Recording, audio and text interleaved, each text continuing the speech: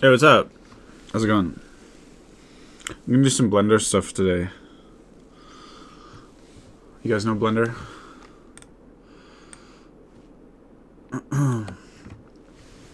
I'm making my coffee first though. Just chilling. Actually, usually nobody comes in for the first 5 minutes, so I was just expecting to make my coffee for the first few minutes. How y'all doing today?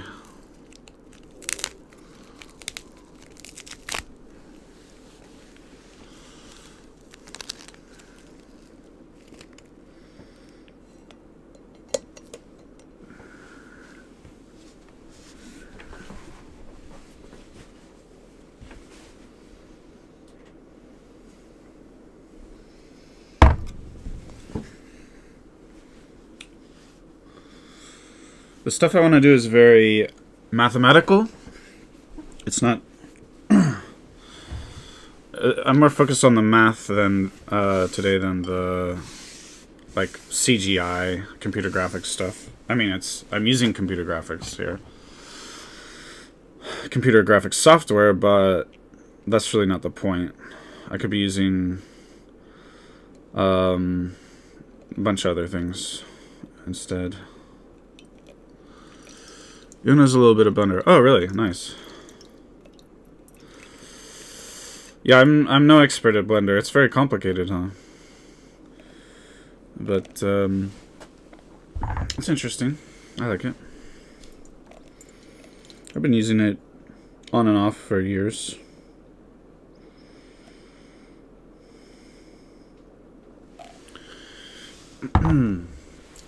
So I want to make a dodecahedron. Y'all know the dodecahedron? I know English is not your first language, so I'll just bring it up in case. And I know how to make it. I've done it before. That's the dodecahedron. So I'm interested in, for math, I'm interested in studying the symmetries involved here. There's some interesting symmetry stuff, deeper stuff. Do you use any tutorial? Anytime I'm confused about something, I look it up. Dodecahedron? So there are 5 platonic solids. So let's go platonic solids.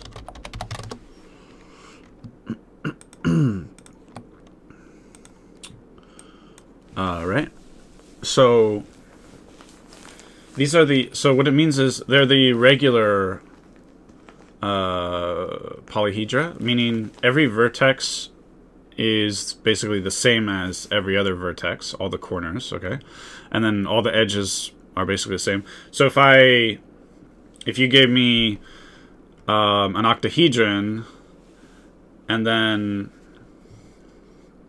you gave it to me where this edge was facing towards me, and then I covered it up and then, rotated it a bit and gave it back to you, it might look the same, but there's a certain kinds of rotations, right, that you wouldn't know if I had done it or not because it would look identical, right? So it's identical under some kind of transformation, like typically a rotation. So these do form groups in math. Group theory is related to this stuff. Basically, they say group theory is the study of symmetry. I mean, symmetry is basically you do something to an object and then you kind of get back to where you started, basically. That's one way of thinking of symmetry. So, so in 3 dimensions, these are the only ones, yeah? I recommend to at least follow a tutorial. Look, I've been using Blender for like 10 years, so I'm not a beginner at all. But I haven't used it regularly for 10 years. So, but yeah, I'm not a beginner at all. Sometimes when I'm rusty, there are little things I forget, because there's like a lot of hotkeys. But anyway, so another thing about this, you can talk about the duals of the the polyhedra. So, yeah, we call these singular polyhedron, plural polyhedra. The dual is where, so like, there's typically, there's like two or three ways to make the dual. So for example, truncation. So if I start at these vertices on the dodecahedron, and I start cutting them down like this, truncating them, and I keep truncating them and truncating them, eventually I get a icosahedron. In fact, I can show you that in Blender here. Let's just get rid of the cube, and we'll add. You can actually add an icosphere.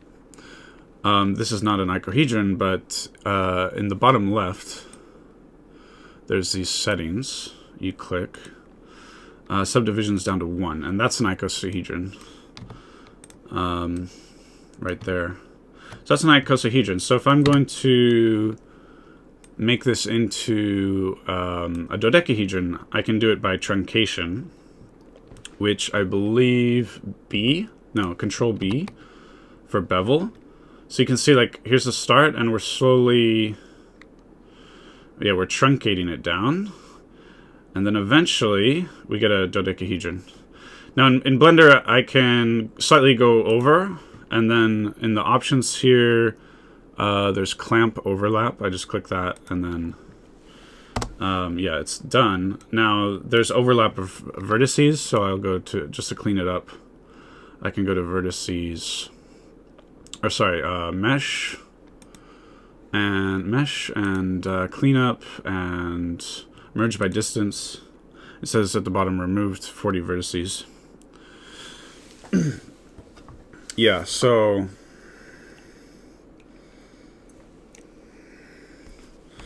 let me put this away because let me finish with the coffee here.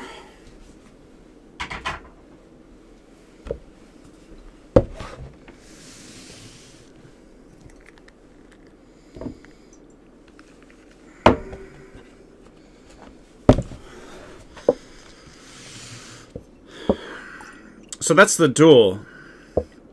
There's other ways to make the dual, but truncation is one obvious way. And one thing that it tells us, well, maybe some more explanation is required, but these have the same symmetry properties. So the dodecahedron and the icosahedron have the same symmetry properties, basically. What you're doing is you're basically swapping out faces for vertices, vertices for faces, something like that. And so the dodecahedron has 20 vertices and 12 faces. The icosahedron has 20 faces and 12 vertices. Yeah. So they're dual to each other. So then, what else is dual here? Well, the cube and the octahedron are dual to each other in the same way. Do you usually sculpt in Blender or model? Oh, I mean, hold on.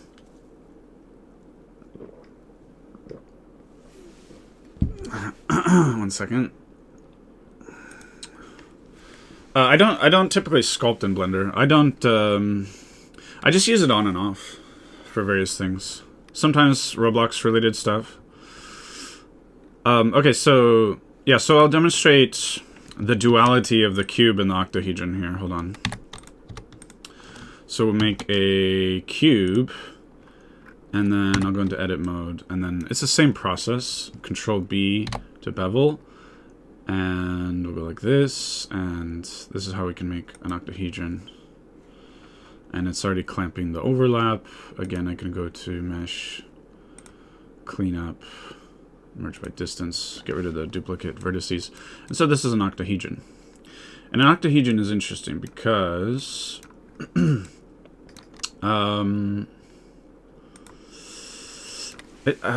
it's it's actually interesting. Okay, I'm not just thinking of the octahedron, I'm thinking of like the n-dimensional analogs. So, but let's hold off on thinking of higher dimensions and that stuff. So basically, Let's see. I'm gonna extrude a vertex here and then move it to the origin. Hold on. Okay, so this edge here that I made, right here, you can think of as representing the x-axis. So we've got the x-axis, y-axis, and then z-axis goes up here. So it's a right-handed coordinate system like you would normally do. And then, so you can think of this vertex as representing the x-axis. This vertex over here represents the y-axis. This vertex up here represents the z-axis. I can join these. That's not what I wanted. There. And let's join this one as well. So this line you can think of as representing the z-axis. And then, well, there's 3 other vertices I haven't talked about. They're just the opposite. I mean, so if this vertex is positive one in the x direction, then this is negative 1 in the x direction. Positive 1 in the y direction, negative 1 in the y direction, positive 1 in the z direction, negative 1 in the z direction. So there's kind of a correspondence here between the vertices of the octahedron and the dimensionality of the space that you're in. So if you, what I just explained will be kind of the same thing will be true in 4 dimensions, 5 dimensions, and so on. And for whatever reason, instead of calling them hyperoctahedra, they're usually called, what are they called? Cross polytopes, I think they're called. And sometimes they're called simplices. Well, the simplex, I think, if I recall correctly, it would be more just this kind of shape. Sorry, not that one. I think the simplex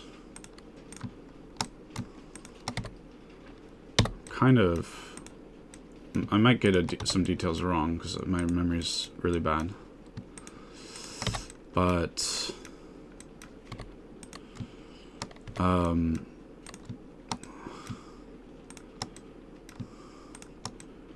this, I believe, is a simplex. Hold on. I mean, triangles can be simplices also.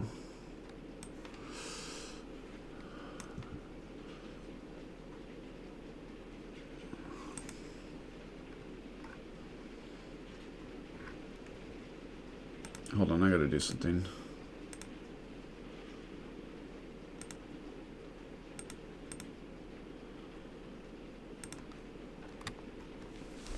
I was first using 3ds Max, then I switched to Blender. Okay.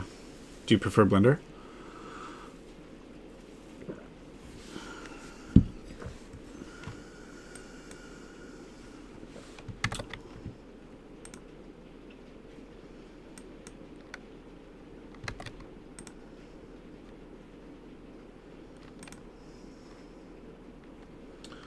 Oh, that's why. Hold on, I'm doing the wrong thing here. Okay.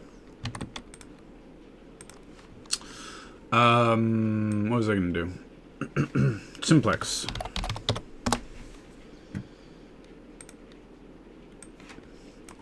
Gives me results in Japanese because I'm in Japan.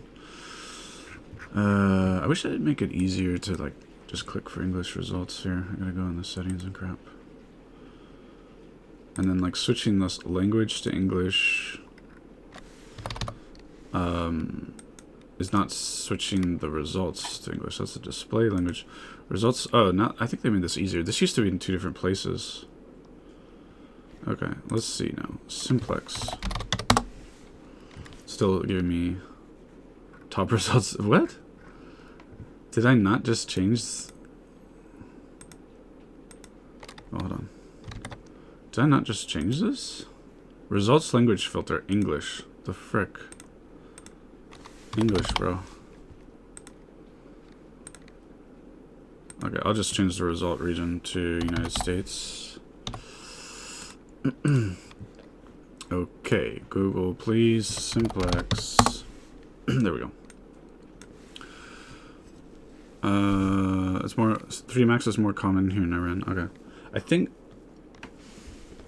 I mean, in the industry, if you, I don't know about now, but like 10 years ago, in the industry, Maya and 3ds Max were more popular than Blender for sure. Both for game stuff and for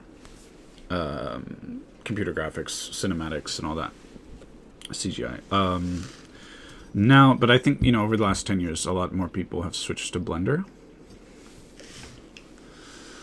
But yeah, I haven't spent too much time with Maya or 3ds Max. I think I tried them out briefly. Yeah.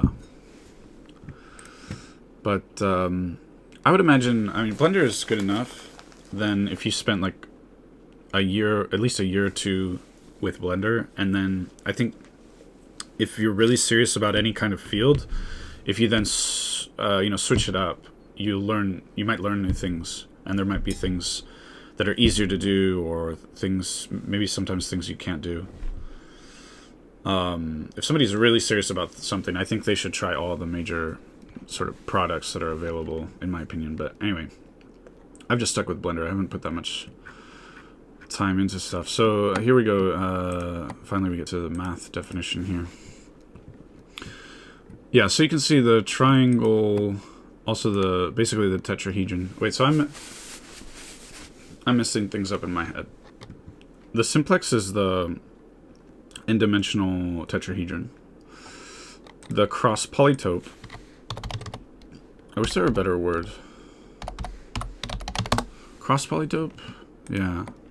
You can also call it hyperoctahedron. I think that's a better name in a way. Well, I don't know. The cross polytope is the dual polytope of the hypercube. Yeah. So the hypercube being the n-dimensional. Well, you can talk about an n-dimensional hypercube. Anyway, so I'm thinking when we talk about these platonic solids, I'm not just thinking in 3 dimensions, but also higher dimensions. So we have the hypercube, the n-dimensional hypercube. We have the cross polytope or a hyperoctahedron. We have it's normally called the n-simplex for the tetrahedron. And then these ones are a bit more complicated, but they only have these two, the dodecahedron, icosahedron. They have analogs in 4 dimensions, but not higher than 4 dimensions. So that's one of, there's many, hold on. The reason I care about these is not just some kind of nerdy pastime, although it is that, but it's, the symmetries here are actually important in higher math. They're called ADE symmetries. I won't go into all the details because it's very deep stuff, to do with Lie theory, Coxeter groups, ADE graphs, ADE type Dinkin diagrams, E8, string theory, all this shenanigans. So you kind of go deep into physics and mathematics, and not just established physics, but attempts at unification physics, and then you kind of come back around to caring about this kind of geometry through studies of symmetry. So when it comes to symmetry, there's a few different ways to study it. So I won't go into too much more detail. There's other videos on my channel about that. So coming back to Earth a little bit here. Yeah. So anyway, I want to play around with the dodecahedron. So, like I said, this octahedral shape is sort of relevant when you start talking about higher dimensions. You can imagine. I'm not going to repeat it. I talked about the vertices, how they correspond to basically the unit vectors in whatever dimensional space the hyperoctahedron resides in, and that's interesting. And then with the tetrahedron is a little different. I won't get into how I think of the tetrahedron right now. But let's delete this object and then start with a cube. And yeah, I only used 3ds Max for about 5 hours, but Blender for 20 hours, so I can't say which one is better. Okay. I think the learning curve for Blender is very steep. It's better now. It used to be there used to be extremely counterintuitive things that were weird. Like by default, left click used to move this 3D cursor, which in my opinion is a terrible use of like the most common button that you're gonna click. Absolutely terrible. And then I think right click was select. And yeah, I think the people or person who made Blender is a genius, I'm sure, but probably bad at thinking about user experience and what is sort of most intuitive and easy to learn. That's just the way it goes. But there's still some of that remaining, that kind of like counterintuitive stuff, but whatever. So start with a cube. I just want to show how you can make a tetrahedron from a cube. Because I don't know how else to make a tetrahedron in Blender. This would be my go-to, I guess. So I'm gonna select vertices here. So I'm just gonna start by choosing one vertex. So for example, let's choose this vertex right here. For the tetrahedron, I'm gonna need 3 other vertices. And so if I look through here, it's kind of a classic thing. So if I switch to orthographic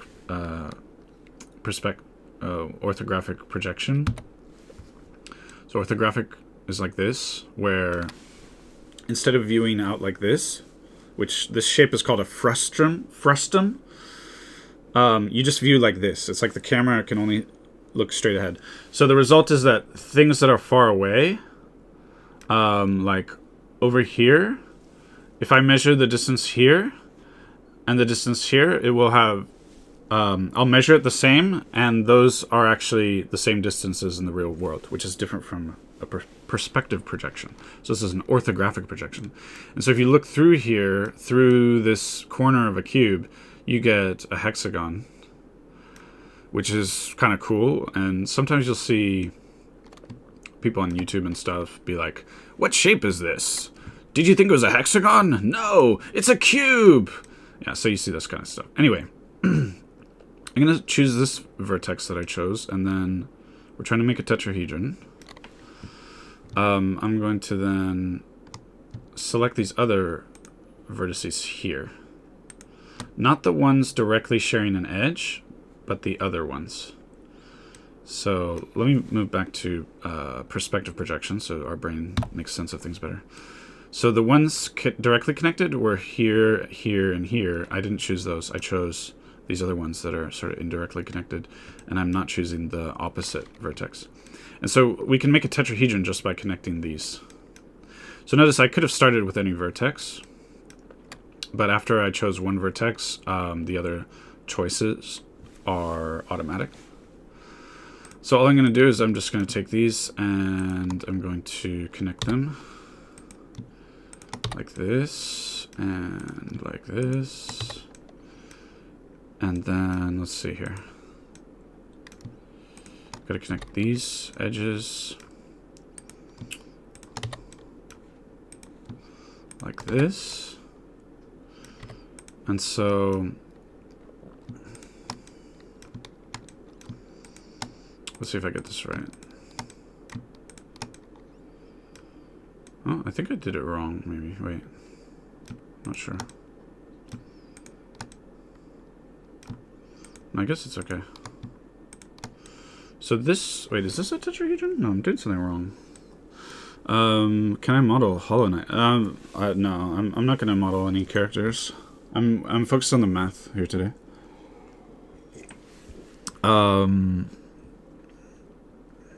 If Blender wasn't free, I think it would be less popular. Blender's unique. No other studio wants to use the middle mouse button for any operation. Huh. Yeah, they changed the default, so I don't know.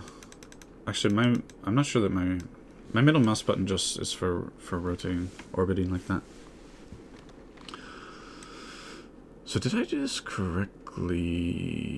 I think it's... maybe it's okay. Maybe this is a tetrahedron. So yeah. So if you count it up, I think there's 8 tetrahedra that you can get from inside a cube. This doesn't look right to me. I feel like I'm making a mistake. Maybe it's fine. I'm tripping. I think it's fine. Okay. So, yeah, I just wanted to point out that there are tetrahedra built inside the cube. So now a whole other way to study this is from the group theory point of view. Like, all of these have groups, but the dual things are the same group. So group is, mathematical group. It's, if you don't know it, I'm sorry, I can't explain it, but just, it's something to do with symmetry. And so the duals have the same group. So dodecahedron and icosahedron are the same group, same symmetry. So really, there's only 3 symmetries here, which you can call them ADE symmetries. But anyway, that's another story. So yeah, so that tetrahedron is inside a cube in different ways, and then inside the dodecahedron, we can insert cubes in 5 different ways. I'm going to go the opposite. I'm going to start with a cube and make a dodecahedron.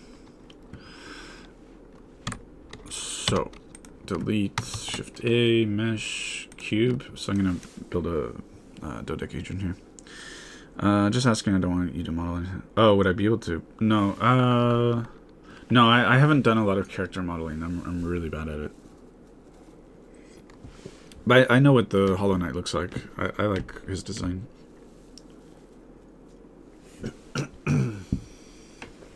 So, yeah, I'm going to go from this to dodecahedron. And so, I know how to do that. I'm going to make, like, really rough estimation. Hold on.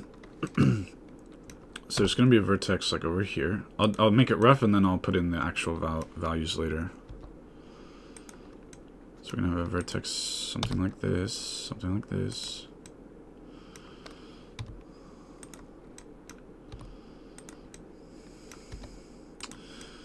And these will be connected. Oh, they're actually... Yeah, they're connected, yeah.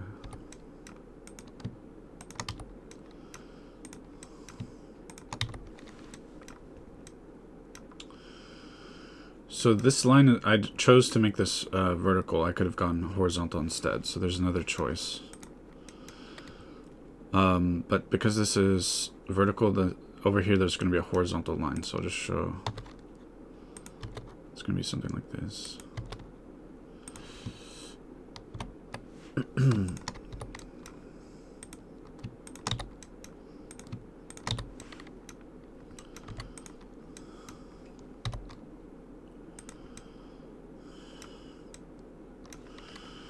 Same again, but now it's vertical. Hope I'm doing this right. I think I'm doing it right. Vertical line here.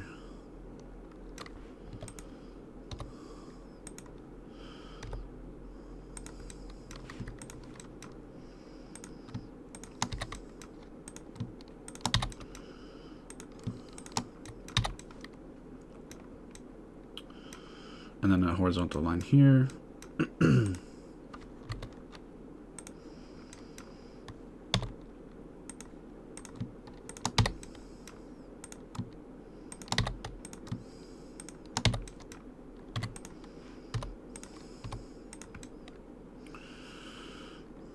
Originally, I learned Blender because I was interested in game development stuff. But, I mean, game development, I am interested in game development, but it was a way of learning programming as well. I think it's not a bad way to learn programming. But yeah, then I got into like using Unity and then and Blender. This was like 10 years ago, or even more.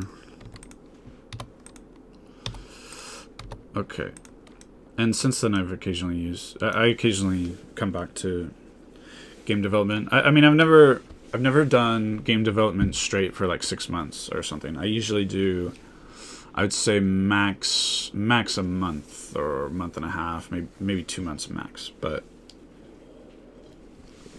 yeah, it's just something occasionally I do because I enjoy it actually. Okay, and then so this is horizontal, and that means here's going to be sort of up and down here. You'll see what I mean. So it's going to be like this kind of thing. This is a little bit misplaced. Again, I'm going to pop in the actual correct numbers here. Yeah. I'm just getting the rough shape first. And I showed in the beginning, like, you can make a dodecahedron much faster through... I showed earlier how to do it. I think there were free trials that I tried for Max and for Maya. But I might have paid for them at some point. I don't remember. Just like me, I've only started learning both for 1 year. Is that game development and Blender, or are you learning programming also? And then on the bottom here too, it's also going to be the same orientation as this. So we'll go like something like this.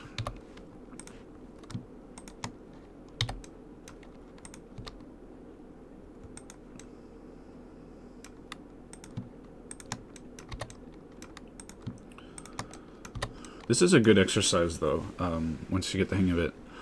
Like just for, it's good to find a few things that you enjoy doing that just help you stay fluent, just in terms of like moving things around, making vertices, joining stuff. I don't know.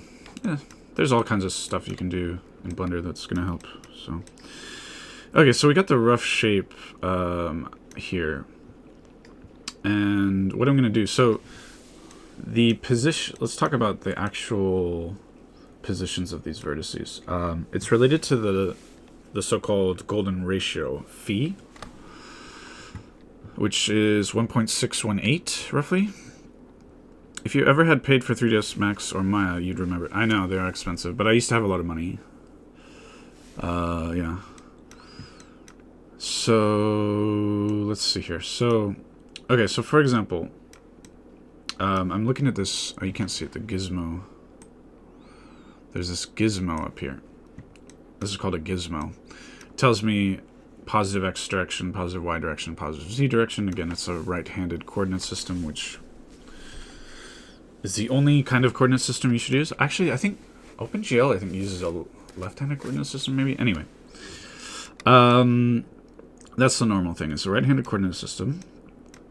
And so if I take for example this, like this vertex is at the point 1, 1, 1.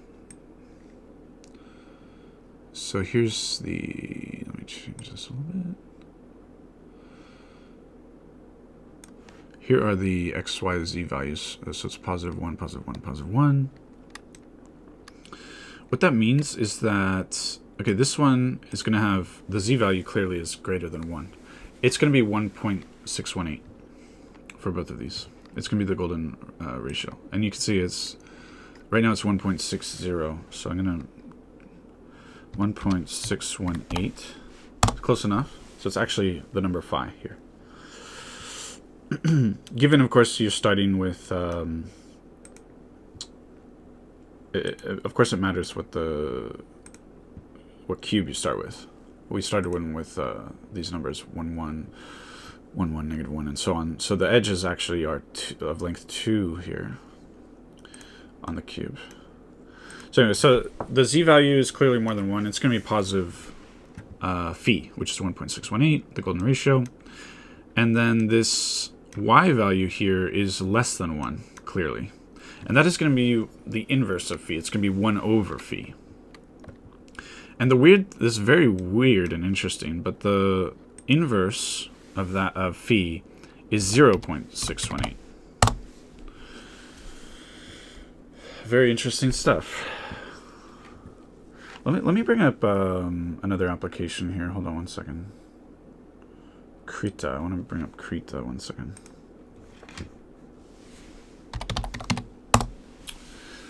Right now I'm focusing on school, but in summer I'm going to learn Unity again. But I know how to program in...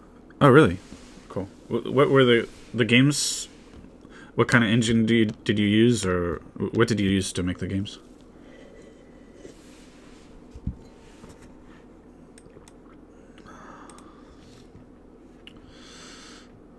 Other than Roblox, again, like 10 years ago, I made a game in Unity for the iPhone, and it was almost finished, but I just was too lazy to actually release it. I mean, yeah, it's basically finished, but oh well. To be honest, at the time, in my heart of hearts at the time, I didn't want to go down that path at that time of like, because if the game had actually had some success, then I'd be sort of committed going in that direction, and I wasn't really at that stage of my life. I wasn't really into that so much, but it was nice. It helped me get a job though later, programming. So okay, so let me bring this over here and turn that back on the screen thing. I think white is very glaring. This program I'm not too familiar with. Where's the bucket? B is not bucket. Shift B is not bucket. Control B is not bucket.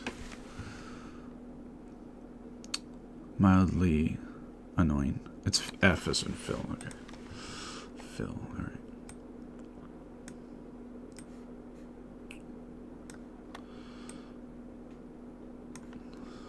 B is brush? Okay. Okay, I guess that makes sense.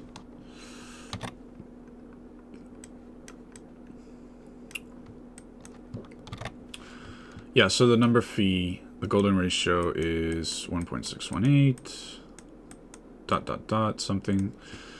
And then 1 over phi is 0.618. And so there's some interesting relationships with this number. Also, I'll just point out, I'm not going to go into too much detail, but also that phi is equal to this continued fraction.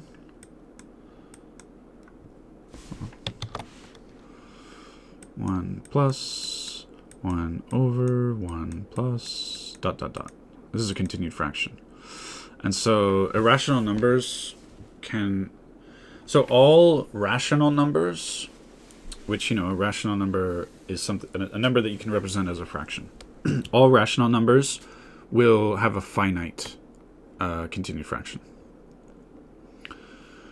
And all irrational numbers will have a infinite continued fraction.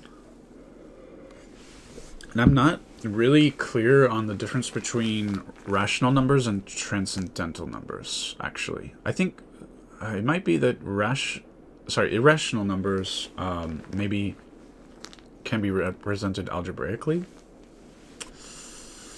Like, I mean, the square root of 2, like, what, x squared equals 2.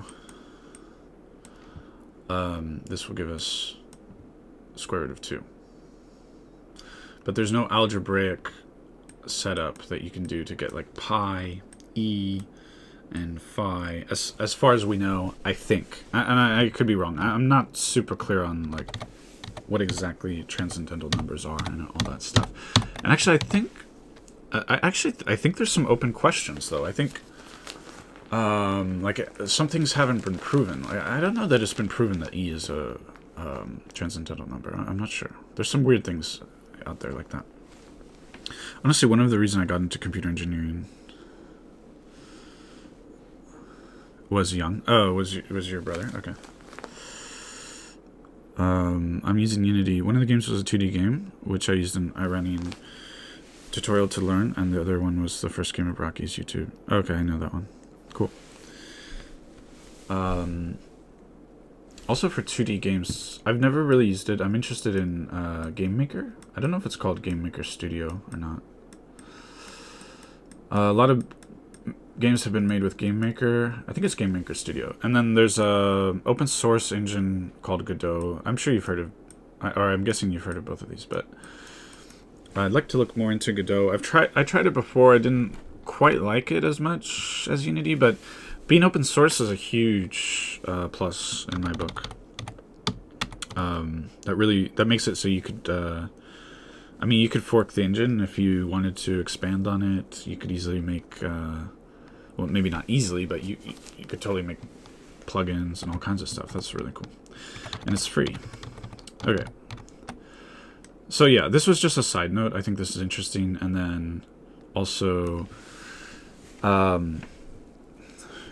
so like if it were the square root of 2 is something like, as a continued fraction, it's like 1 over 2 plus something like this. I forget exactly.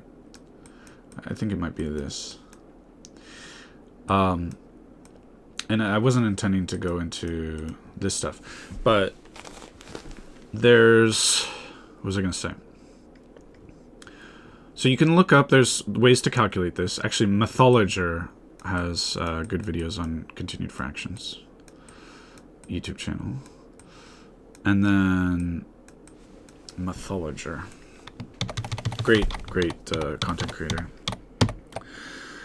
And there's a reason why this is like, you could argue, it's arguable, but you could argue that this is more irrational than this is. It has to do with the way that you can create estimates. So like, if you cut this off here, for example, it will create a decent estimate of the number. So each of these places where you can cut off the continued fraction represent kinds of estimates. And this situation of 1 plus 1 over 1 plus 1 over 1 plus 1 over so on creates the worst possible estimates that you can have for irrational numbers. So in a sense, it's the most irrational number, you know, arguably. Yeah. And yeah, it's called Game Maker Studio. So personally, I find this super interesting because I forget why. I think there, if I remember it, how to describe it, I think there are decent arguments, ways to argue that this continued fraction setup is sort of a better way of thinking of numbers. In some sense, I would relate these to spirals. I think these relate to spirals. Like, obviously, you know, the golden ratio, they talk about the golden spiral. And again, Mathologer has some content on that. But you can alternatively think of these as spirals. So I think that's super interesting. We can take the world of irrational numbers and sort of convert them into discussions of spirals. I think there are different types of logarithmic spirals. This is definitely a type of logarithmic spiral. Anyway, that's all super interesting, but not exactly today's topic. But I wanted to just algebraically show this. So let's see if I remember how to do that. I'm not sure. 1 over phi? Yeah, so phi, whatever, is it, I think it's 1 plus or minus, well, it's going to be plus. 1 plus root 5 over 2, something like that.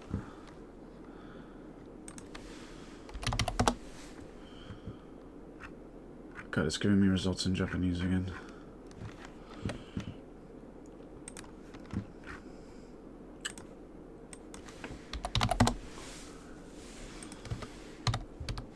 there's a spiral, okay.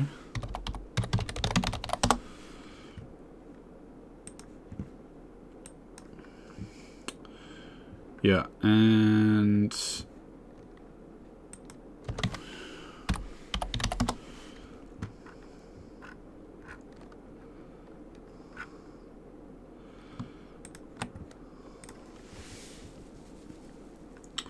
is it root 5 minus 1 over 2? Yeah, 1, so 1 minus root 5 over 2. There's some interesting algebraic stuff, sure. But let's take 1 divided by this. So 1 divided by 1 plus root 5 over 2. So that's 2 divided by, sorry it's so messy, 1 plus root 5. So the way that you algebraically tackle this is you multiply top and bottom by 1 minus, the conjugate, 1 minus root 5, blah, blah, blah. So end up with 2 minus 2 root 5 over 1 minus 5. And then this is, I guess, like algebra 2 or pre-calculus level math. So we can take out a 2 on top. And on the bottom, we just have 4. And so that equals 1 minus root 5 over 2. And this is 1 over 5. Now, why is this then? Okay, so to show that this is equal to 0.618, which is equal to phi minus 1, right? So that's the other. There's a whole bunch of almost bizarre, like weird algebraic things related with this number. I had also used GameMaker Studio when I was 11 years old, but I didn't know how to program. Basically didn't know what programming was, and I thought I only had to write. I see. Also, Kurosh has left the chat, but he's listening. If you have anything to say. Okay, thanks.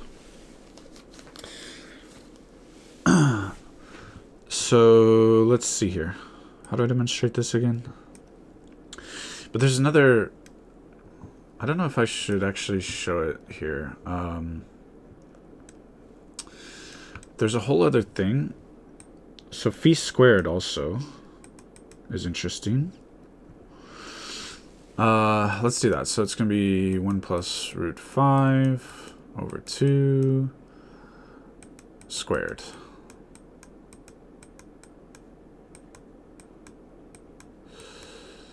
So what's that going to be? So it's going to be 1 plus 2 root 5 plus 5 over 4. Which is, it's going to be 6 plus 2 root 5. So it's going to be 3 plus root 5 over 2. That's phi squared. And how does it work? I believe that this should be equal to phi plus 1, yeah. So this is equal to phi plus 1. So how do we show that? Well, it's 2 plus 1 plus... 3 is equal to 2 plus 1. That's the amazing algebraic trick we're employing here. We can take this out of the fractions, so we just get 1 plus root 5 over 2, which equals 1 plus phi. So that's kind of incredible that phi squared equals 1 plus phi. So how do we get phi, 1 over phi? How do we get to this, that it's phi over phi minus 1? Well, we showed up above that 1 over phi is equal to that 1 minus root 5 over 2. Wait, is that right? Did I make a mistake? That would be a negative number, right? Oh,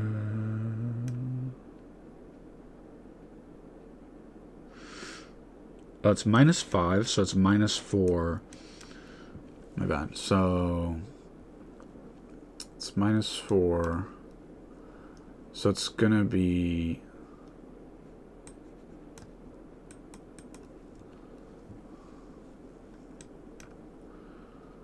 we just need to switch the sign.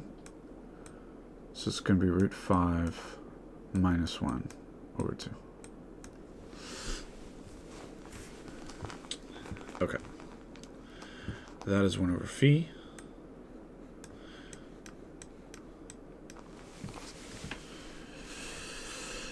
So 1 over phi is equal to √5 -1 over 2. We want to show that that's equal to phi -1. Well, we kind of do the opposite of this trick that we did here. So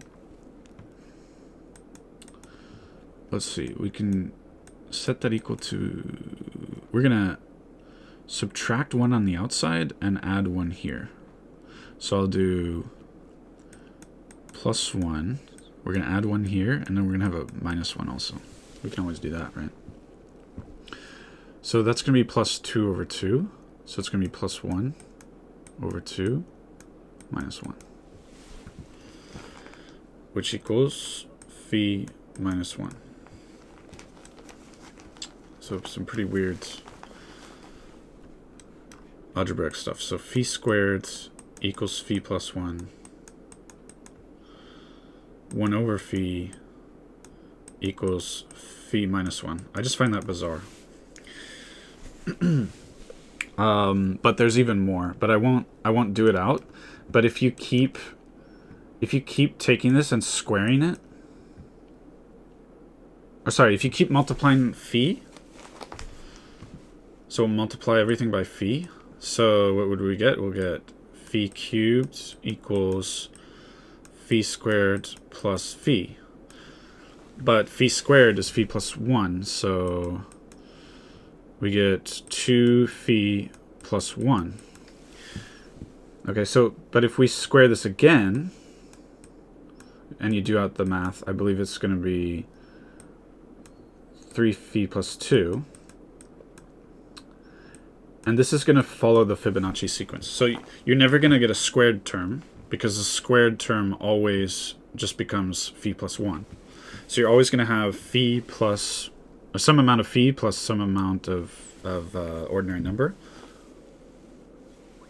And if you keep doing this iterative process of multiplying times phi, this part here will follow the Fibonacci sequence. Pretty amazing. Also, you told me you want to talk with me about my YouTube channel when you're streaming. Oh, yeah. Yeah, another time. I want to finish this. In case people come back to this later, I want to kind of, get finish this, what I'm doing, I guess. So, let's see here.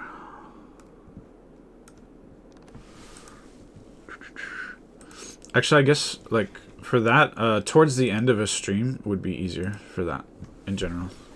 Because at the beginning of a stream, I always have some kind of plan of what I'm going to do. Okay, so as it turns out, the numbers here, again, this will be phi. It's more than 1 in the z direction, and in the y direction, it's going to be 1 over phi, which is 0.618, because it's just phi minus 1. Coolness. All right. So it is kind of interesting that the dodecahedron has phi all over the place. Basically, a pentagon will have phi. Anytime there's a pentagon anywhere, you have phi. Because in a pentagon, I'll do a terrible drawing of a pentagon. Okay. How many ways can you connect the vertices of a pentagon here? Well, we've already connected them. We've already connected the adjacent vertices. Otherwise, you could connect opposite ones, like this kind of connection. This kind of connection is sort of the same kind of connection as this one, just reversed, or it's a mirror image. And Well, I'm not drawing it very well. To make it more clear, it's like these are the other possible connections. And that's it. I mean, all you can do is like... There's only two types of ways to make edges here, or to connect the vertices. And this other connection that you can do, I believe if the edges of the pentagon are 1, then this will be phi. I believe that's correct, if I remember correctly. So anytime there's a pentagon anywhere, you have phi coming up. So it shouldn't be a surprise that the dodecahedron uses that. And also, the x value here is going to be 0, so I'm going to pop that in here as well. 0 for the x value.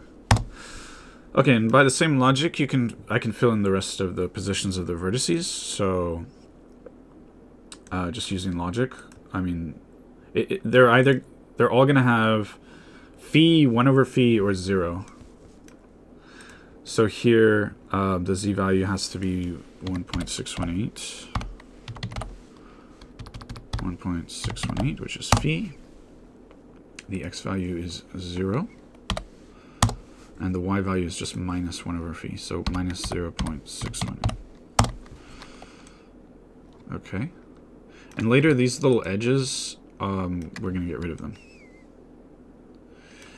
But first, I just want to get the positions of the vertices correct. So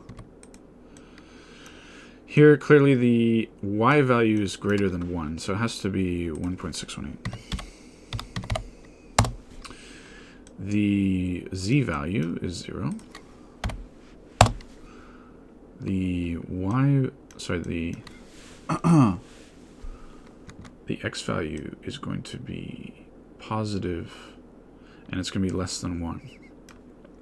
So it has to be 0.618. Okay, I'm going to do these a little faster without explaining every single one. Yeah.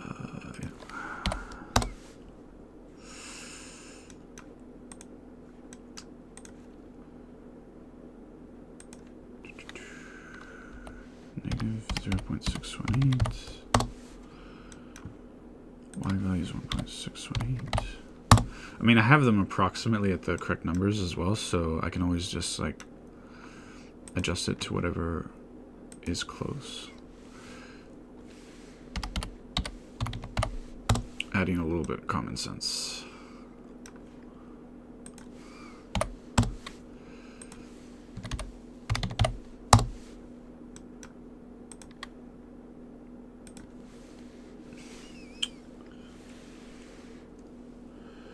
I'm confused.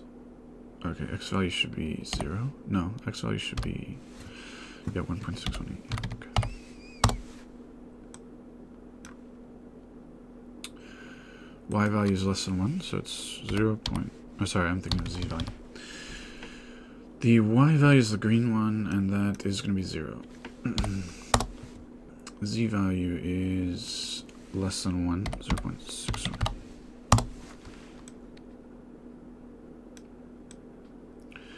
Okay, let's just go around in a circle here. Z value is 0.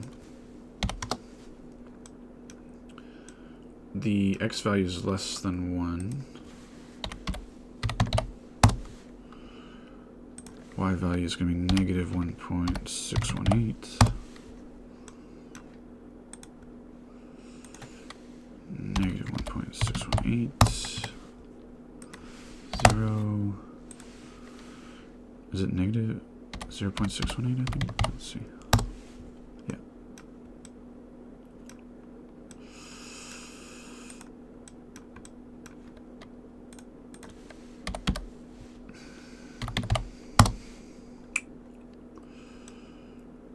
Y value is 0.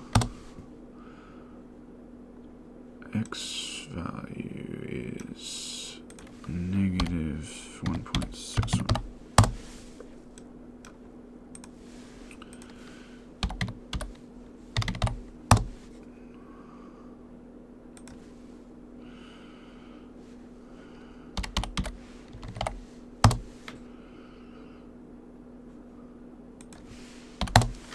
So I've done all except for the bottom, I think. Gotta do the bottom, so it's gonna be, the z values are negative phi. Negative 1.618. The y, sorry, the x value is 0. That looks wrong. I think I did that wrong. Yeah, I think I clicked on the wrong thing. Wait, am I getting confused? The x value is 0, right? Yeah. Yeah, I think I clicked on the wrong one. And then y value is negative 0.618. It's good just to look at them and make sure that it looks right, obviously. So y value is 0.618, almost done here. X value is 0, and the z value negative 1.618. I said there was an upcoming stream on your channel. Yeah, so yesterday I tried to stream both vertically and horizontally at the same time, and I guess it didn't work. It said that it was, like, from my point of view, it looked like it was working. Both of them said they were live, but when I checked it after, it seemed like it wasn't working. So I think there's a way to do that successfully. I mean, there's a lot of videos and stuff online about that, and I've seen people have more than one stream at the same time. So it's got a, I think it's, I just made some mistake or something. I'll try to figure it out. I mean, I'm not 100% positive that I want to go in that direction, but I think it's worth trying. So I believe we have the vertices in the correct spots here. I do want to fill in the actual faces and everything, because right now what we've got is this, actually. So I'm going to remove the faces of the cube.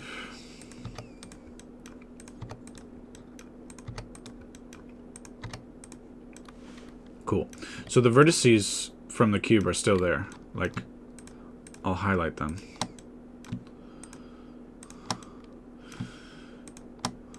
And actually, maybe I shouldn't have deleted it just yet. But see, these are the vertices of a cube. So I'll show it again with a cube. So clearly we can embed a cube in a dodecahedron. I went the opposite way, right? I started with the cube and made the dodecahedron. But this is kind of the way. But when you work it out, there's, for a given dodecahedron, there would be 5 different ways that I could embed a cube. Interesting number, right? 5 being the... So I think 5-way symmetries are especially important to me. Because they're a little less obvious. I don't know if I want to go into too much detail. But again, my motivation is sort of deeper math stuff, studying symmetries. And there have been a few times when... So I'll say, like, you know, the obvious things, 2-way symmetries are obvious, 3-way symmetries are obvious. I'm just speaking very generally. You know, the symmetry of a square or a cube, these things, and the hypercube and all that are sort of obvious. So yeah, tetrahedron kind of has obvious symmetries. So when I think of a tetrahedron, what I think of is all the possible permutations of an object. So there's 4 vertices, and the thing is that they're all connected by an edge. And if you go to 5 dimensions, there'll be 5 vertices, and all of them are connected by an edge. And I think of that edge as signifying that you could swap these 2 things. And so you can kind of imagine, for example, I mean, there's the most classic basic thing in combinatorics is you have permutations and combinations. So you know, these classic setups where, for example, you have 5 people in a room, each of them shake hands once. How many times did someone shake hands, right? That's a classic combinatorics problem. And so if you have 5 people in the room, a 5-dimensional tetrahedron, which we call a 5 simplex, is sort of the geometric thing. Each vertex is connected by an edge.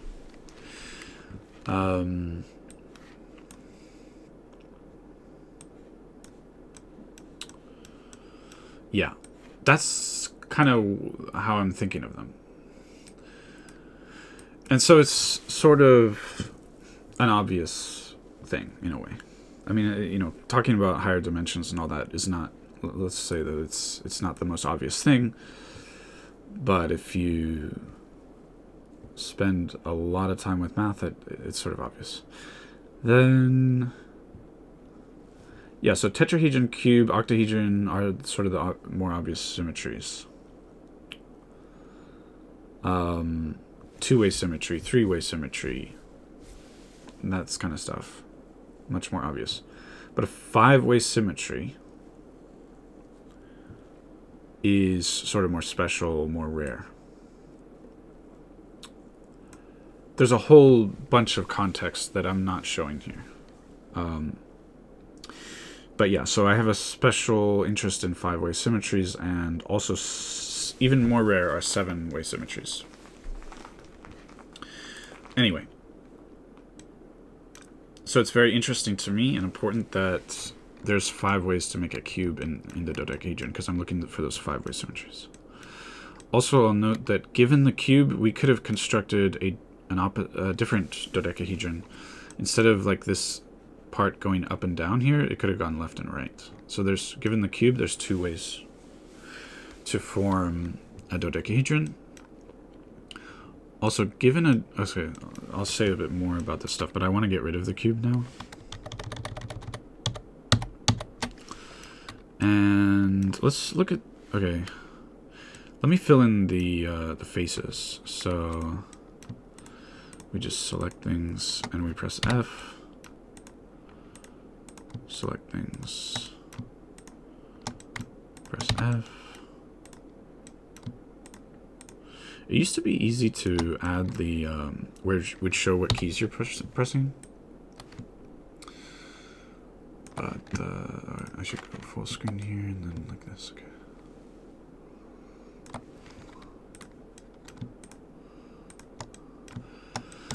And then if you care about the normals, sometimes the normals. This is a computer graphics discussion, not a math discussion, really, so basically, but sometimes when you do this kind of thing, the normals will be opposite of what you're expecting, so we can fix that at the end here. Let me just, in fact, right now already, I'll just click up here and go to face orientation. Oh, so it's actually wrong. The blue should be on the outside. But we'll just finish making the shape and then we'll invert the normals. Doesn't matter for our discussion today, it's just a habit. I don't like having the normals incorrect. So I'm gonna, let's see. I'm gonna switch to edge or faces, select all. No, I don't think that's necessary. But mesh. To invert the normals, go normals, flip. Okay. This is the way it's supposed to be. Okay. I don't necessarily like that color, so I'm gonna go back and turn off face orientation. Okay. And also, I don't know if there's still duplicate vertices and stuff. I'm just gonna go mesh, clean up, merge by distance. Yeah, it didn't change anything. Okay, so here's our dodecahedron. So something that's interesting is, I'm gonna switch it to orthographic. If you look, we're gonna look down this face here, straight down it. Actually, I'd like to be able to twist the camera, but I don't think there's an easy way to do that. So if you twist your head instead, you can see that looking straight through the face, and what we're doing here will apply to all the faces, because all the faces are congruent. The whole situation is the same. That's part of being a regular polyhedron. But you can see that going straight through the dodecahedron, there's sort of a dual pentagon on the other side, right? Right? The opposite face is dual. Let's see if I can select it. There it is. I'm not going completely straight on here. Let's see.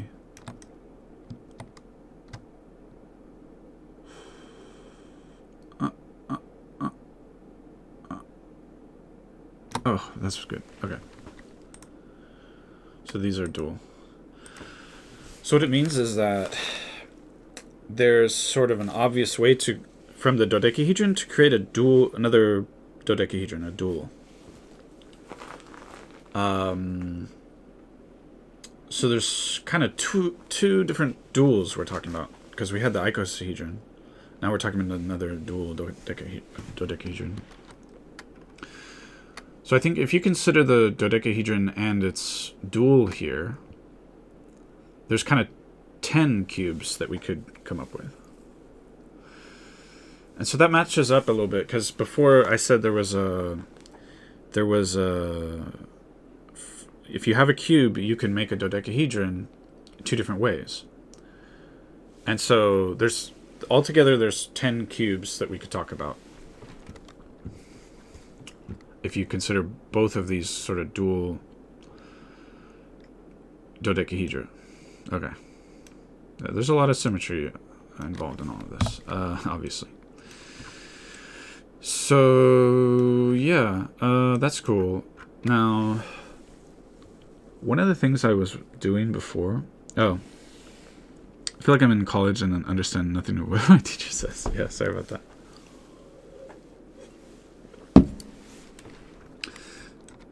You can go back and watch it a few times and, you know, look things up if you really, or ask questions if you really want to understand what I'm talking about. And there's other videos where I talk about Lie theory, group theory, vector spaces, stuff that I've talked about, the more advanced math that I'm actually interested in. This is sort of the motivation for studying this is actually the higher, more advanced mathematics. Okay, and then something that I was working on that I did was generating this dodecahedron programmatically. Honestly, it is a bit of a pain. Hold on, I got to maybe load something up here. I'm not sure.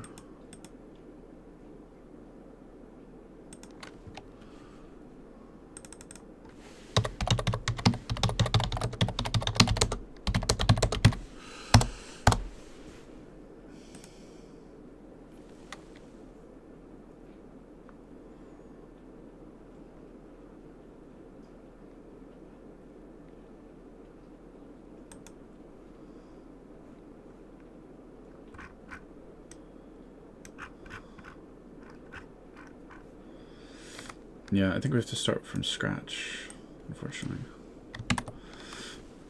So what happened is I was working on... So I was mainly using this computer, and then for some reason, when I started doing this programmatically, I switched to my other computer. And after using it for, I don't know, a few days, that computer did a Windows update and then was unbootable.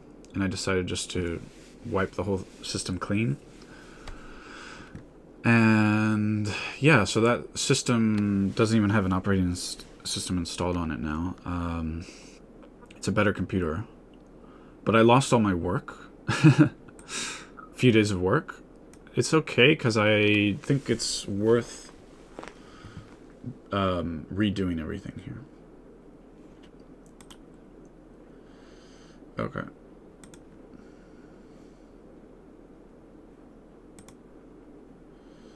I also see something else here.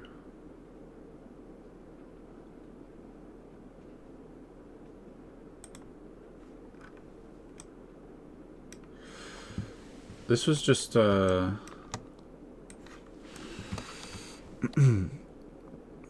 I was playing around with, because I was doing this dodecahedron stuff. This was actually a couple months ago. I didn't do it on stream. But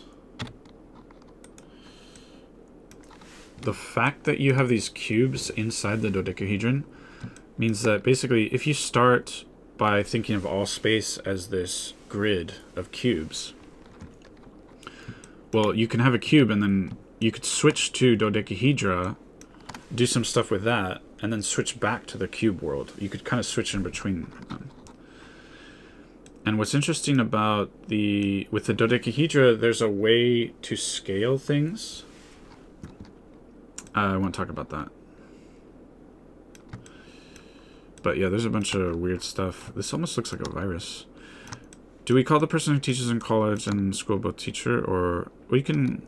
They're all teachers, but you can call them professors. Almost looks like a virus, huh? So starting with a dodecahedral shape and then just doing some weird stuff with it.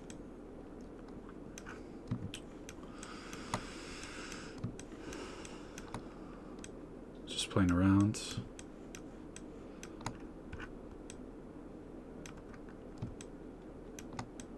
Looks like a crystal or something. And if you want to make all the 5 cubes, so these are the 5 cubes that would come out of this dodecahedron. You connect the vertices in the other ways. So let's see, let's take a look here.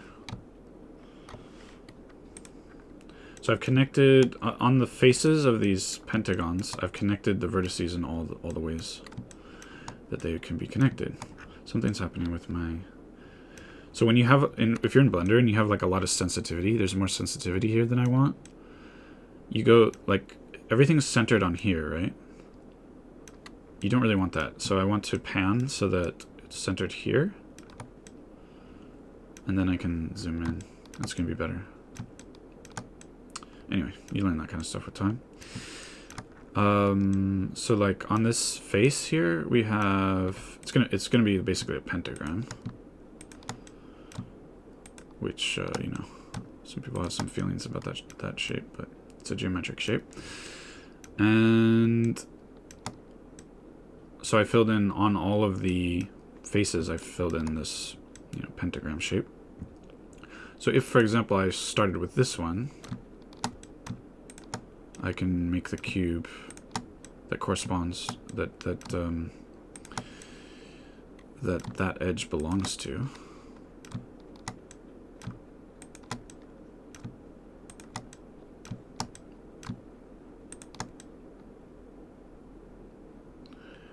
It's sort of confusing to look at. Wait, I did one of them wrong here. No. No. There, here. For me, this is, I feel like this is good practice. So there's that cube. I think it all started with this edge right here. So if instead of that edge, I chose this edge. So basically each of these edges that are in this pentagram will lead to 5 different cubes. There's 5 different ways to create the cube in the dodecahedron. If you click and then choose view selected, you can rotate around that object. Okay. View selected. Is that going to be up in the view?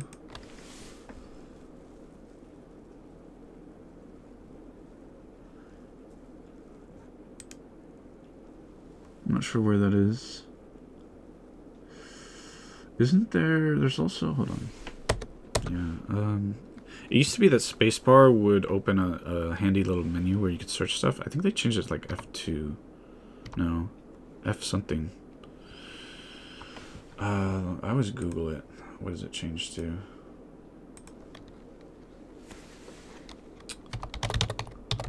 So bring up search bar. I don't know. Search pop up. Tilde. Oh. My Japanese keyboard, I don't know how to make the tilde. I think it's F3. Hold on.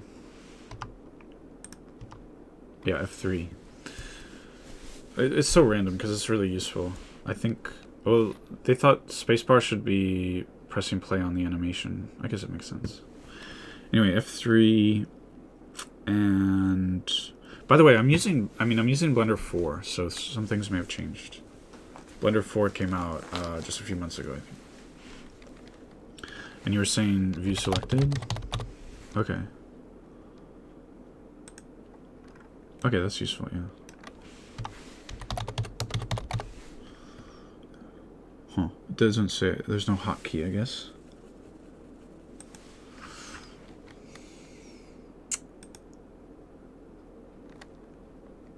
Oh, frame selected should work as well, huh? That's numpad, period. It's nice learning new skills in Blender. It's really satisfying. Problem is I often forget things.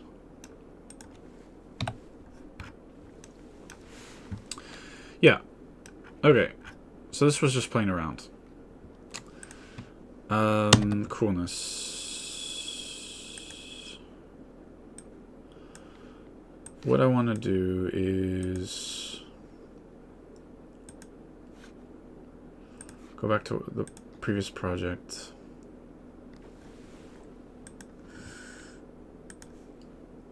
I want to do all of this, but programmatically.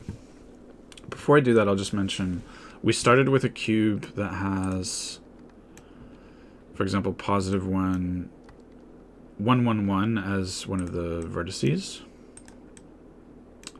So edge length is 2. Where is my 1, 1, 1 vertex? It's going to be here. And alternatively, if for example you started, this could be like 5, 5, 5. Well, then that means you're scaling everything by phi, which means that instead of this being phi, it would become phi squared in the z direction. But we showed before that phi squared is phi plus 1. So it would be 2.618. So you could have...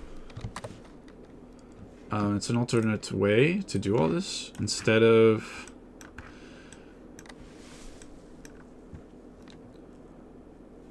So we had the cube is 1, 1, 1, and then the other vertices that we need will be of this form, like 0 plus or minus 1 over phi plus or minus phi. Now if we scale everything up by multiplying by phi, for example, then it'll be like phi, phi, phi, and it'll be 0, and phi times this is just 1, and then phi squared, which is 1 plus phi.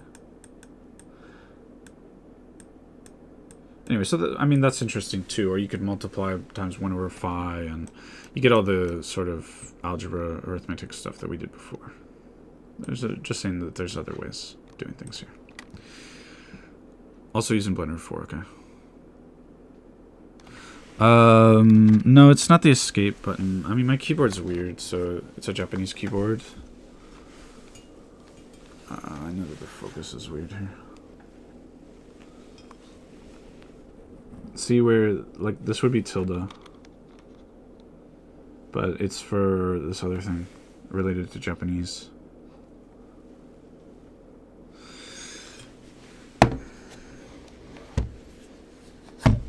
I tried, when I was searching for the information, because it hasn't bothered me that much, because I can always copy-paste the tilde thing. But last time I searched in English and didn't find the results. Next time I'll search in Japanese. I'm sure I'll find the results.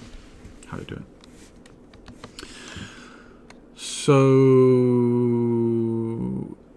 I want to do this programmatically, which is a bit of a hassle. Especially because I've already done it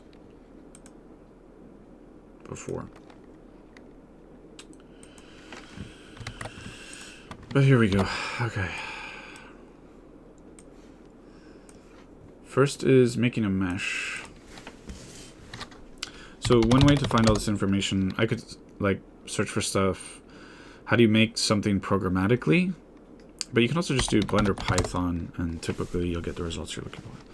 So Blender Python, create mesh. But I'd actually like to create a cube, because I remember that was a little bit more straightforward, if I recall.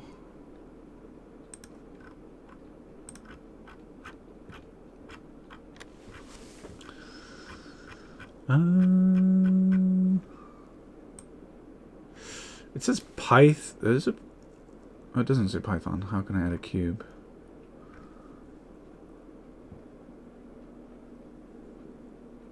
Huh.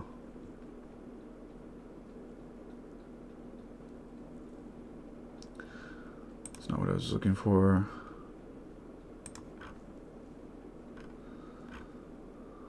I think this might be kind of what I'm looking for. Somebody in one of these posts had done a cube, and that's a much easier starting point.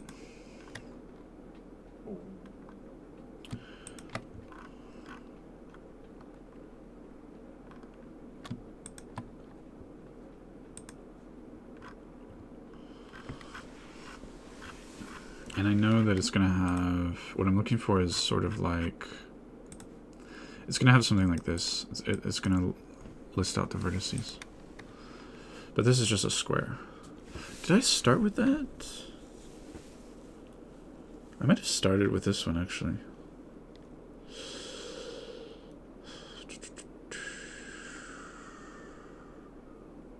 I think I might have started with this one.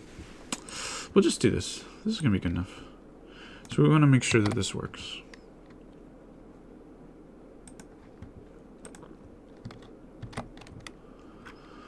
So I'm going to take my beloved shape that I spent so much time working on. I think it's a good exercise. Anyway, GUI, let's move it over more.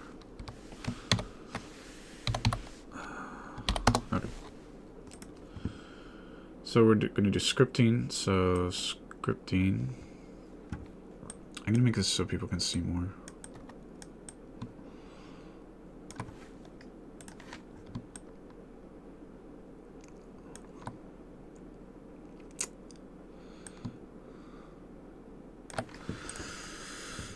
New.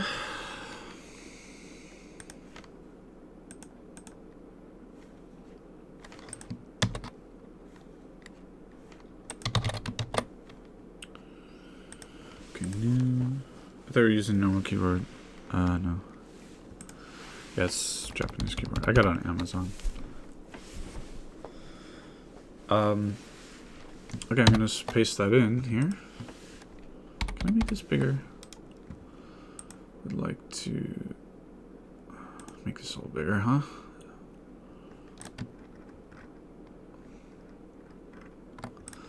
Okay, and I'll press play here, and so we have some stuff going on. Hooray! We gotta go from this to dodecahedron. Oh, I need coffee.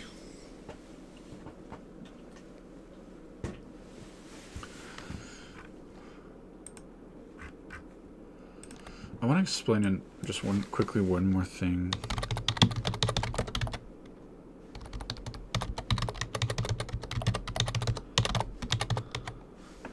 Searching for a dodecahedron embedded inside dodecahedron.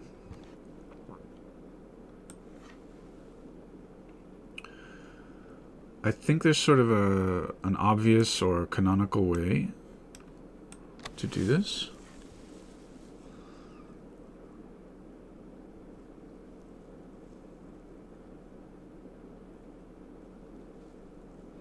Hello, Zainal, Zakaya.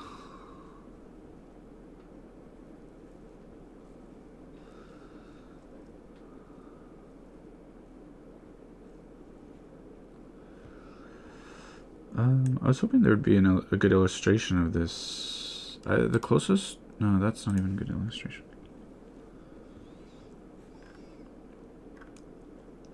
If you connect all the vertices with edges, inside will be a smaller dodecahedron. I am pretty sure. Not 100% sure, but I'm pretty sure. And I think you kind of see it here. But anyway. Yeah, can you kind of see there's like another dodecahedron inside here? And so this gives us sort of a canonical way to scale things down, or you can do the reverse process and scale things up.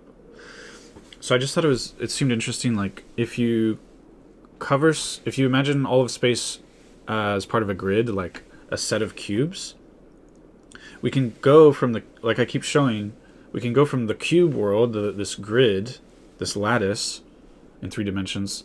We can go from there to talking about dodecahedra. It will not tile. Like dodecahedra, if you try to make them tile space, they overlap, so it doesn't work. But okay, so we allow it to overlap, whatever. So we can go from this cube world, this cube grid, to the world of dodecahedra. We can rotate things around, do some stuff, make like something that looks like a weird octopus or a virus or whatever, and then go back to the cube world. But we can also do this, use the dodecahedron to do some kind of scaling, go down there, do some other stuff, complicated things, and then come back up. So from a perspective of making games, it seems like you could make some interesting stuff, maybe. Anyways, it seems interesting to me. I'm a nerd. And yeah. What is this live? I don't understand. A random live like usual, aka Blender Math. Why did everyone leave? I'm here. Okay. I think it deserves 100k subs, really?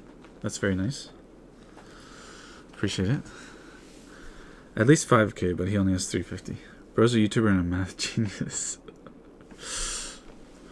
Thank you. So, anyway, we got to... first we're going to make a cube, programmatically. Hooray! So we have a square, so it shouldn't be that bad. And let me see. Why, I don't think we need this shenanigans. I don't know why they did that. Bum bum. So each time before I hit play on the script, I'm going to delete what's there. And then hit play. So we got this. Okay. So so we're just missing vertices. I'm going to add a bunch of vertices here. So a cube will have 8 vertices. So you can see there's nothing in the z direction. So actually I'm going to go -1, like that, and then just +1. Okay. Now it should have the vertices. So let's press play and select the object and hit tab, and we can see, first of all, I've lowered it down a bit instead of being flat on the at z = 0. And we have these vertices now. I'm going to turn on face orientation. Where's that? So I always forget where it is.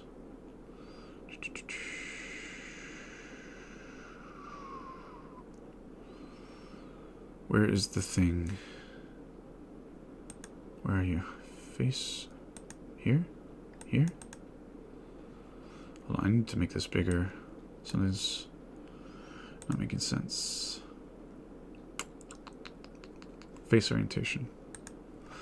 Okay, this tells us the direction of the normals. So I'm going to be making a bunch of faces.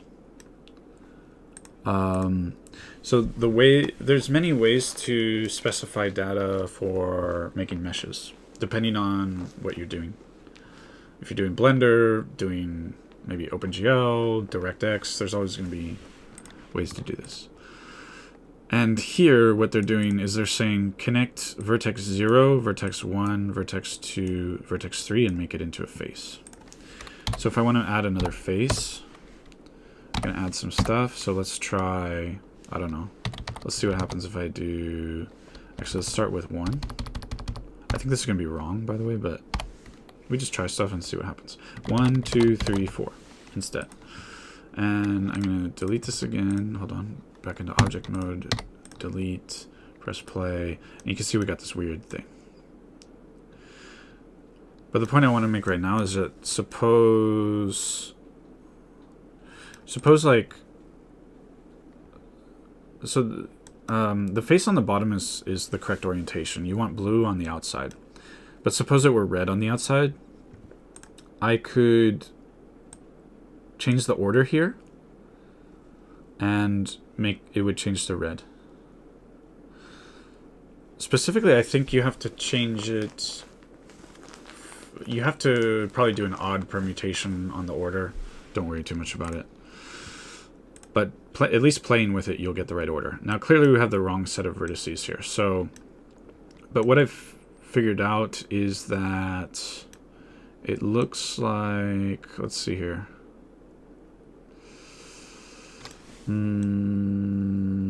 What's going on? Okay, I prefer triangles. So this is a little confusing.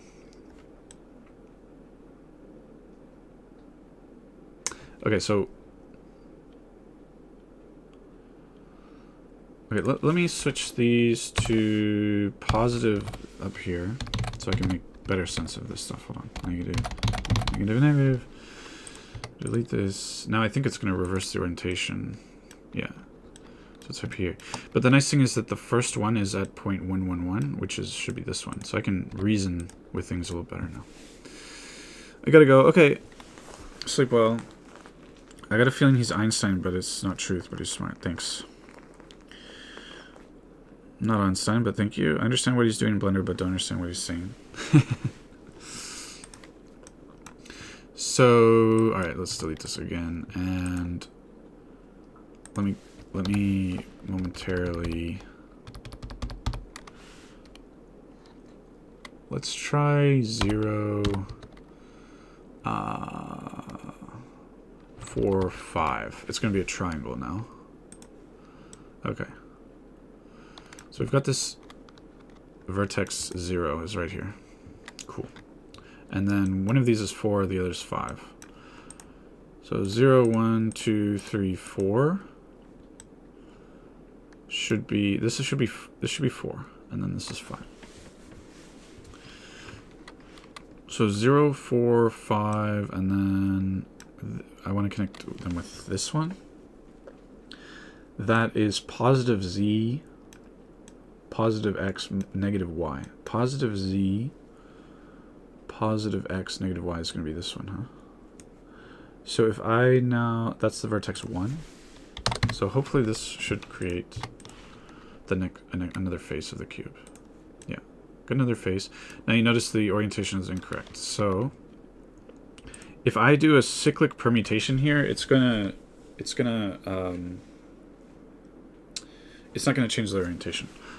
So a cyclic permutation, for example, I switch everything left, for example. So instead of 0, 1, 2, 3, 1, 2, 3, 0, I believe that's a cyclical permutation. I'm just moving everything this way, left or right.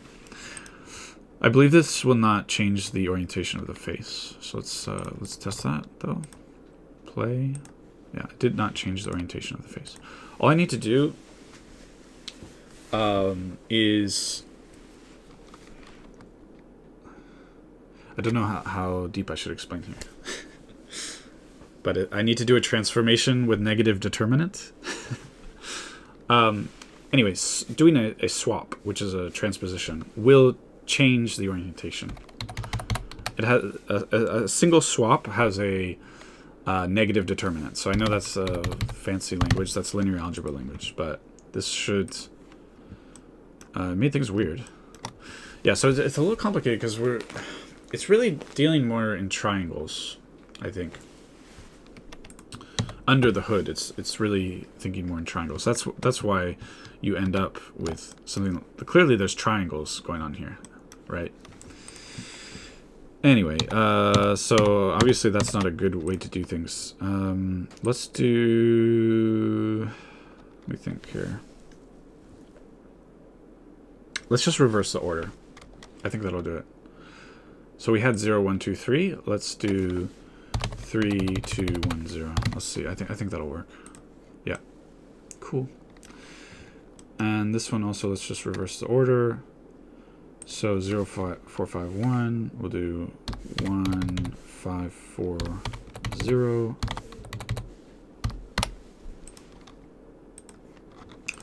Gotta remember to delete the objects. Play. Okay, so that's what we want. The normals are being created in the correct orientation.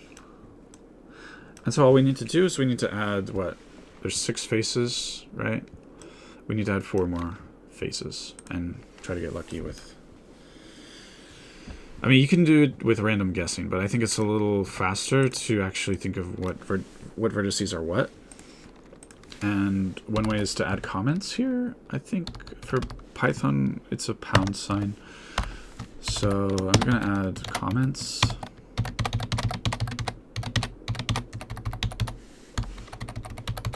Just specifying which vertex is which. Will be a little faster to reason. So, I'm looking at the gizmo here, and the positive, everything positive is this vertex right here. That's 1, 1, 1, which we've labeled as vertex 0. Okay. So the next one I want to do, I mean, let's just do this one over here. But I am going to employ some guessing. So 0, and that's going to be negative x.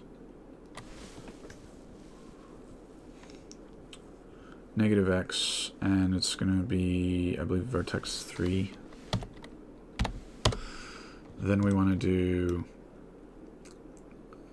negative z from 3 z's, maybe 7.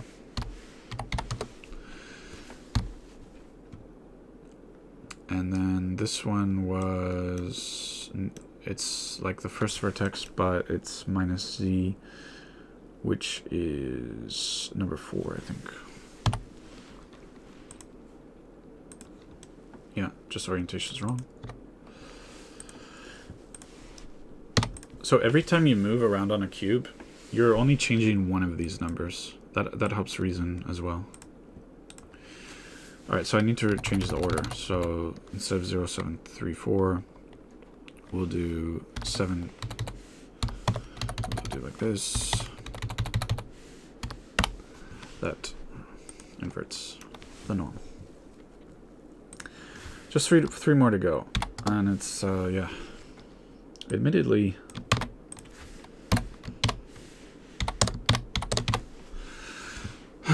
this is slightly tedious, you know.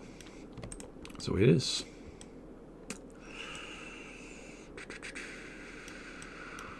So I'm gonna make some guesses. Actually, let's not add all that shenanigans right now. Let's try to work with this vertex over here.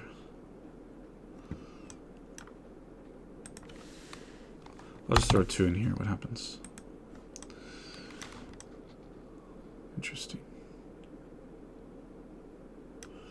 It's not connecting the 7 vertex I expected. Okay, maybe I should try to reason with it. So, gosh. This is vertex 0. What's this one?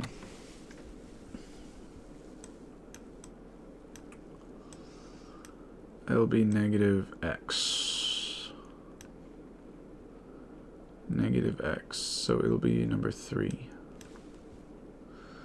So we want number 3.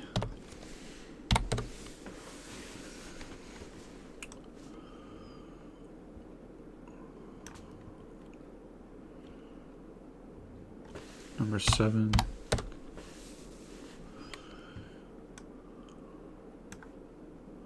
I'm just moving by 1 away from vertex 3. That's how I got to number 7. And then from 3 we subtract the y direction and we get number 2. So this was 3, and then I want to subtract both y and z, and I should get I get number 6. That's why I was confused earlier. This really should be the one with all negatives. That's a little confusing. I don't think it matters for our purposes. Is that gonna matter later? Is that gonna matter later? Probably not. It's sort of ugly though.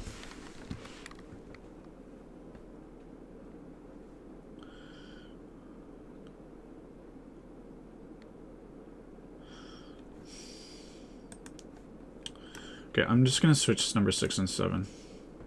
There's a slight concern that it might cause a problem later. I think the last vertex should be all... It's better if it's all negatives, just like the first vertex was all positives. It's a little more elegant, I think. A little easier to reason with. And so that's going to mess up at least 2 of these faces, I think. So let's see what happens now. Got some problems. Hooray. So let me take this one out for a second.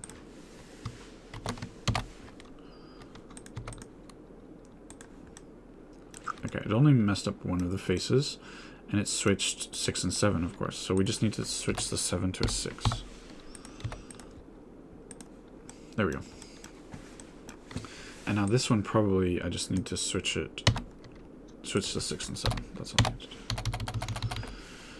6, 7, maybe? Maybe. Not quite. So there's something wrong with the order. I think I've the correct vertices. They're just, the order is messed up. So let's just try switching, I don't know, 6 and 2 here. Do a transposition. Transposition is when you swap just 2 of the items, you just swap them. That's a transposition. So I forgot to delete the previous thing. Still not good. Let's think about this. So I think this was 3. Which one is 2? Maybe this one. 3, 2. I think it should be 3, 2, 7, 6.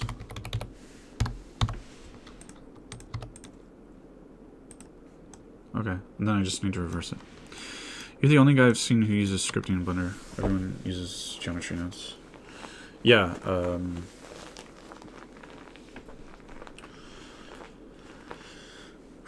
yeah. This is not, the goal here is not to make a game or an asset for a game or something like that. Or for CGI. The goal is, it's hard to explain the goal, but there's sort of I want to explore some mathematical things. And I want to be able to do this programmatically for that reason. Okay. So I need to change the order here, so I'm just going to reverse the order. So 7, 2 and 6, 3.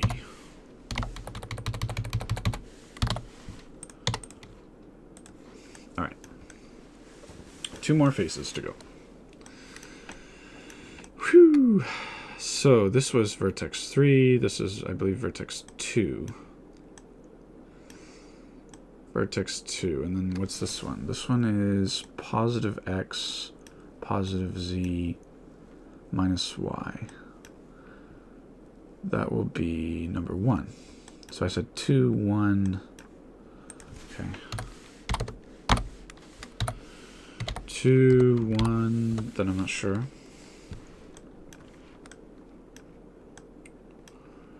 We'll have negative z, positive x. Negative z, positive x. It's going to be number 5. And swap the x to negative from 5. That will be number 7. And okay, just need to reverse the order.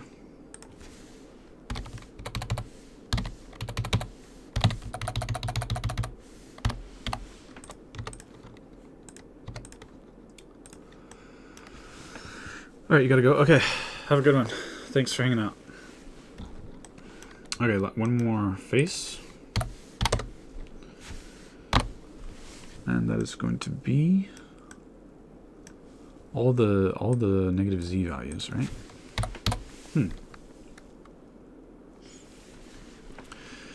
That was an easier way to think of things. So anyway, let's just go 4, 5, 6, 7 and see what happens. So I'll do a transposition. 5 and 4 maybe.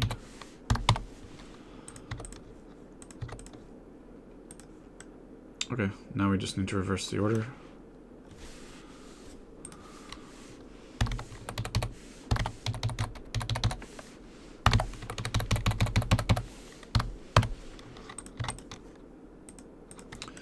Hooray! It's a cube, programmatically. Man, I need coffee. 1 second.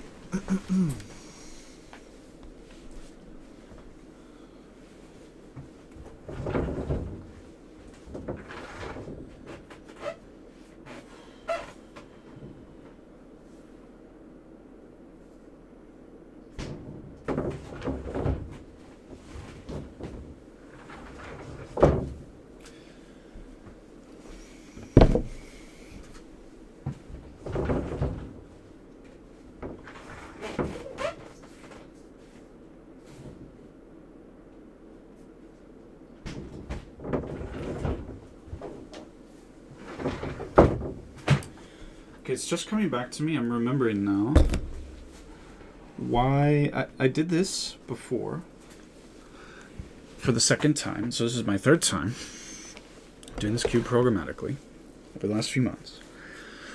And then the first time I went on to do dodecahedron, kind of coded, let's say, how shall we put it?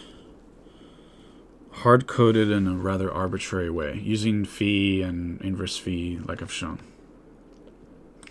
But there's a more elegant way.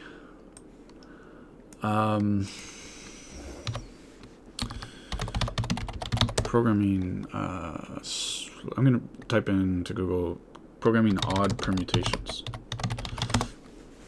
And I'm looking for a specific website. So you can find some information here maybe, but there's a specific website that has some good information. This one. It's actually even permutations, whatever. Okay, this is a bit of a doozy because this website actually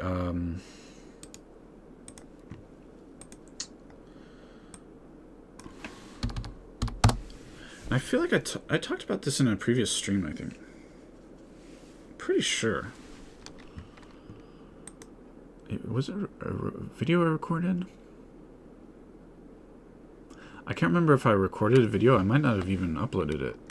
I remember it either recording or streaming. I think it was... No, it was actually one of my early programming streams, I think. Anyway. This website has a lot of 4D stuff. So... it has regular polyhedra, that's what we've been talking about. And if you're talking about 4 dimensions, it's not polyhedra, it's polychora. So there's regular polychora. And there's an extra one only in 4 dimensions, something called the hyperdiamond or the 24 cell. It's actually analogous to the rhombic dodecahedron in 3 dimensions. So that's all. That's super cool. That's super interesting. Happens only in 4 dimensions. That's amazing. That's awesome. That's worth studying in itself. It's really cool. Okay. For n dimensions, it's polytopes. But it's interesting to me that wanting to make... I think I'm going through the same problems that whoever made this website has gone through. And... because it's a huge coincidence to me that I was looking up how to program cyclic permutations or even in odd permutations, and I found this one. And I like their algorithm compared to the other stuff that I found. And their algorithm... la-dee-dee-la-dee-da. Yeah, it has some advantages. And it's computationally more efficient. So the whole thing is that we care about this when we construct a dodecahedron. Or we can care if we want to do it nice and efficiently. And the reason I want to do it nice and efficiently and logically and elegantly is because eventually I probably want to do programming related to the higher dimensional objects, like the 4-dimensional objects. And if I'm going to do that, I had better really be a master of making things in 3 dimensions first. So, if, for example, I click here first on regular polyhedra and then dodecahedron, this website talks about...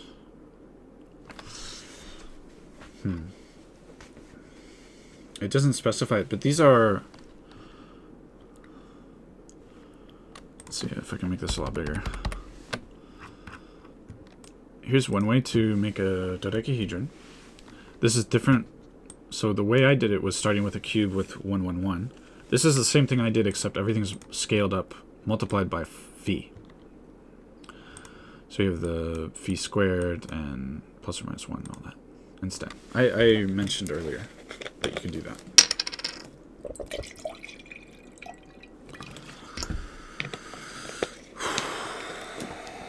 This is intense.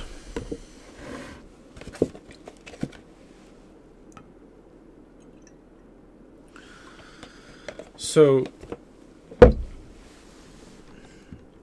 it doesn't explicitly say this, but these, if you look at these 3, they are what? Even permutations? They are cyclical anyway. They're cyclical permutations. And so of all the possible permutations you could do for 3 objects, there's 6 possible permutations. So it's going to be half of them.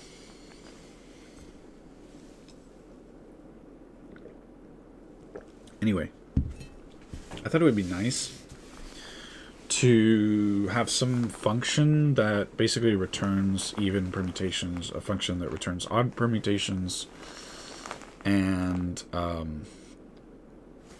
so on. So I think I implemented this. I forget how far along I got.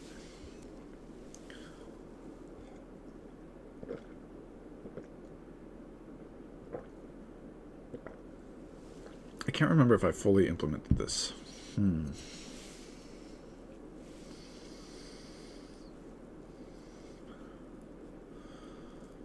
I think I did. I think I implemented this. But then, or sorry, was it? Maybe it was this one. So what they do is they first this algorithm implements a function that returns all permutations. The nice thing is that they're sort of ordered, and so it's a computationally efficient method. So like the obvious way to make a function that outputs all possible permutations is to like go through all the permutations, or no, sorry. Let's say you only want even or you only want odd. The obvious way is to do all the permutations and then check if they're even, or check for each one if it's even or odd, and then return accordingly. The problem is that when you do that, it's very inefficient to do it like that. Checking, I mean, for large values of n or whatever, checking if the permutation is even and odd and all that, it's gonna be a bit expensive and so inefficient. It's not going to be. I don't think it's going to be like astronomically inefficient, but it's much more expensive. What's better is if you have an algorithm that from the beginning only generates even permutations or only generates odd permutations instead of generating all of them and then checking, right? So that's what this is about. That's why I like this, what they're talking about here. So I believe, if I'm not mistaken, in a previous stream, I think I implemented all of these where it generates all the permutations, but I haven't done yet just odd or just even. So I still need to do that. But, okay, so, I mean, that's a good exercise. That's cool and everything. But now that I'm looking at it, I mean, realistically, like, I think it's a little bit overkill. I think if I probably will dive into more leak code problems at some point. And if and when I do that, I think that this will be interesting to have, to work on stuff related to permutations and just sort of have this stuff in my toolkit where I can easily pop out my own implementation of, you know, generating the even permutations, yada yada. That would be nice. However, it's a bit overkill, definitely for this. But even if we look at the four-dimensional analog, which is called the 120 cell. So yeah, this is the four-dimensional projection of the four-dimensional version of the dodecahedron. Even if we're trying to build this, I mean, there's not so much stuff that we need to bother with programmatically doing even permutations, like you can see here, even permutations. But one of my medium-term or really probably long-term goals here is I do want to understand this a lot better. The 120 cell, I believe it's related to the E8 symmetry, or at least the E symmetries in Lie theory. That's why I care. And it's interesting that you have these the analogs of the icosahedron and dodecahedron. You have them in 4 dimensions, and not higher. So I want to understand that. I'm guessing there's a few ways to understand why that's true. There's probably geometric arguments, but I don't know. There might be like a Coxeter system kind of argument, and there might be a Lie theoretic argument. I mean, all of those should exist, I think. So, and I don't understand any argument why this should exist in 4 dimensions and not more. I mean, I guess in the classification of Lie algebras and Lie groups, I mean that shows you that it doesn't exist in higher, I think. But anyway, it's complicated. So baby steps, that's the direction I want to head. And I mean, yeah, right now I don't need the programmatic generation of cyclic or even or odd permutations. I don't really care right now. So that said, do I care? Hold on.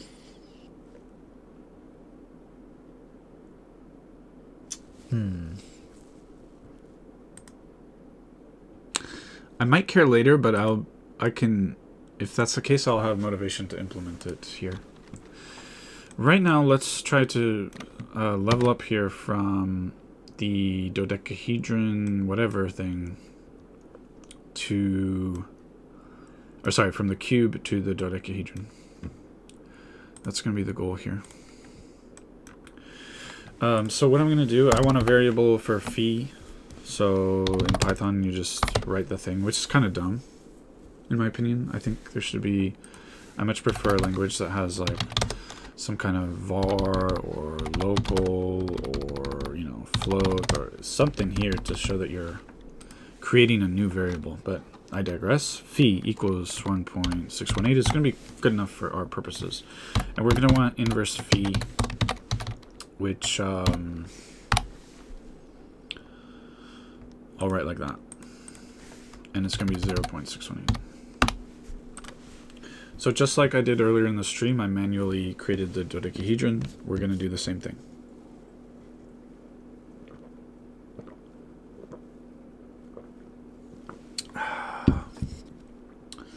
Actually, maybe what I should do is,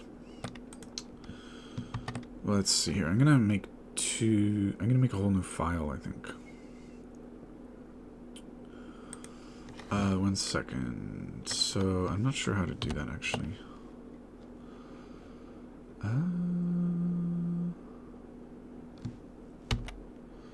New file.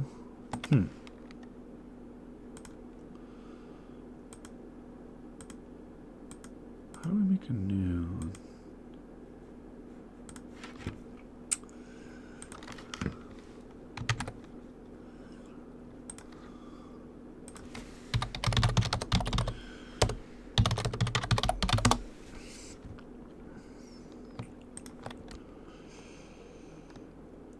When you open it up in the beginning, it has a new button. But what about after that?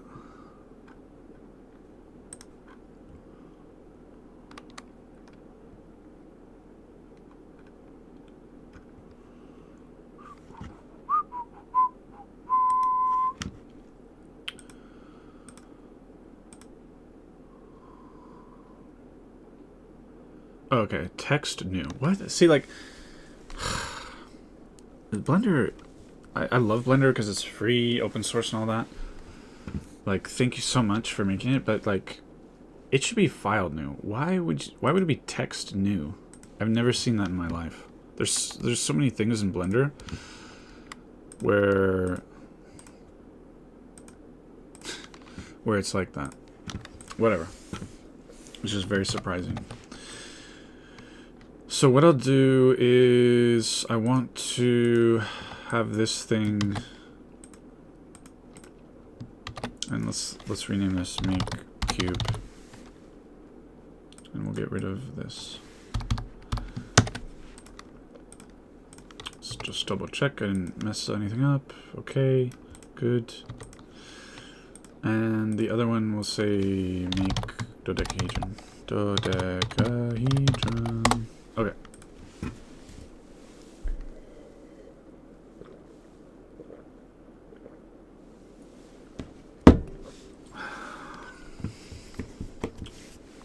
It's a doozy. Anyway, we've got phi inverse phi. Ah, Jesus. So I guess what I'm gonna do is first just create all the vertices that we need. So let's forget about the faces. So I'm just gonna say faces is just empty. And I mean that should work. Yeah, it creates vertices and no faces. And we just need to add some verts here. It's gonna be fun. Whew. All right. Well, we're gonna have what 20 vertices. Right now we have 8. So if I double this, we're gonna have 16 vertices, and then we need 4 more. Hooray! So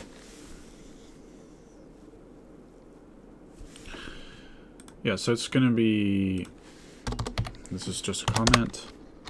It's going to be of this form. For example, phi. I don't think it really matters the order here. Let's just do 0 inverse phi like that, and then it'll be the even permutations. So I think.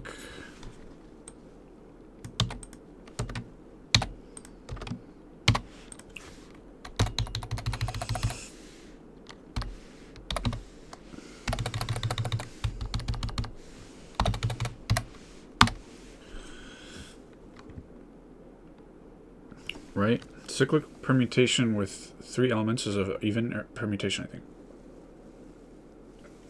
think. So it's cyclic because here I just moved everything to the right, imagining that it loops around. Phi 0 inverse phi. But the way you know if it's an even or odd permutation is how many transpositions do you need to do to get that thing. So for example, if I swapped this and this, we would get I phi here, but phi would be here, and then we swap the first and second position. So we do 2 swaps or 2 transpositions to get this, which means that that's an even permutation because the number 2 is even. And I believe that when you increase the dimensionality, so if we had 4 elements, then it switches to where cyclic permutations are then would then be odd permutations. And then with 5 elements, it's going to be even, and then 6 elements is going to be odd, and so on. It should switch every time, I believe, if I remember correctly. Anyway, so one more cyclic permutation is going to be 0 here. And then on the left we want phi, and then to the right we have inverse phi. Is that correct? I think it's correct. Okay. And actually, I mean, for each of these we have plus or minus. All the plus or minus combinations, I think. Maybe. So if we had all the plus or minus, so for example, all the plus or minus combinations, I mean plus or minus, there's no plus or minus for 0, it's just 0. So this would be 4 different vertices, 4 vertices, 4 vertices. So this is 12 vertices. So if we add 12 vertices to the original 8 that we had for the cube, we get 20 vertices, which is how many vertices we need for a dodecahedron. Hooray! So we're gonna follow this little blueprint here. Starting here. I'm gonna relabel these, towards the end, because right now it's really clear that we're starting here. So we want to do 0, phi, inverse phi, and then phi. 0, okay. So 0, I like to do 0.0. In some languages this matters, because this would be a float instead of an int. Anyway, whatever. And, yeah, we'll just... What I'm going to do, I'm going to put inverse phi in for all of them.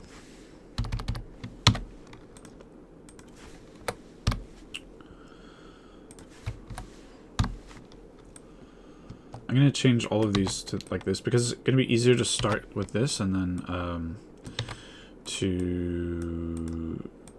Just from the standpoint of inputting all this shenanigans, it's going to be easier to do it like this. Okay, so we want 0, inverse phi, phi. Then we want, and then all the plus or minuses. So actually,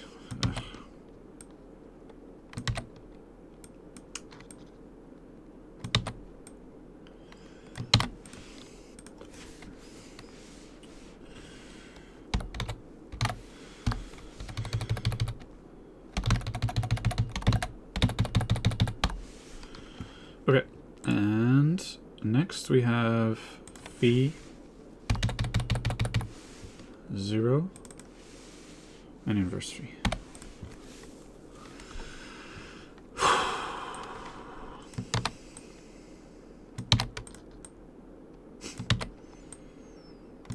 Talk about tedious work, huh? All right, and all the pluses and minuses.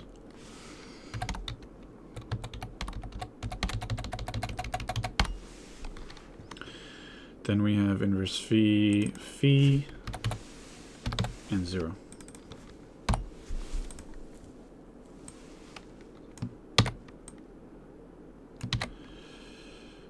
And all the plus and minuses.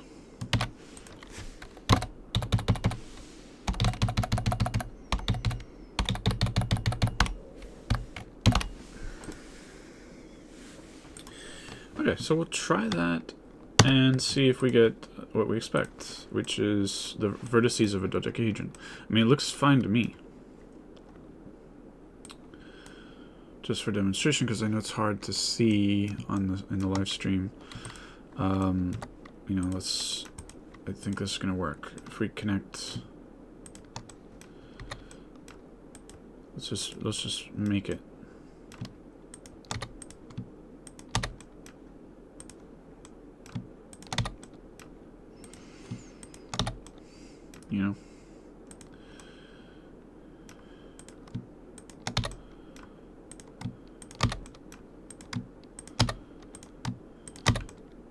You can see that this is going to end up being a dodecahedron.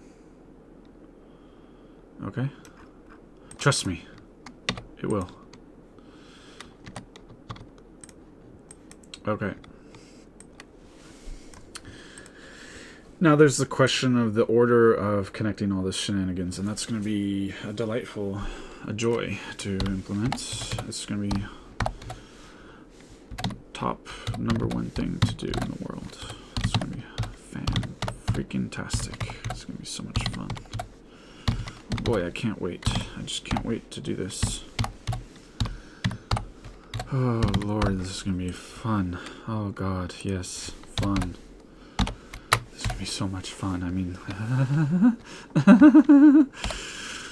Alright, let's try... Jeebus. So 0 is the 111 coordinate. What do we got to connect it to? Oh God. Am I actually going to reason about this, or am I just going to do a lot of guesswork? Take a deep breath. Alright. let's try number 12 here, and then let's make a triangle. Let's connect it with number 13.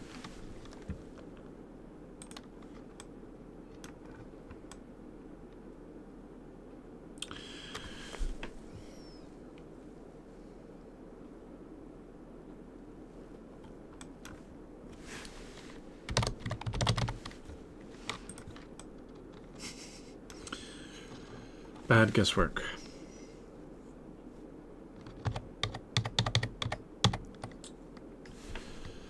Can I reason how this is going to be connected exactly a little better?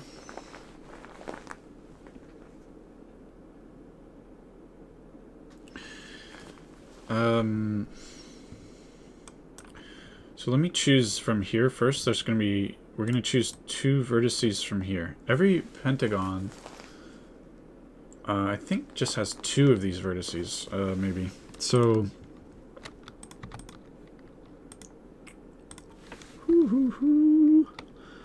for example, if we choose, let's choose 0 and negative x direction will be number 3. 0 and 3, let's choose.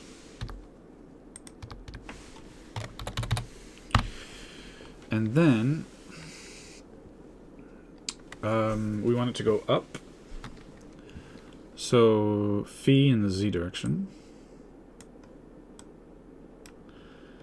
And then I believe the y direction, I think, will be 0. So we want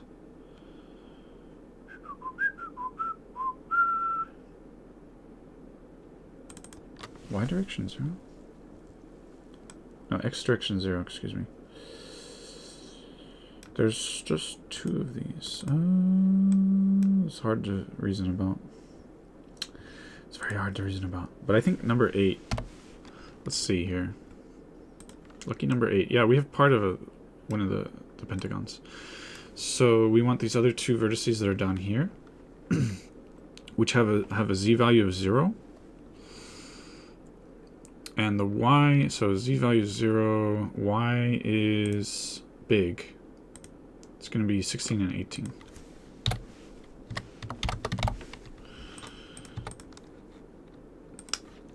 Okay, just reverse the order. 18 and 16 should be okay. Maybe I need to do more for the order, actually. Alright, so I'm going to do one of these at a time. So let's try 16. Alright, let's transpose 3 and 8.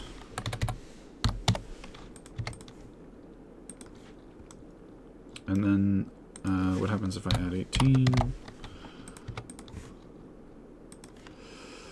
No, I think we want to do, gosh.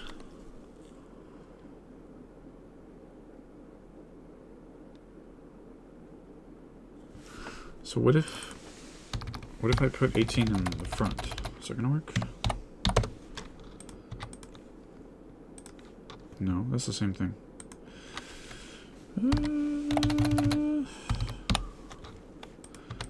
Wait, don't I just need to switch? Wait. Don't I just need to switch 16 and 18? No, they're connecting through here. We don't want this connection, I think.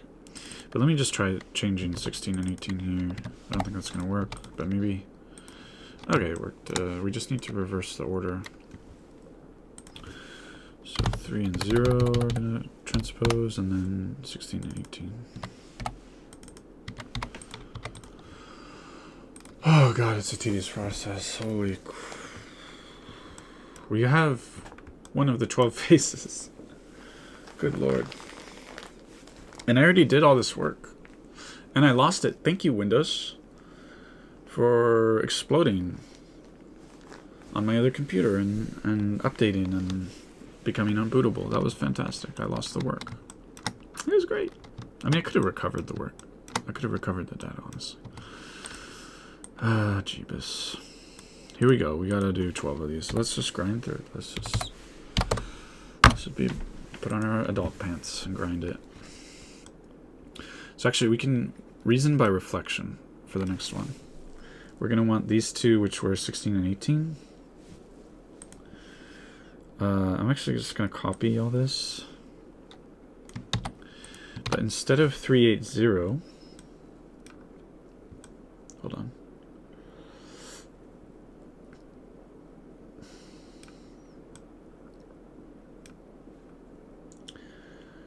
Three and 0, we're going to reflect on the z-axis, which means 6 and 4.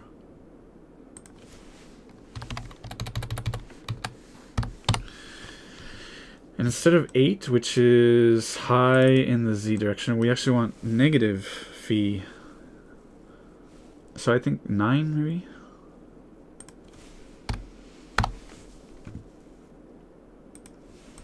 Yay, and then switch the order.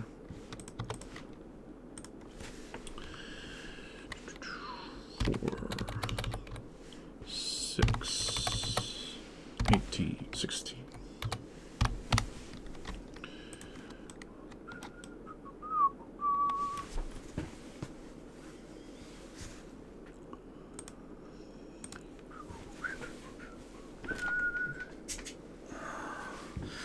Okay. So far, so good. Now maybe we should try to do another reflection. I think that's an easier way to reason through all this. So how about reflecting about the y-axis, the green axis? Notice that the axes in Blender, I think XYZ corresponds to RGB. Yeah. Cool beans. So reflecting about y. So I'm going to copy these. I believe we can just make a space like that. Maybe. Oh boy.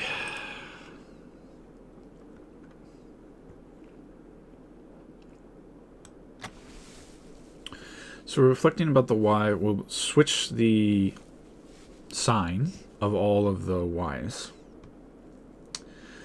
So instead of 18, which is here, we want 19. This is still tedious, but it's a little faster, I think. Instead of 3, we want 2. We're just switching all the y values. So instead of 8, we want 10, I think. Instead of 0, we'll have, let me move the mic.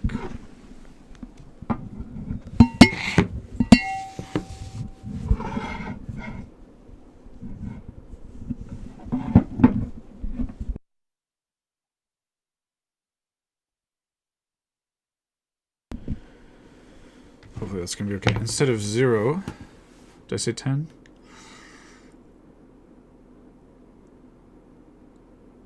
Sorry, instead of 8 was 10, and then instead of 0 will be number 1.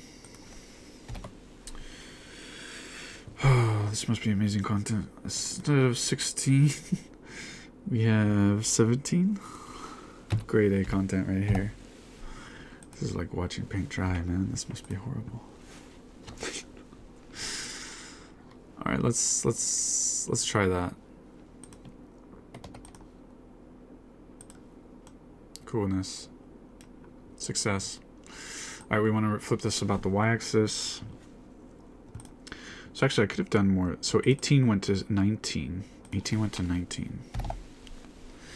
And 16 went to 17. 4 we haven't done yet. 4, make it negative for y, it's going to be 5. Number 9 will be 11. And we have 6. 6 will become 7. 19 will become 18. Made a mistake. Where's the mistake? One of these vertices is off.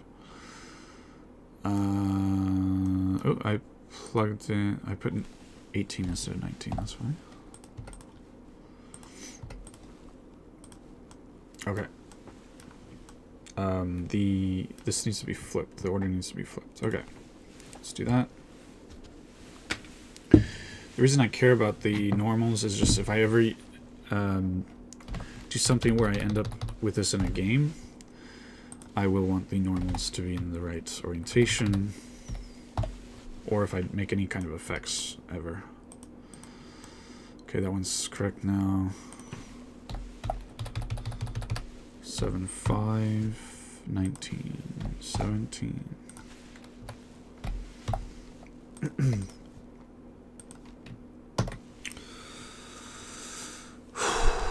Cool. It's good I'm doing this on stream, because I did this before not on stream. I lost all the data. And if I'd been streaming it, I could have just come back and typed out the code. There you go. All right.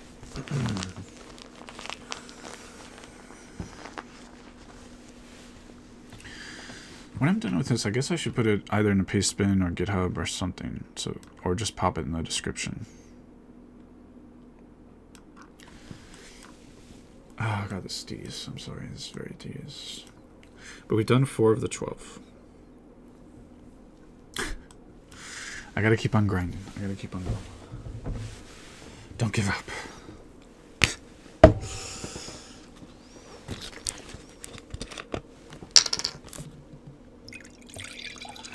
So imagine if I figured out how to, like, a beautiful, elegant way to reason through this process of choosing which vertices, and just had like a nice little function that does it mathematically in a beautiful, elegant way. That would be cool. But I'm not there yet. But one day maybe. We'll see.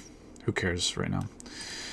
Okay, what are we gonna do next? We can't flip, or we can't just mirror image things anymore.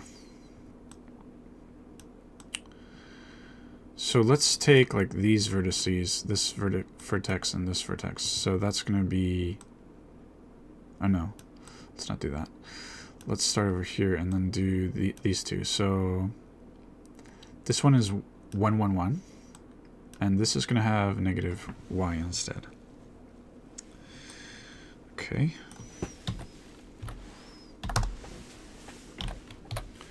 So 1, 1, 1 is 0, and with the negative y will be 1.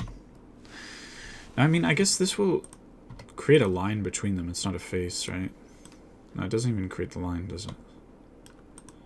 Oh, it does if I go into edit mode. Cool.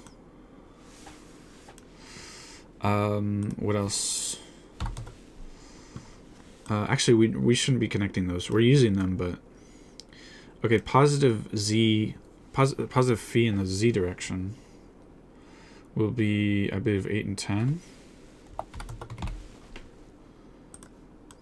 Okay, order is messed up. Let's try 8, 1 or something. Still bad. 8, 0. Okay, one more vertex. The vertex is going to have positive phi in the x. Positive phi in the x will be one of these two. I believe it's this one, 12, because positive z value.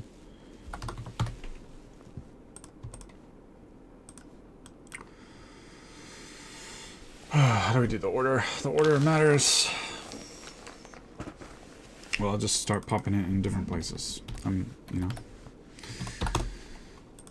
That's how you do things sometimes. How you get things done. That's how we get things done, son. Not gonna rack our brains. We're just gonna get things done. There you go. Now we gotta reverse the order. 1, 0, 8. What was it? I think it was 10. Yeah. 8, 10.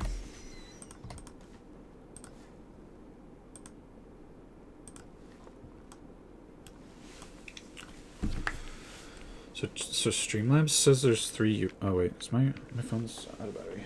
Okay. Streamlabs says there's 3 viewers, but Streamlabs has this thing where it dies, or where it's just stops reporting the number of viewers correctly. Okay, making progress. Again, I can use symmetry arguments to make like 3 more of these, so that's cool. Symmetry arguments. Our favorite kind of argument. I don't know. Let's reverse along the z direction first. So, no, I'll put that here. No, I'll do it in order. So along the z direction, 10 has to become number 11. Number 1 becomes number 5. My eyes are starting to hurt from this. Number 12 becomes number 13. 0 becomes... Wait, have I been mixing? Is it right so far? No. I mixed something up here. 10 becomes 11, that's right. Then 1 should become 5, yeah. 12 becomes 13. I guess it's right. 0 becomes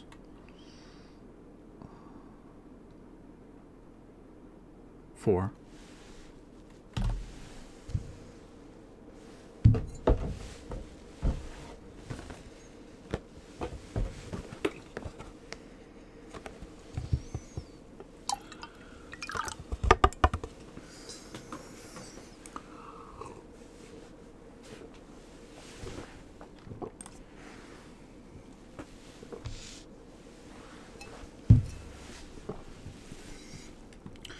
Zero became 4, and then 8. Flip the z value, you get 9. All right, let's press play. We got this other face. Of course, we need to reverse the direction as we do. Hooray! Hooray! This is so good. Oh my God, this is my favorite thing to do in the world. It's so amazing. So good. Oh yes, there it is. Now we take those 2 and we flip along the red direction, which is the x direction. Flip along x. So 10 goes to... Oh, 10, wait, 10 is 0. Wait, I gotta use the rest one.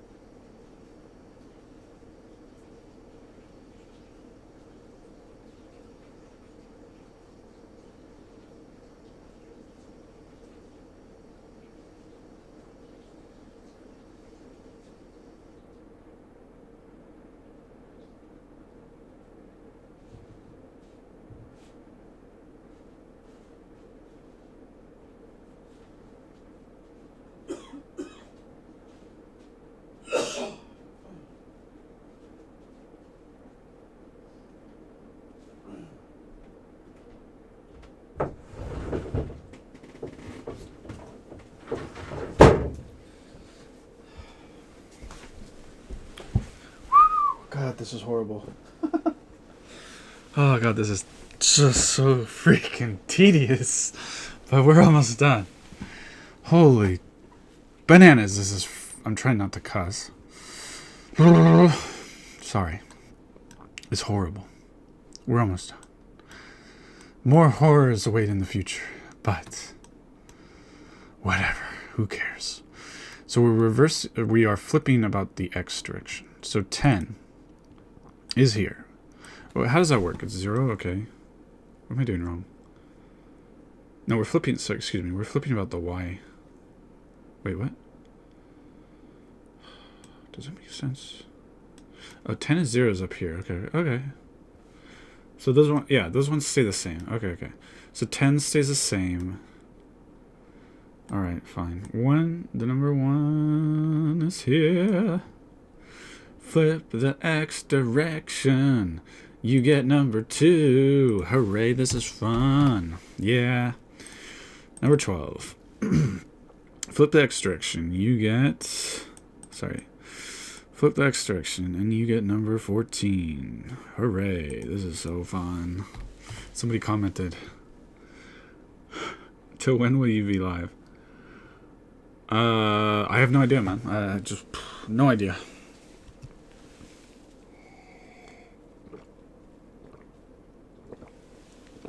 Oh, good lord. 14. All right, we did that one. 0. Go when you flip the x, it will go to number 3. We're gonna have to reverse the order on these. I know already, but whatever. Number 8. Flip the x, stays at 8. So if I press play, I've got that, and we reverse the order. 3, 2, 8, 10. Play. Alright. So we do this one, reverse, sorry, mirror about.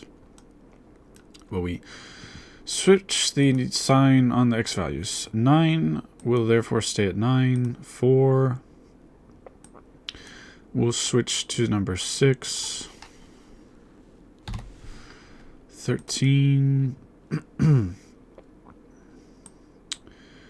becomes 15.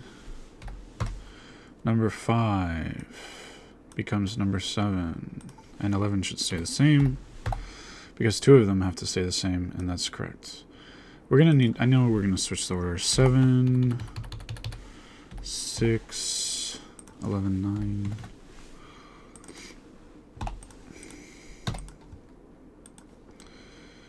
Alright, everyone. 4 more to go. Okay, no problem. I'll check after the class if you'll still be live. I'll come in. Okay, thanks. See ya.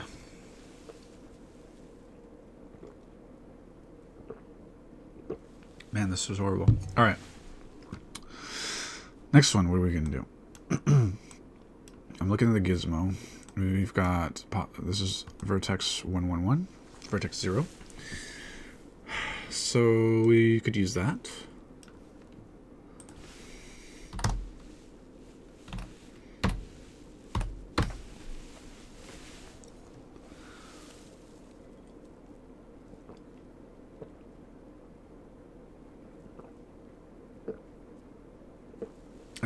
So I've learned something here. You can see that the faces are naturally divided into 3 groups. Because each time I make a face, like let's say I make the first face I make, by symmetry reflections I can make 4 total faces, or 3 more for a total of 4. Right, so we have the last group of 3. Or sorry, the last group. So I'll make a face. I'll do symmetry arguments to generate the 4 final faces. So they naturally divide into 3 groups, which corresponds to the fact that there's 3 dimensions. Right, so that's actually could be a huge deal, because if I'm ever trying to understand the 4-dimensional analog, which is called the 120 cell, there may be a similar kind of argument to be had, dividing up things into 4 different groups or some shenanigans. Okay. Coolness. So 0. I said it would start with 0, which is this vertex. These two vertices have y value 0, y value 0, and positive x values. So that's these two. So 0, 12, 13.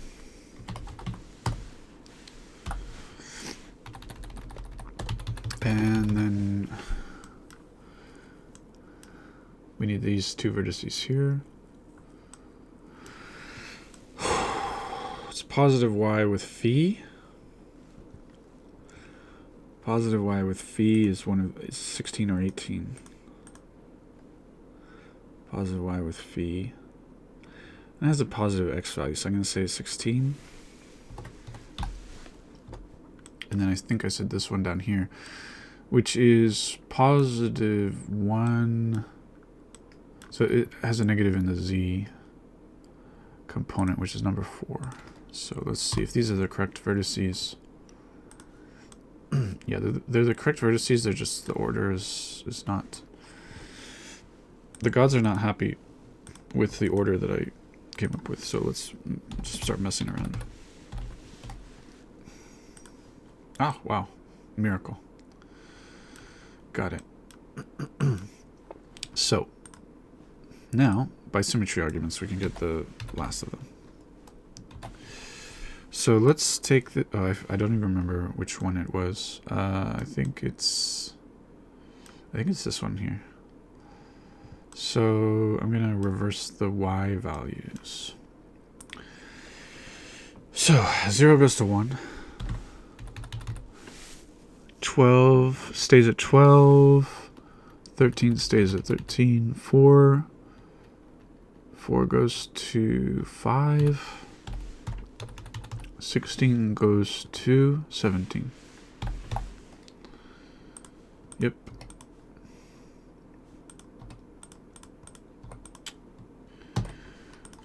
Switch the order. 5, 12, 17, 1. Last two. We need to reverse the x direction on these two faces. What a freaking grind. Alright, 0. Reverse the x direction goes to number 3. 12 goes to 14. 13 goes to 15. 4 goes to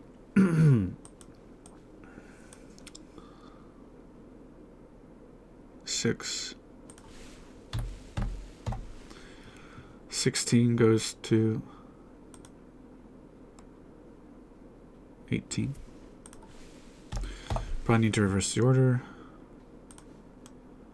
Yeah, you can see like this face is not there. This one's there, but it's needs to be reversed.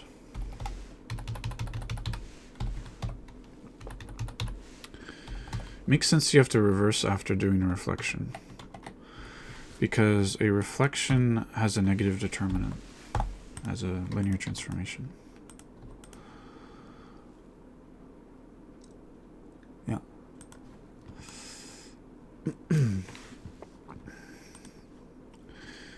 Okay, last one. I'm gonna take... We just take this and reverse...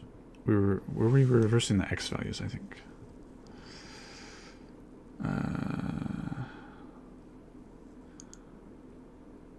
0 became 3. Yeah, it was reversing x. Okay, almost done. 17 becomes 19. 5 becomes 7. 13 becomes 15.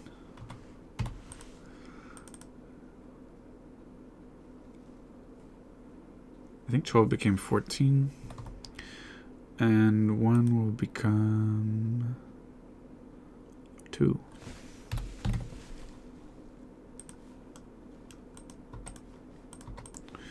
Reverse it.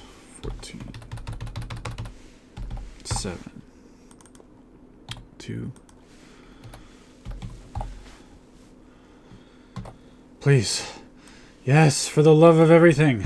Oh, Jesus Christ. Ah.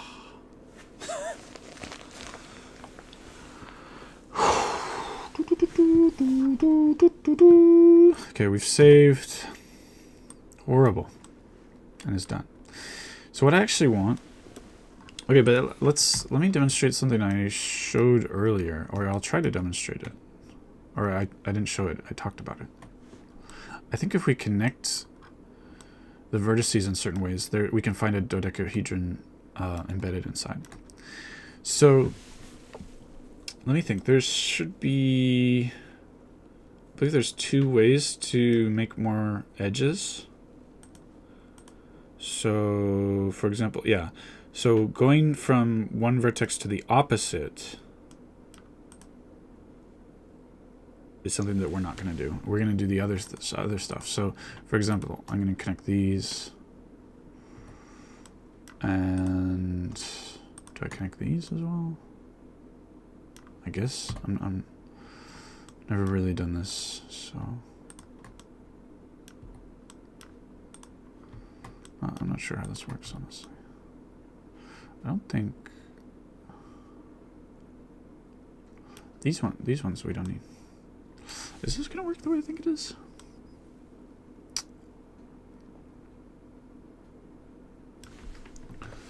Hold on. Let's try, for example, here. How's this going to work? Like this? Maybe I'm wrong. Maybe this doesn't work.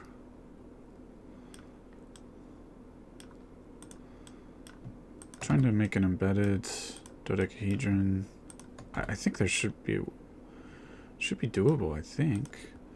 So like if we take where these intersect and make a line maybe, but anyway, let's try to add more of these things. So I went across like this.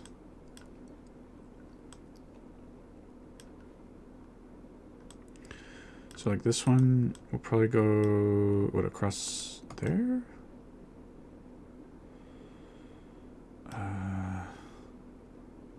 Maybe. Wait.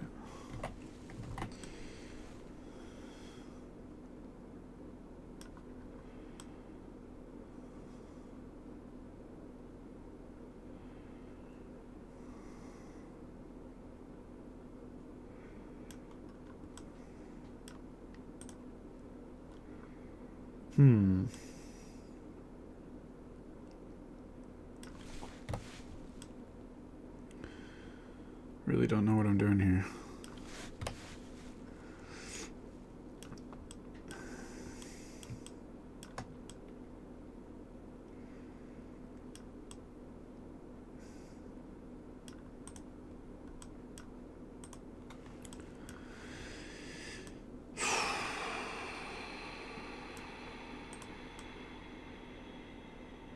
So not in the same plane. What about connecting these two? That seems irrelevant.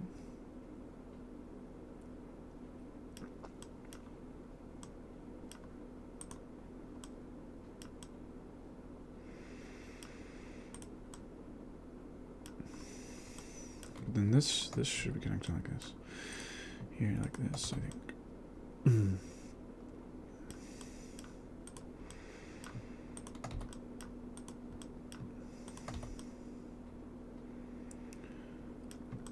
Trying to make some kind of embedded shape. So, okay.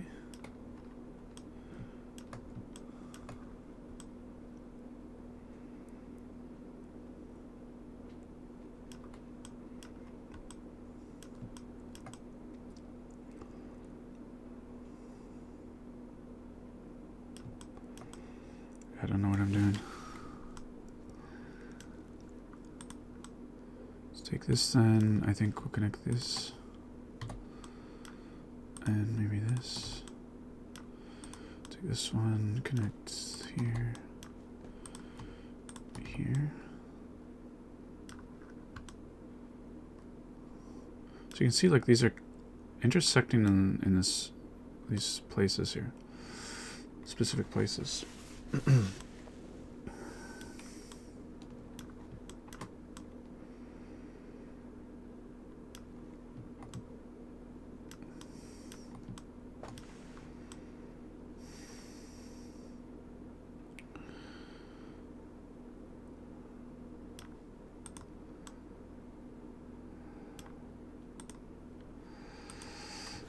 Maybe I'm starting to understand. So each one connects to two others like this. Two others like this.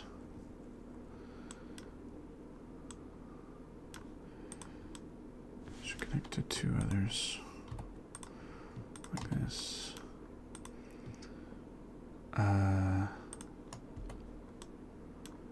Two others like this maybe.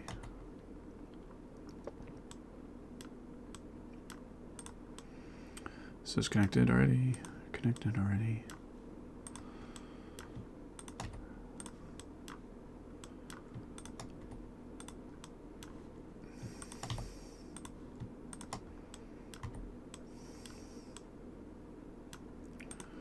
This one was the first one I connected, I think. Okay, so along this hemisphere, if you will, I think I've got them connected. Then, geez. It's along, so it's for every edge though.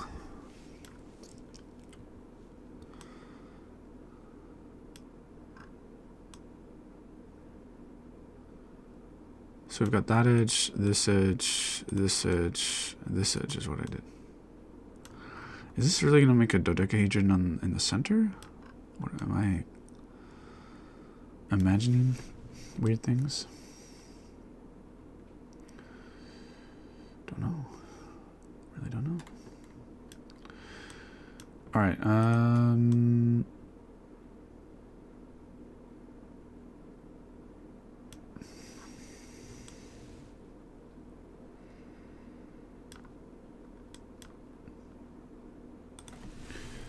so every vertex should be connected to two others? Is that how that works?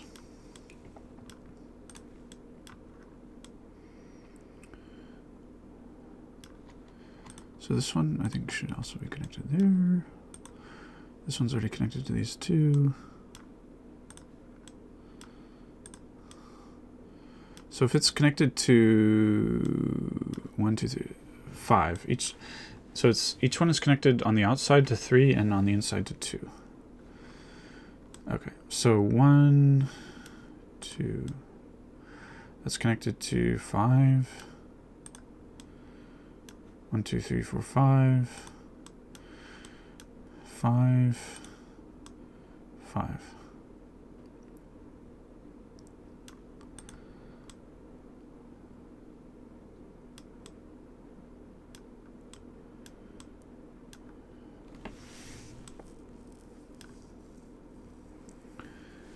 This is horrible. 5. Okay, try to connect this and this one. That's 5 now.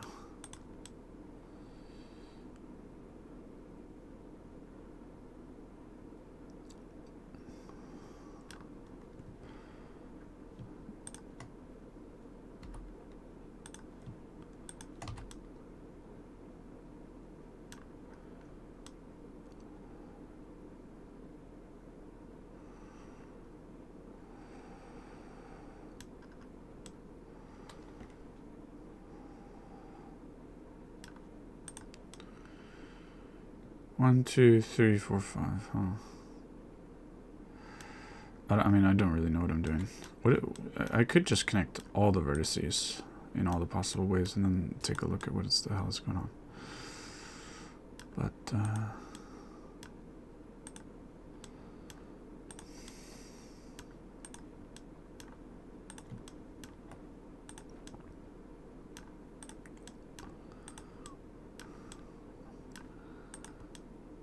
But in terms of what I intended, I mean, I might have it all there, but...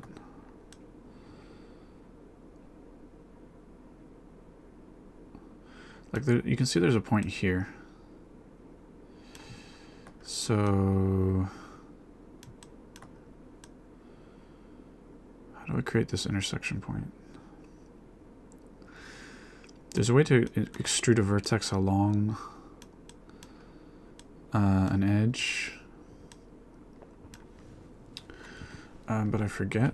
I always forget how to do that. You can extrude along normals. Extrude vertex along edge.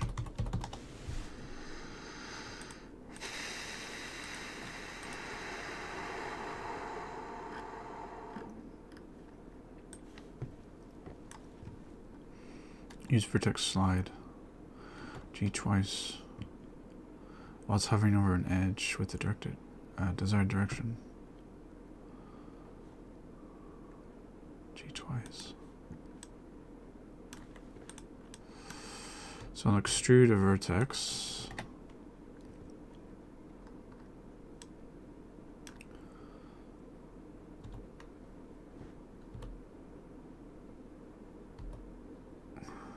It's not exactly working the way I want it.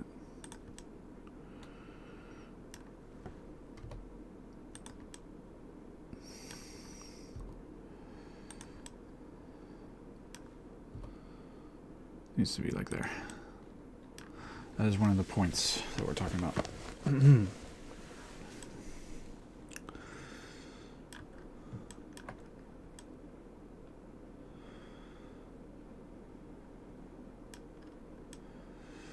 What other intersection points do we have? There's an intersection, there's a bunch of them.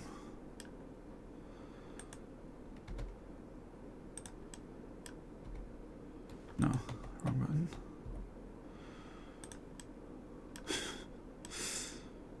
Oh goodness.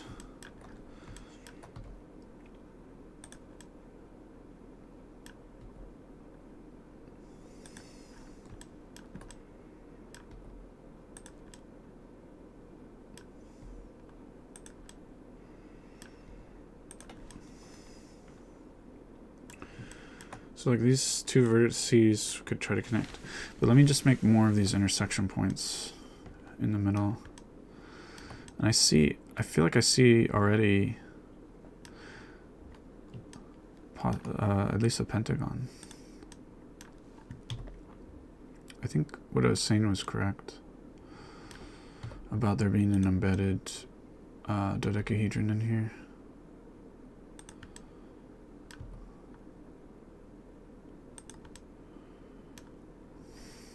That's close enough. And here's another intersection point.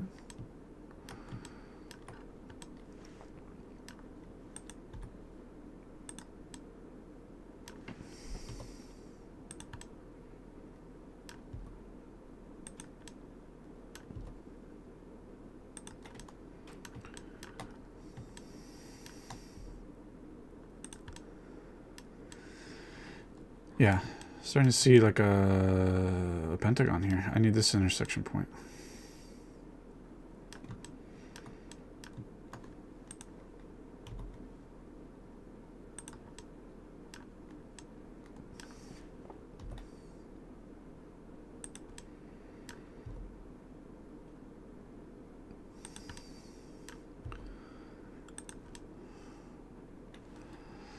Okay, so if I connect this, there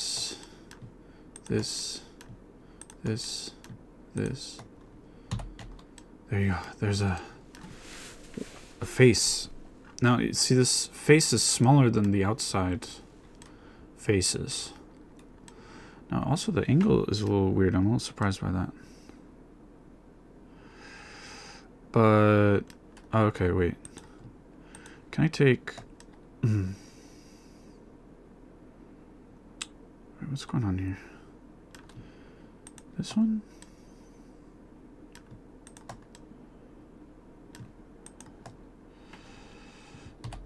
There's like a big pentagon going through here like this, isn't there? There's so many weird... hidden symmetry things going on. It's basically pentagrams all over the place. Or stars of David, or whatever you want to call them.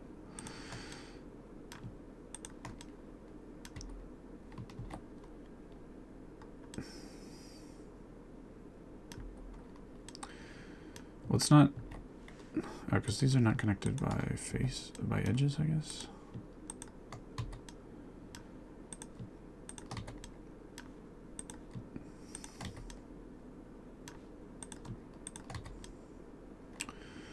So, like...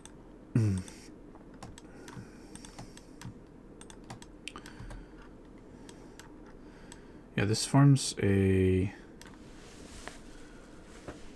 pentagon, and then inside of that you have the pentagram forms, I shouldn't call it a pentagram, 5-pointed star.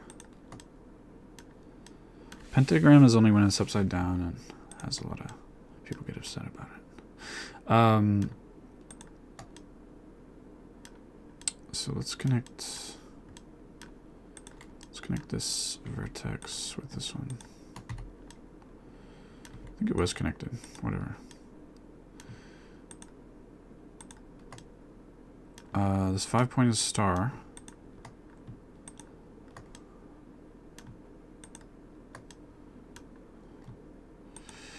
creates inside of here another pentagon. Now, are we going to be able to create a dodecahedron inside of here? Maybe not. See, I thought you could, but maybe not. Maybe I don't know why I thought that. So, yeah, there's that one. How many different ways can we make these little internal pentagons, which are smaller than the outside ones, by the way? So I think it doesn't look like it's going to form a dodecahedron inside.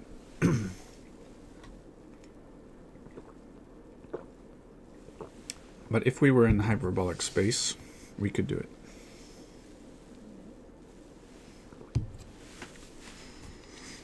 This must be a shape that's studied in hyperbolic space. I think I've seen it before.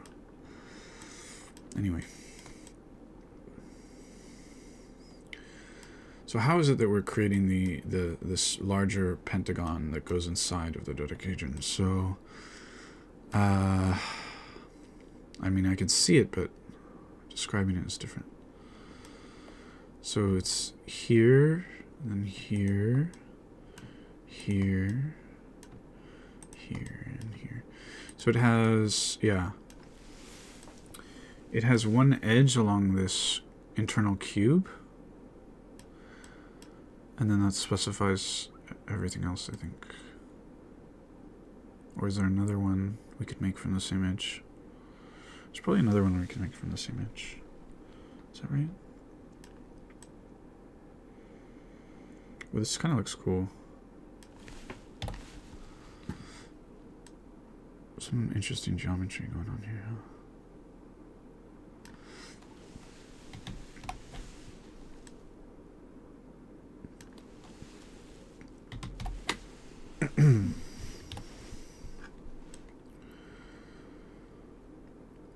So, for example, I'll take these two, combine them. This forms part of a cube that we can embed inside.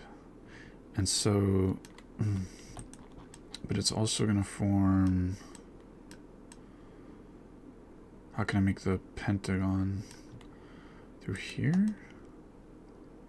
No. There should be the point of the pentagon. Where's that? Wait, actually,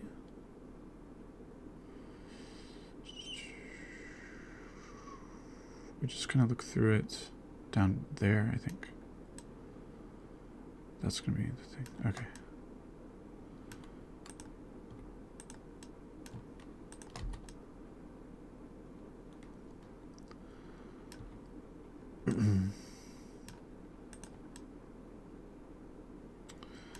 I had it in my head for a second. That's the original one.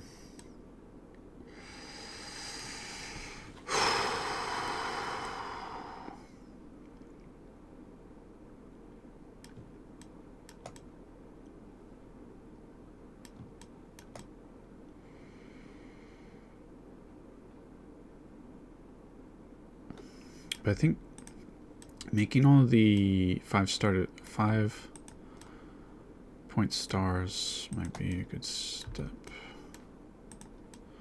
Or at least more of them. Although things do visually get a little cluttered. I'm missing one. Is this one?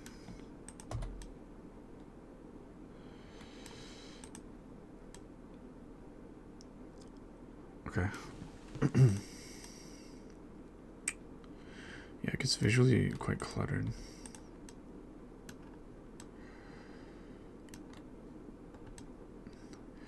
So this larger pentagon has to be all sort of these cross diagonals. So there has to be, so we have to make another cross diagonal, I guess, here. And then it has to be going kind of straight, so here, I guess. And then straight along here. Straight.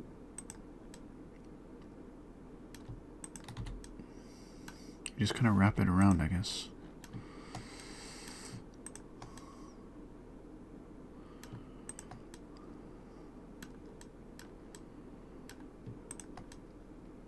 Yeah.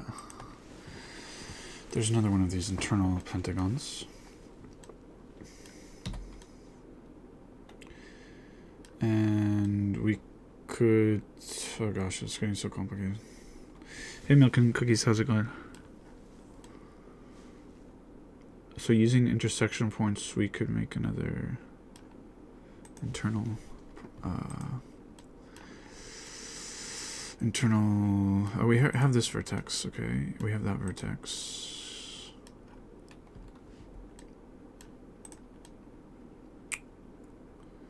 We need this vertex, this one. An internal pentagon, that's what we're trying to make.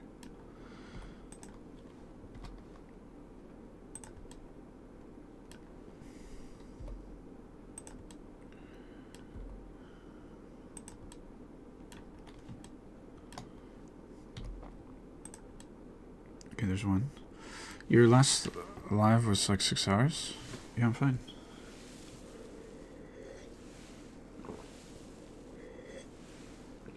I don't think my last one was 6 hours, but I think recently I did do one that was 6 hours.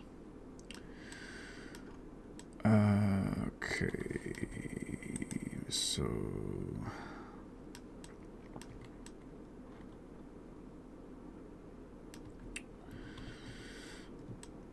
we've got that one. So one over here. Here. We don't have these two.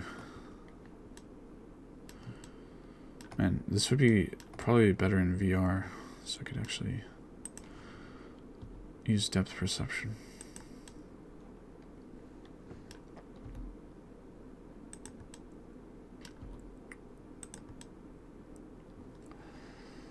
Alright, and then this one.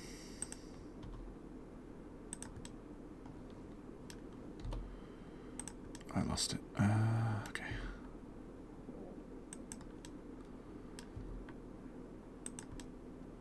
How are you doing? How are you doing, Milk and Cookies?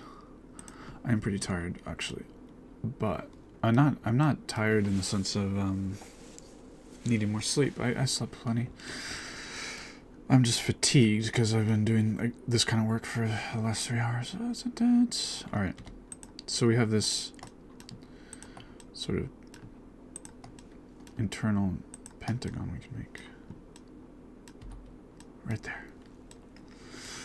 Okay, so I thought incorrectly that these internal pentagons would combine to form an internal dodecahedron. The outside shape is a dodecahedron, but it does not. So you would need hyperbolic space for that geometry to work correctly. I'm sure it doesn't. I can see by looking at it that it's not going to work. So that's interesting. But in hyperbolic space it would work.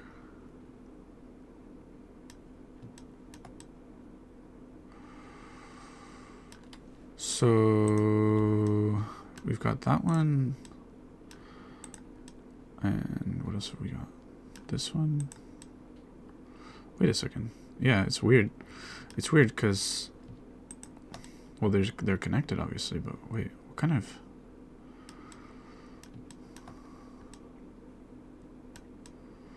I'm sure it's gonna overlap if I make more of them. Has to. So obviously, it's not a dodecahedron. But I guess I'll just continue because I've made it this far. Goodness gracious, how many of these are we gonna have, by the way? Wait. We start by forming this kind of edge. We start by, yeah, taking one of these like cross diagonal things and then just going straight along.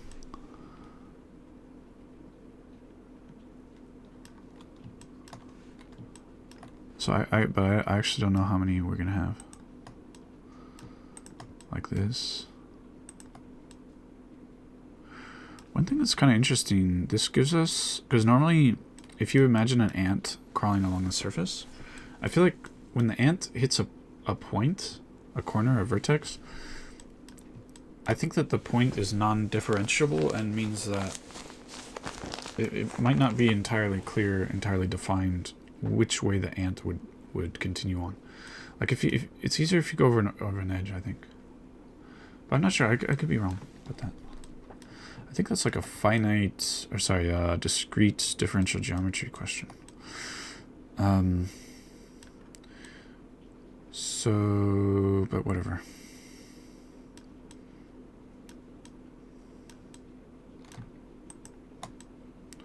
Yeah, so that will form one of them.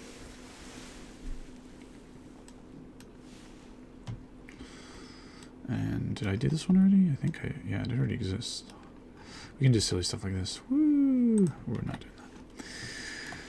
Or scale. Woo! Woo!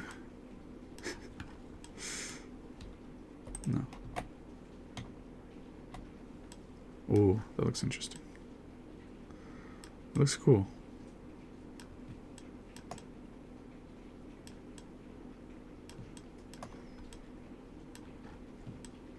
But we're not going to do this kind of weird stuff. No, no, no.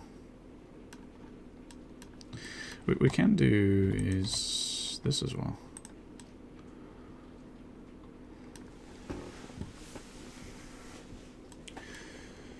Yeah, how many of these things are we going to have? So there's one. So let's just do it on this face, all the things. So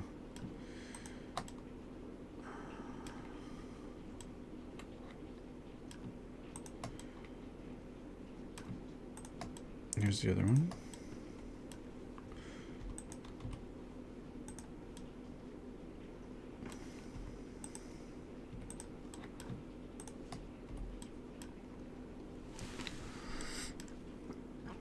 It's getting hard to reason about, but I think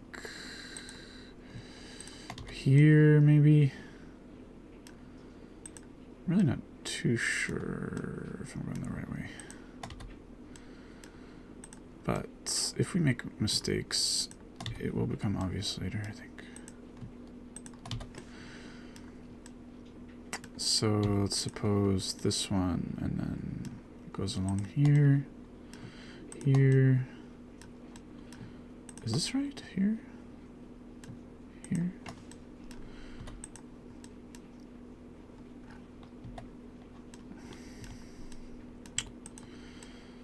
Is it this one that I just made? I think so.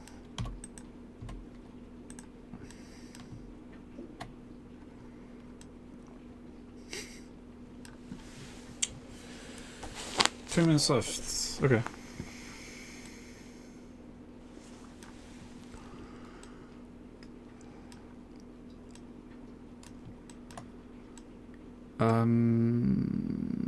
Alright, so which one? We'll pick a face that has two. No, should have. Do we have any of them with three things going through it? I don't think so.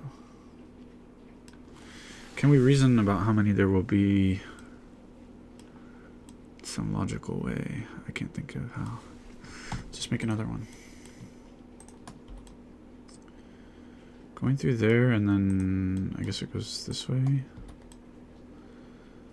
And then has to go here. This one has to go like this. And back around. Okay. Just kind of wrap it around.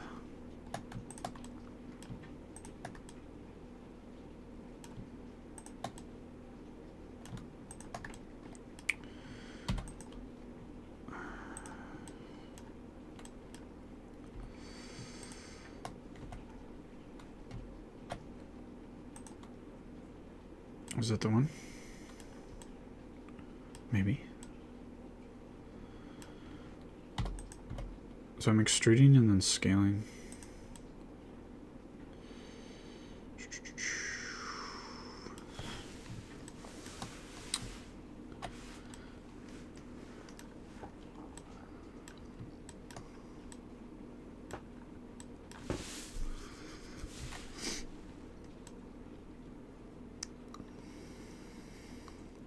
So this face seems to have at least 3 in there. Yeah.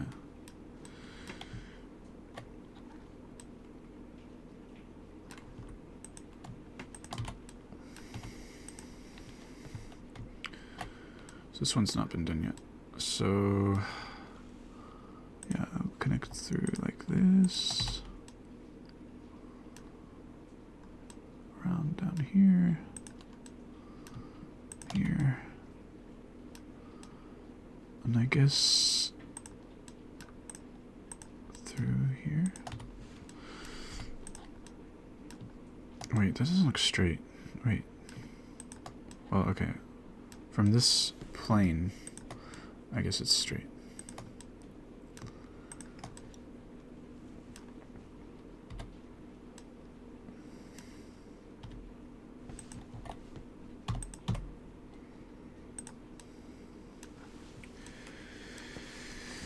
Goodness gracious, what am I doing? Alright. Then... So this face has 1, 2, 3, I think. Where's my face I was working on? I think this face needs 2 more.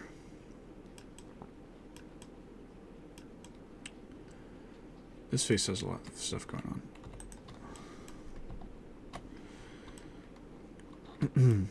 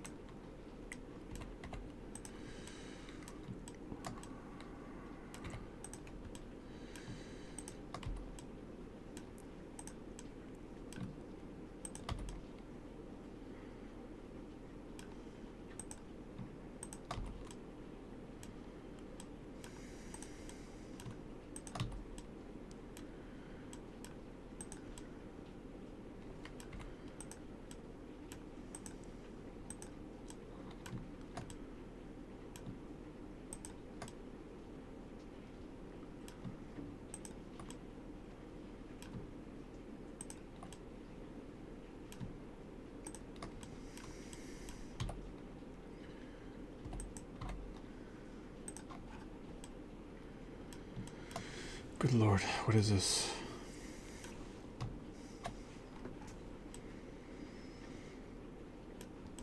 How many of these planes will there be? That's the question I want to answer.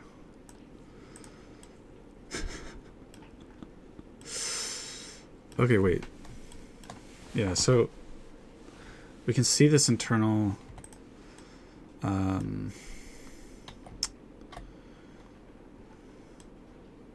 so I mean, this is coming up a lot, so I'll just try to draw it.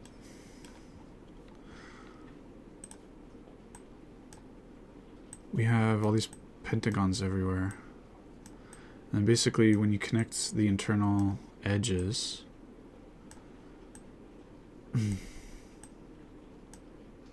it forms a 5-sided star. And on the inside is another pentagon with the orientation flipped, and so we're seeing that all over the place. And so, for example, you see it right here. The question is, how many of these planes will there end up being? This I don't know. I don't know the answer. That's what we're working on for some reason right now. Do I just continue making more of these? I mean, definitely every face will have 5 planes. So if we allow ourselves to count things more than once, I mean, there's 12 faces on the dodecahedron. So there would be 60 of these planes, but we're counting some of them more than once in that case. But we're counting it by too much by a factor of 5. So there should be 12 of these planes. Yeah, I think that's how that works. Let me use the bathroom. I'll be back.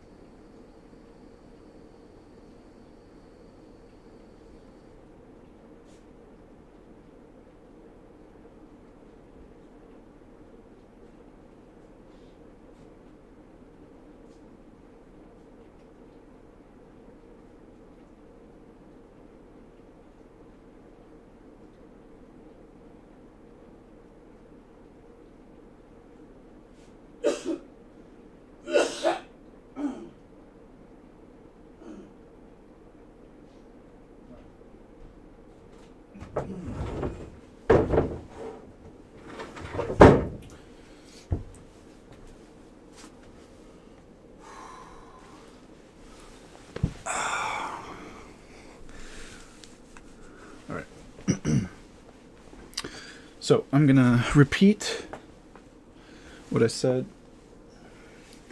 So I wanted to know how many of these planes there are that I'm making them all in the same kind of, through the same kind of procedure. These flat planes that are coming out of the dodecahedron. There's a dodecahedron in there. Well, the answer is 12, but there's 12 planes, and I haven't made all of them yet, I don't think. So each of these planes, so each face of the dodecahedron has 5 planes associated with it, because how is it? Instead of doing this, how do I just switch? I forget how to switch the.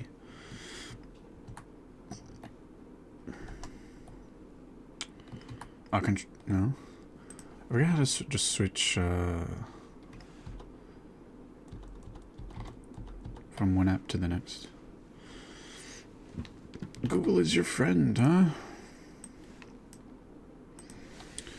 Windows, switch, app, shortcut. Alt-Tab. Okay, it's Alt-Tab. I just assumed it was going to be the Windows key. Okay, Alt-Tab. Yeah, there we go. Okay, so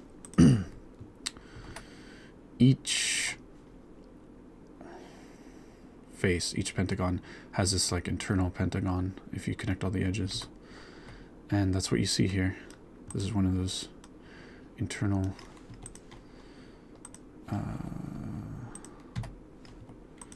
like I'll select this face, but it's actually this face of the dodecahedron. But there's this internal pentagon. It's upside down that you see right here. Which means that for every face, there's 5 of these planes associated with it.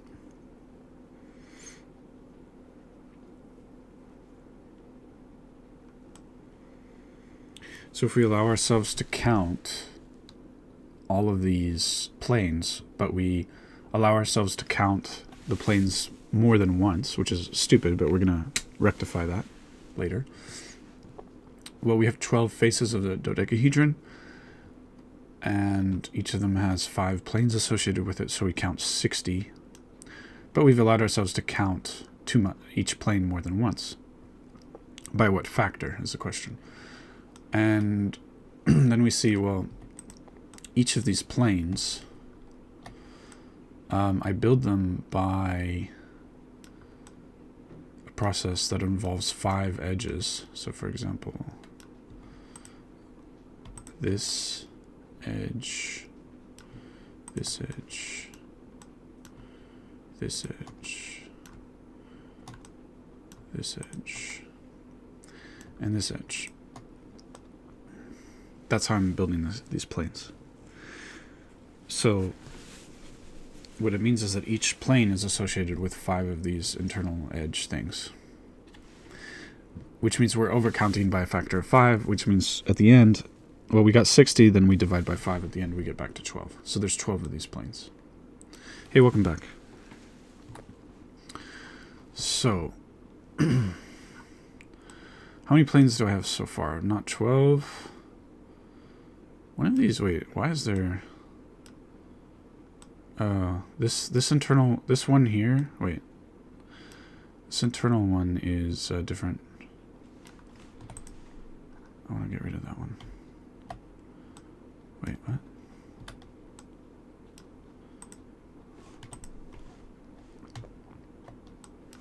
This one here is different.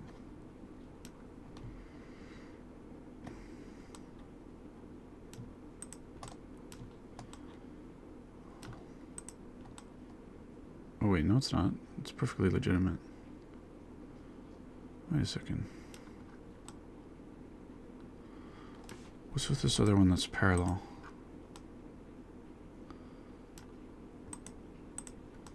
This big ol'... where is it? Oh, I got it. This big ol' one is... so what's tripping me out... this big plane that I have selected is parallel to this other plane. That's weird to me. I see it. It makes sense that there would be parallel ones. Yeah. Because, for example, this edge... Hold on. God, it's getting complicated.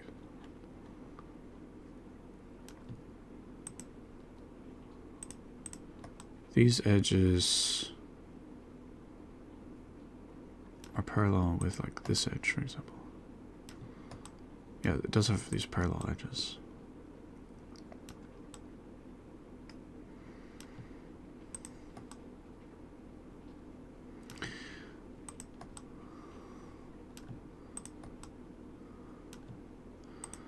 So that's interesting. So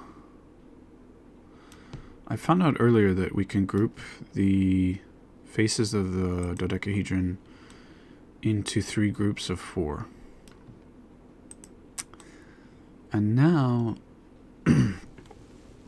I think that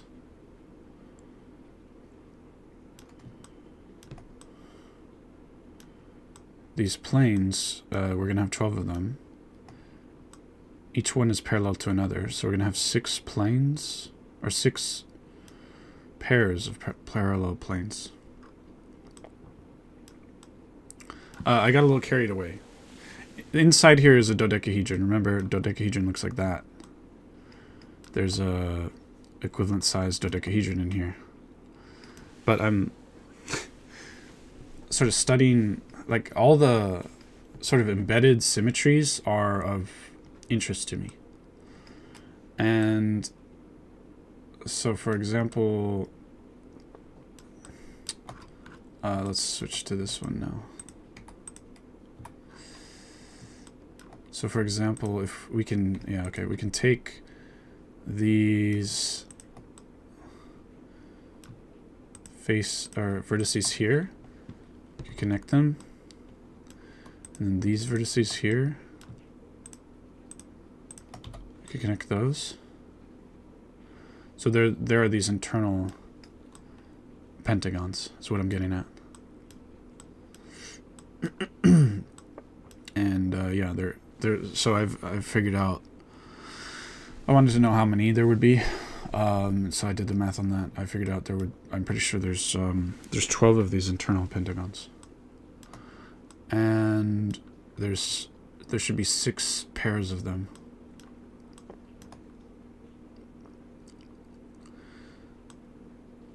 Which it almost implies like there's this hemisphere in the dodecahedron. And like if we,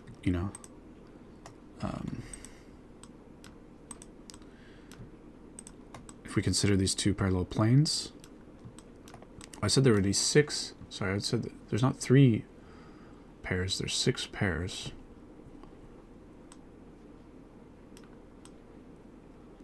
So there's gonna be, if you count this as like describing a hemisphere, there's gonna be 6 of them, I guess. I thought you were bored and was just adding new objects and rotating them for no reason because this looks like nothing but chaos. Now, I was actually reasoning about, for example, these 2. I don't want to scale them like that.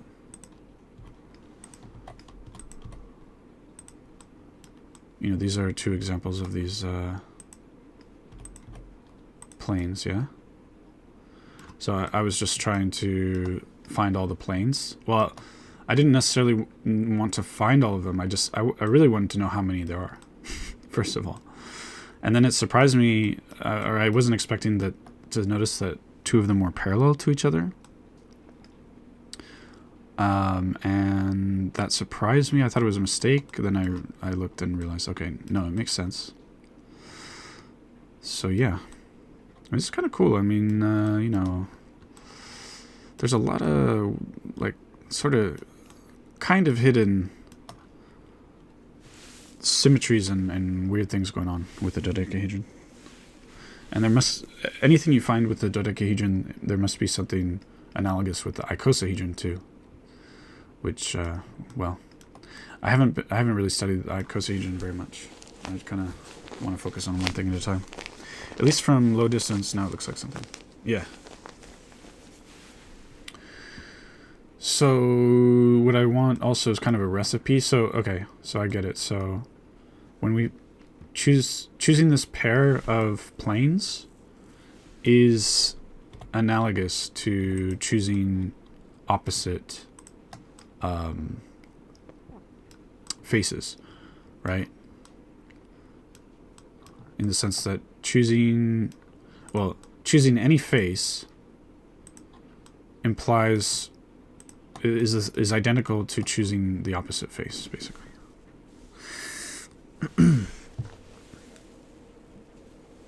For every face you choose, there's exactly one opposite face. And so that will specify these pairs. So if, for example, I chose this pair, let's say, these faces, then there's like this hemisphere. Can I rotate? Hold on. I want to get this, yeah, like that. Okay. So if I want to specify these, to specify the pair of planes that are indicated by choosing this pair of opposite faces, well, you can see these vertices in the middle here. It's going to be these vertices. But so choose these ones, make a face, choose these ones.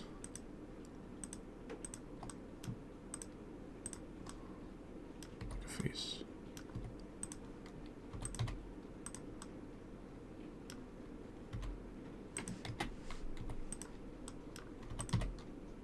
There you go. So I'll go to orthographic. You can see that there's these parallel faces, right? I'd actually split it into more objects, it looks like.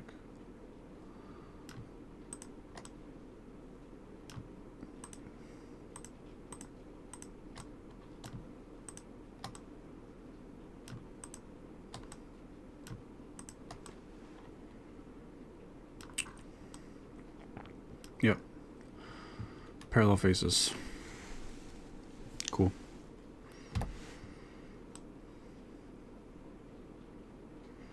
And so there'll be 6 pairs of these. Makes sense. But in particular, anything related, relating the dodecahedron to anything, like if there had been 3 pairs, that would be important because there's 3 dimensions here, obviously.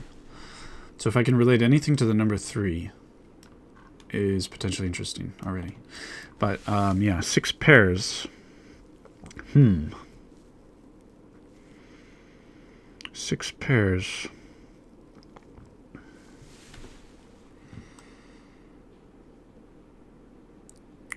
If I could find a way to relate it to the number of dimensions, which is 3, that would be cool.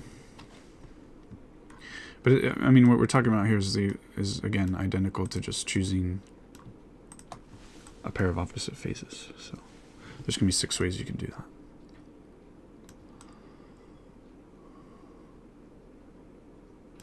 But before I was grouping things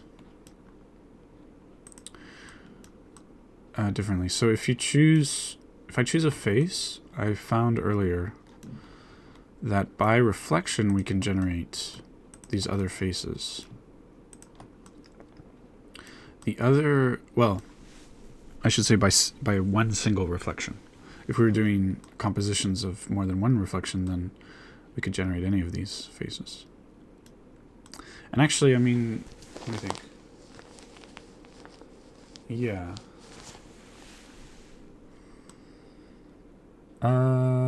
Okay. I mean, no, I mean, I guess you can go from any face to any other face by reflection, maybe. Is that true? Definitely adjacent ones. These ones that are opposite can make a reflection. What about like this one and this one? Do you need rotation? No, because we can... Yeah, I see how you can get... Wait, Can you get these? Yeah, you can get these by reflection. And, okay, but opposite ones, you can't get these by reflection. You need 2 reflections.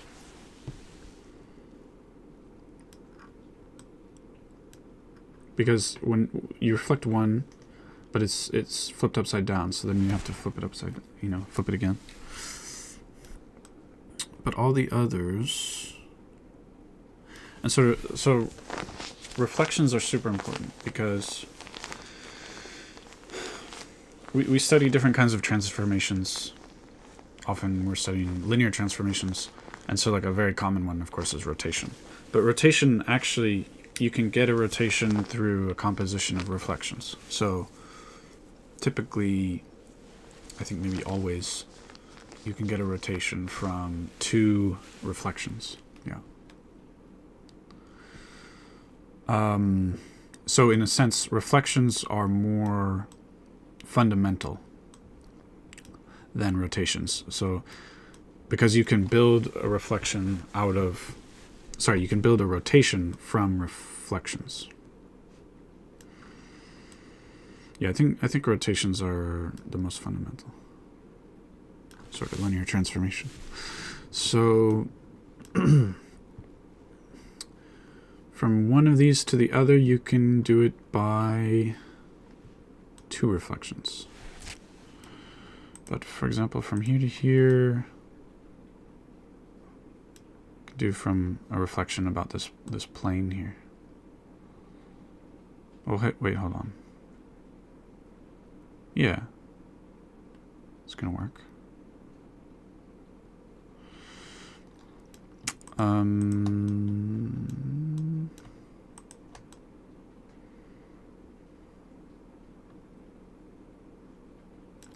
I forgot to mention when I was talking about the duality of these platonic solids, like I talked about how you can go from dodecahedron to icosahedron and also back from icosahedron to dodecahedron. So these are duals of each other, and I talked about how you can truncate to go between them. But as a middle step, there's this truncated icosahedron, and this is a soccer ball, so that's just kind of cool. Yeah, but the soccer ball is not a regular polyhedron because it's got are those hexagons? They look a little different. 1, 2, 3, 4, 5, 6. There's 6-sided shapes, but truncated icosahedron. They look weird to me right now, but I guess they're hexagons. And yeah, it's got pentagons and hexagons, so it's not regular at all, but it's kind of intermediary step.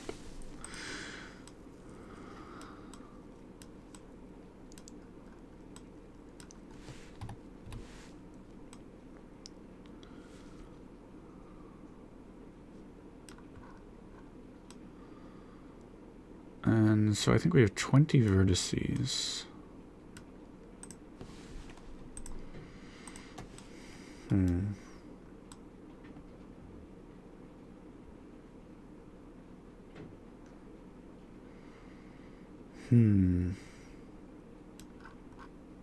Anyway, we've gotten kind of into the weeds a bit, so to speak. That happens.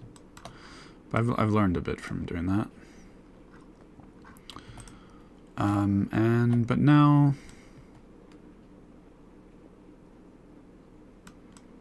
let's go back to reality. So down to earth again. So I'm going to delete this and this mess over here. I don't know. We don't need this. We programmatically made a dodecahedron. That's cool. And one of the things I was looking at, I was looking at making the embedded pentagons inside of the dodecahedron. Do you also talk with yourself while not streaming? No. Not normally. Because I've seen you talk in the stream and yeah, look, I don't pay attention always to if there's viewers or not. Because, This stream is almost 4 hours. Basically, like, a stream does better if I'm constantly talking, right? Like, typically people don't want to watch, like, so let's say I'm playing a video game. People would rather, I mean, it's going to do better if I'm talking. You know, if I'm just sitting there not talking, not that many people are going to watch. Are going to want to watch or watch. Right? Oh, you talking? Okay. Yeah. I mean, a little bit, not a lot. But I have the internal monologue. I'm talking to myself, but in my head, a lot.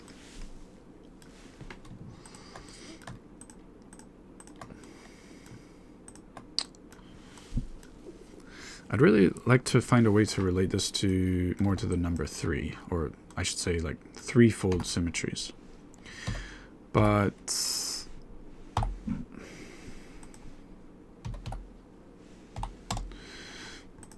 there was, let me look at the icosahedron.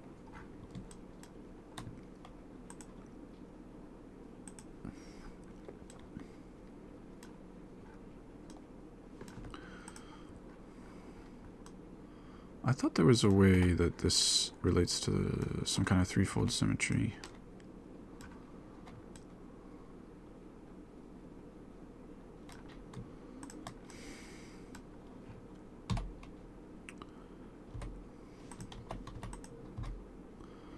So like this, I want to make these things kind of sticking out for some reason. I mean, this also has these internal pentagons going on.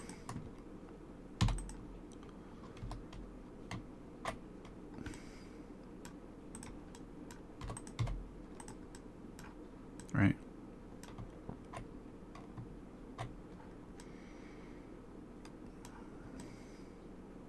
It also has like what look like obvious sort of hemispheres going on. But I mean, this is exactly the same thing. Going to be exactly the same thing that we were just looking at. Just instead of talking about starting or selecting faces, we're selecting vertices. It's going to be exactly the same thing. Because that's how the correspondence works here with the duality between this shape and the other one. I get tired of saying the names all the time. God, they're so long. Icosahedron, dodecahedron. Ugh. Yeah, it's the same version of what we just saw. And, yeah.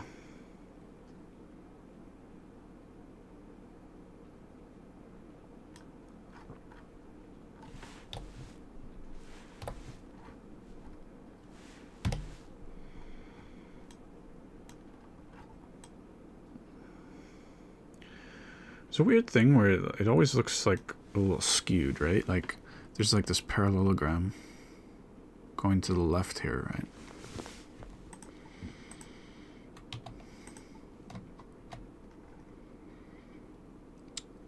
What about parallelogram going the other direction?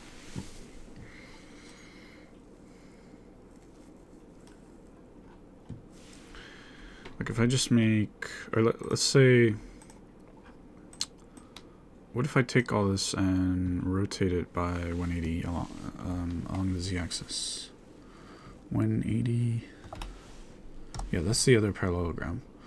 So now I'm going to start over. Icosphere. Yeah. Now we have the two directions here. Huh. That's sort of weird and interesting, huh? That was very cool that in your poll everyone voted for other games but chess. Well, I don't think...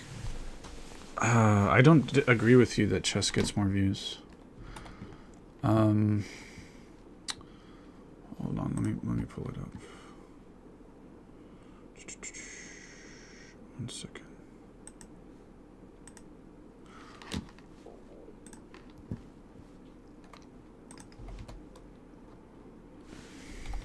Oh, I logged out of everything by accident. So, whatever.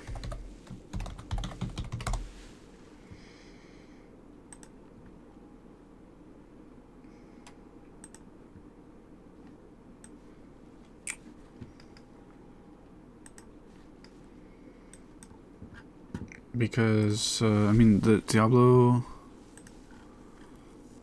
Man, there's a lot of streams. Huh? Look, this one got 2.6k views,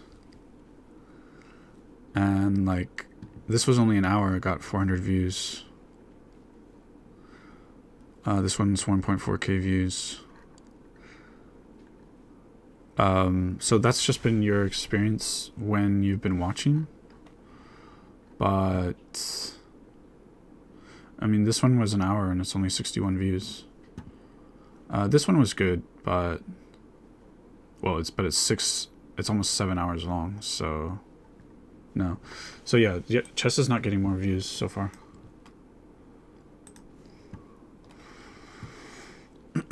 I mean in live, but I think when stream is out, other games get more views by a little. YouTube is pretty random. And it might depend on like, I don't know, small things. If you're doing vertical streams, the first 10 or 15 minutes or 20 minutes or so is super important, I think. For YouTube, I think it's sort of like lighting a fire, and if those first 10 minutes are really good, or just for whatever reason, like the algorithm thinks it's going well, then it's going to do well. I mean, it's not like only, I feel like it's never a function of just one thing. It's not only likes, but like if people come in and you get a lot of likes and subs and people continue to watch, if you get all three of those things, YouTube's going to be popping it out to a lot more people. And there's also something that happens, like there's different viewers are different, and YouTube somehow understands this. So like there are viewers who comment a lot, for example, and I think in the beginning of your stream, YouTube puts you out to more people who comment, those like commenters. I noticed one of the streams with Diablo, like I think the one that got 1.4k views, basically at one point I was getting towards the end of the campaign, the first campaign, and there were a lot of like really good cinematics. So what happened is all the viewers, like nobody was commenting. It had like 25 concurrent viewers for like an hour with no comments. So those people, which makes sense. I mean, it was about the game, it was about the cinematics. It wasn't about, the fact that I was playing it. That nobody really cared about that, right? Just the game was interesting. So I had just a lot of people viewing who they're sort of passive viewers, if that makes sense. So like, yeah, there's just different kinds of audiences, more passive viewers, people who comment, etc. In live, usually chess. But that's been your experience. So you haven't seen all of the data. That's all. And I mean, you've maybe only seen it from like the last week or two. I don't know. Let's see here. So this is weird. I've never really seen this weird object before. Looks like a circus tent or something. I want to get rid of the, okay, hold on. Rotate by Z 180, enter, and then make a new icosahedron. Okay, so we get this weird object. So let's turn off orthographic. What the heck is this? But you can see that there's one dimension here that's unique. That's the Z-axis. That's because I rotated it along the Z-axis.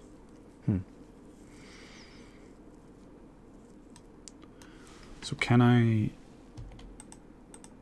start, let's rotate along y-axis 180 degrees, make a new icosahedron.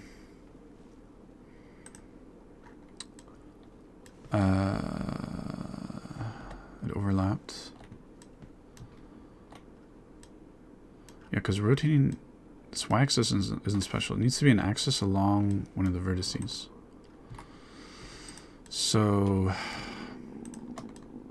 I wouldn't know how to do that.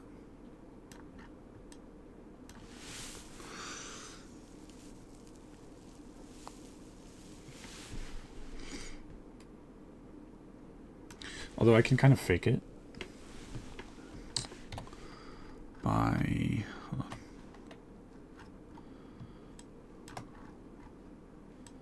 Try to get this lined up perfectly.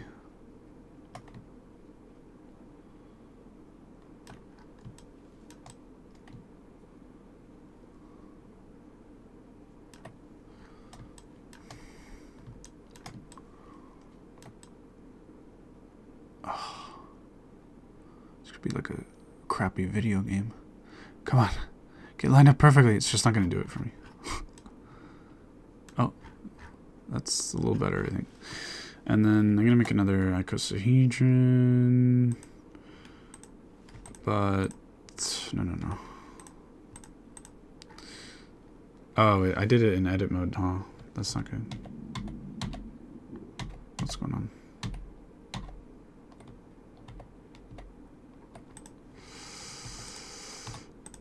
Okay, object mode. Okay, make another icosahedron. I'm trying to rotate along this arbitrary axis. Okay.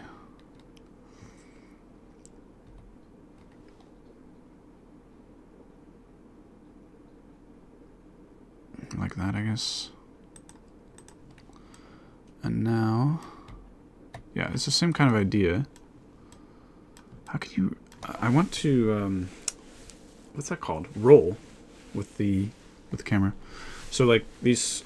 there's some terminology you can borrow from airplanes, right? There's like pitch, yaw, and roll. So I want the camera to roll, but it's kind of difficult. I don't think there's like an automatic good way to do it. But it's singling out this axis as being special with this process.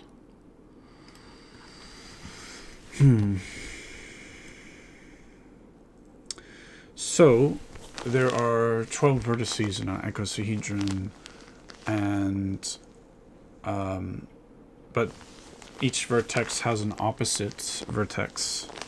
So there's going to be 6 ways we can choose to do this. So yeah, we're back where we started with, like, there's kind of a 6-fold symmetry going on. I'd really like to find more 3-fold symmetries. 6 is twice too many.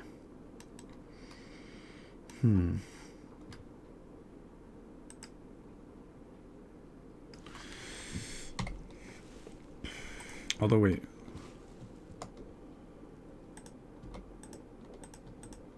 I think.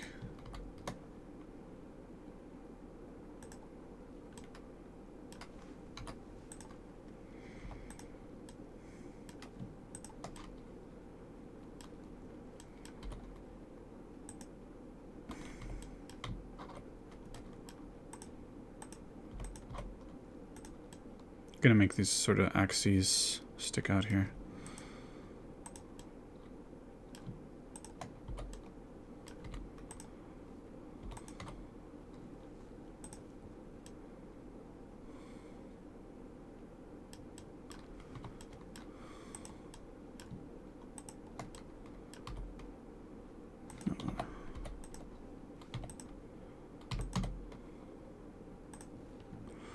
Of which there should be 6. Wait. Only 6? Well, we'll just keep working at it. I think it'll be 6, but we'll see.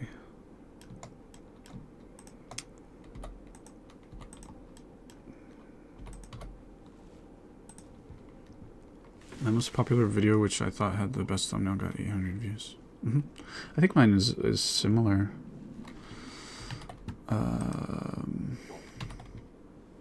I think I closed it.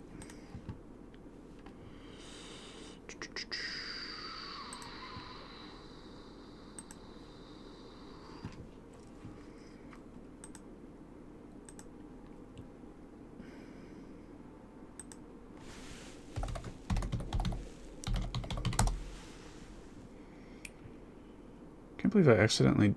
So today I thought I was deleting my web history on in Chrome, but I accidentally deleted it in Firefox. That's a lot of web history, whatever. I don't think I've ever deleted it.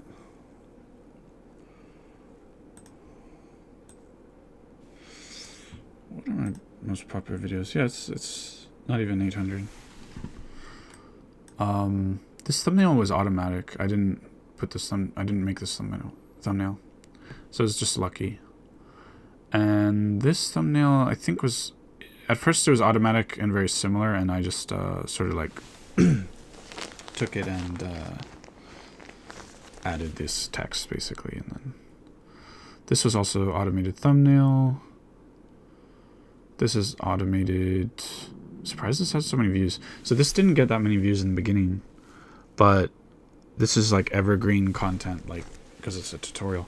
But I don't think this gets many subs. I'm sure I don't have more than 3 subs from there.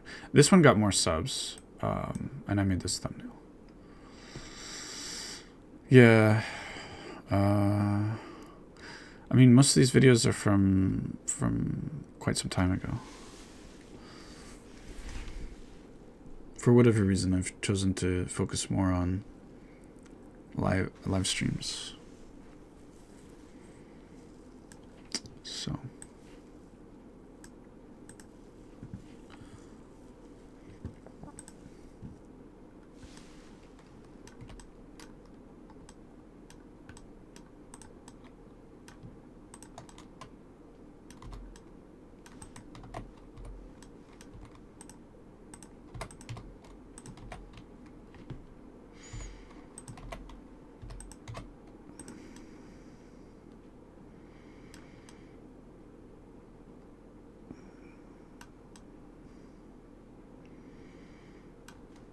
Okay, just one more left, I guess.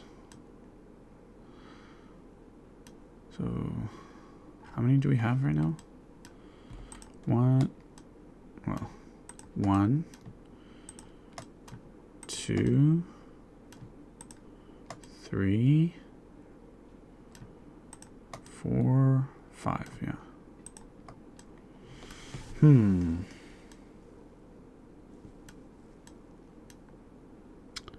5 of these little axes. So if you specify, well, there's 6 of them. So basically, if you specify one axis, like the z-axis here, then you get this 5, probably some kind of 5-fold symmetry coming out of it. But let's just complete this. So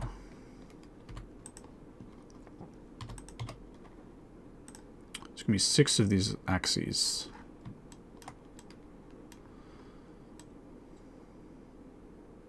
Yep. I keep kind of like rediscovering the same thing. Okay, but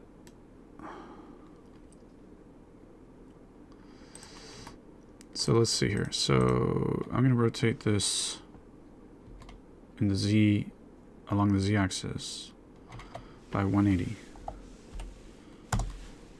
And then I'm going to add another icosahedron. So we get this weird circus tent looking thing. What else would you call it? You call it like one of those, a top, maybe?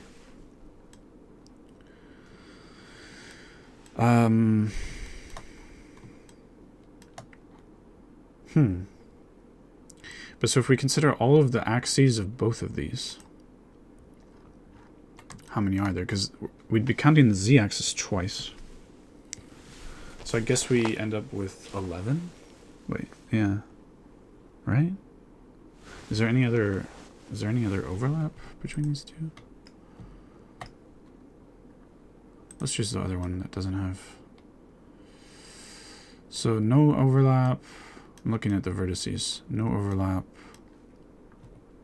Let's take it into edit mode.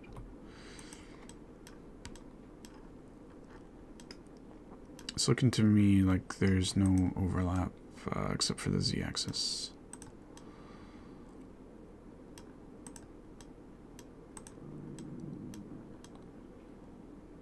Uh-huh.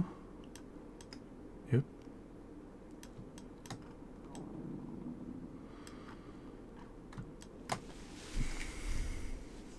So if we consider these two icosahedra to be dual to each other in some sense, then altogether they have 11 axes. There's the one that they share, and there should be 10 sticking out. I guess like obvious axes or canonical axes or something like that.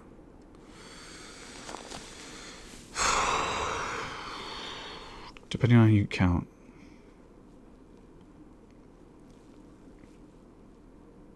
Well,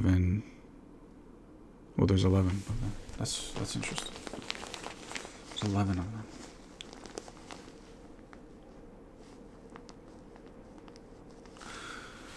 What if we counted...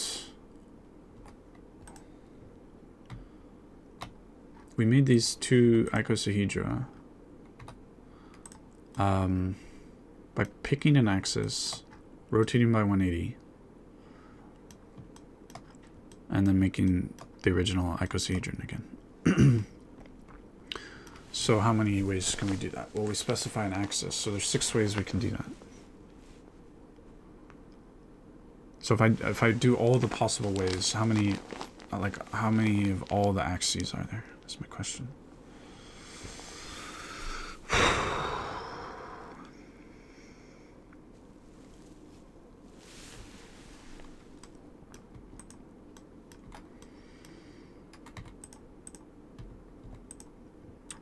What if can I merge these objects into one?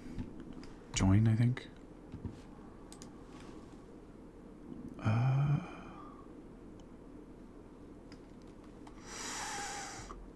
Join. Yeah.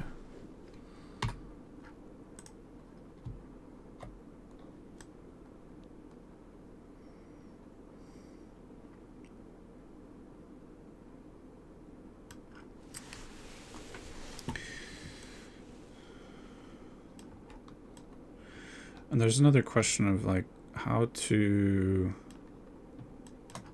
like, suppose I want to rotate about this axis, this one of these oblique axes, and do it perfectly computationally. I think, I mean, one way to do it is with quaternions.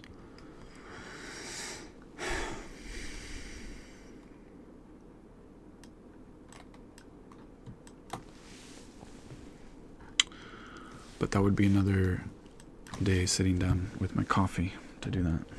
Let me get more coffee.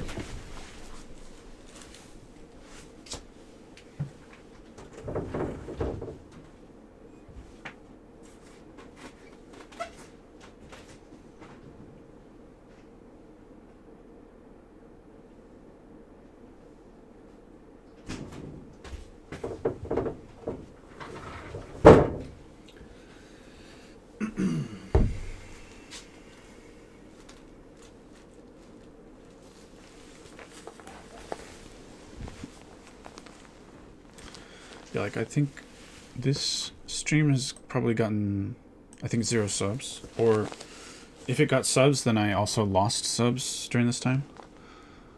And I mean, that's not really surprising, to be honest. If I put at the top, please sub, I might have gotten a few subs. How many views does this have? Let's see. It doesn't really tell me there. On my phone it tells me.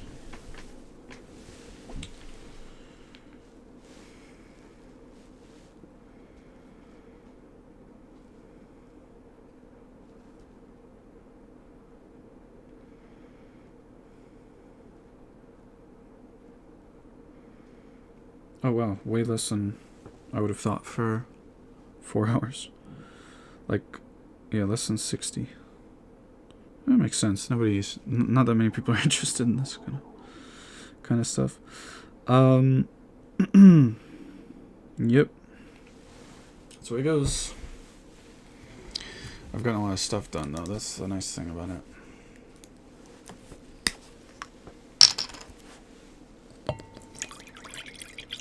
Learned some things that I didn't know before.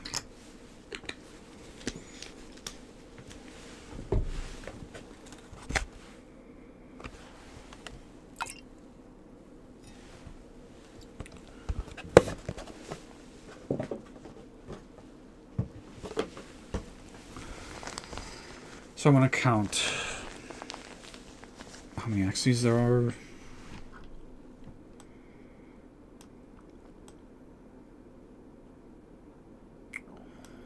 If I do every possible way,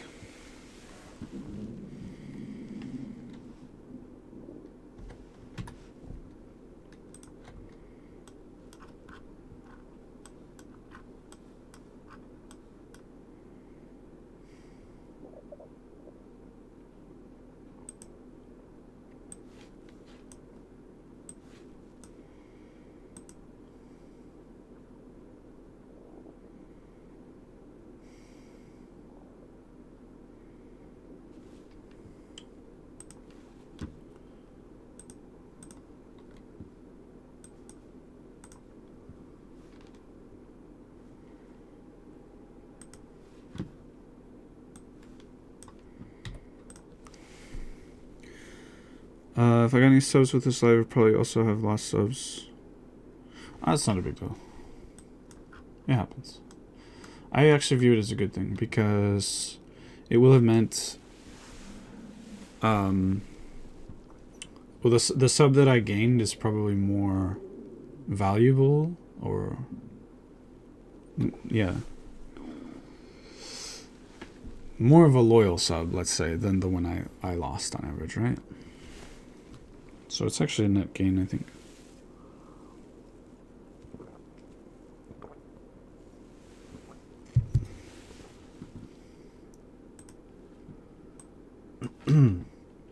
So I wanted to fill this like this.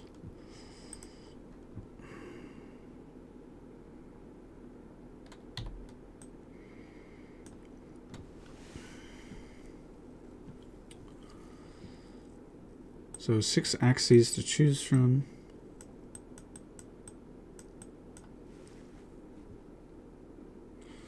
But see, the question is, how much overlap is there, if any,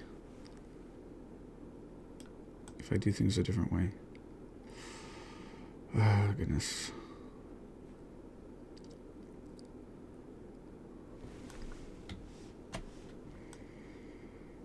I do not know the answer. There might be no overlap.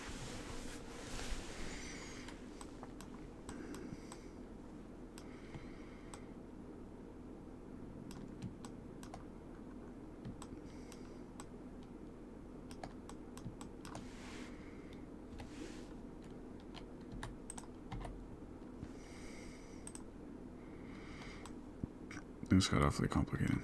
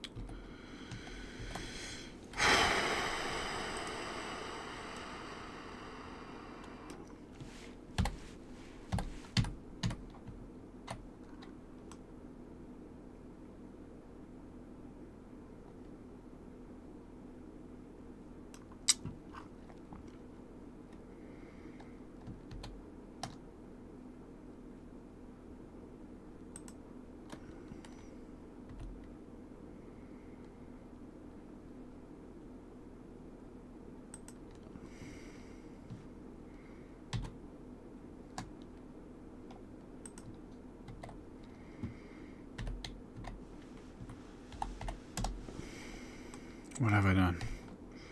Is this the answer?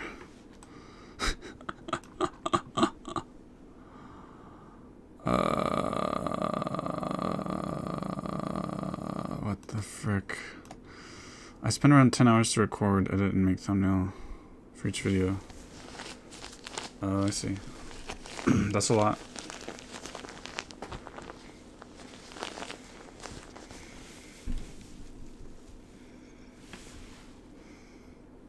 I'm in the mood for a break. Do you want to show me? Let me see if I can find your channel.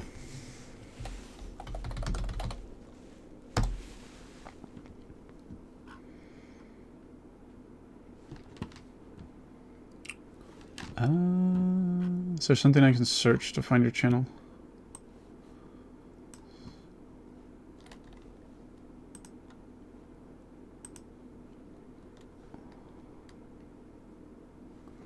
I think... Okay, I found it. This is your channel, right? Oh, you were talking about Terraria, yeah.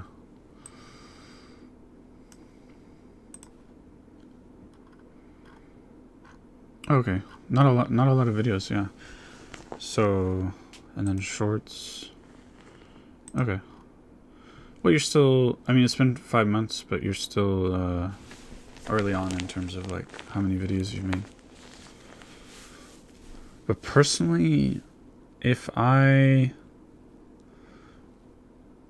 just me, like everyone's different. Just me, if I were spending 10 hours, I would decrease the quality and increase the quantity for a while. See how that goes.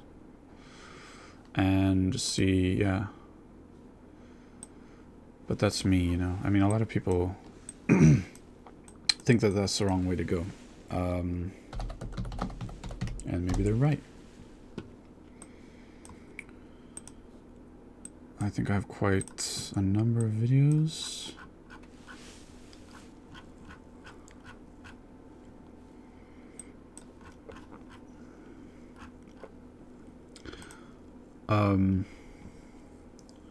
This was lucky.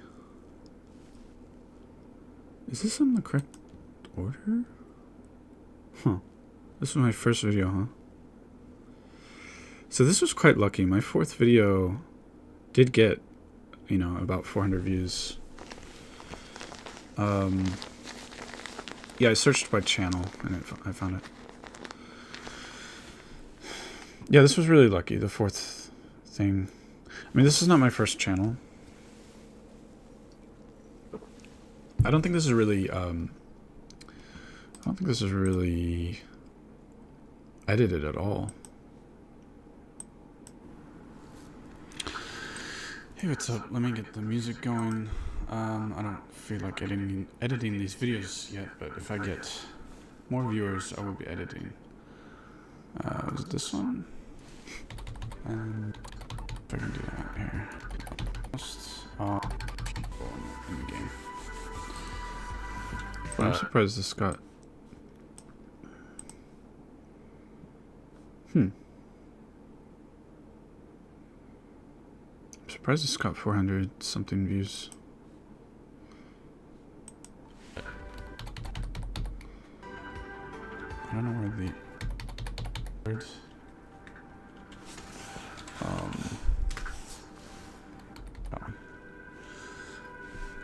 Whenever I make an apostrophe when I'm chatting, it just presses enter in the chat, so like yeah, not edited. Again, like I did change the thumbnail after, but in the beginning, I just don't actually. I don't remember if I made this thumbnail or not. I mean, it's not an amazing thumbnail anyway. I mean, obviously I made this thumbnail. I don't remember if I made this in the beginning or if at first I just had the automated thumbnail and then later I changed it to this. I like to have good quality videos so I can watch my own videos again myself. And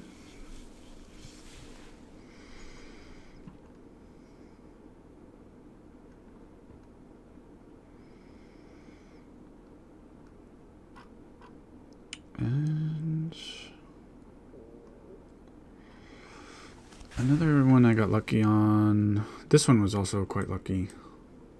Yeah, this is the most popular video so far.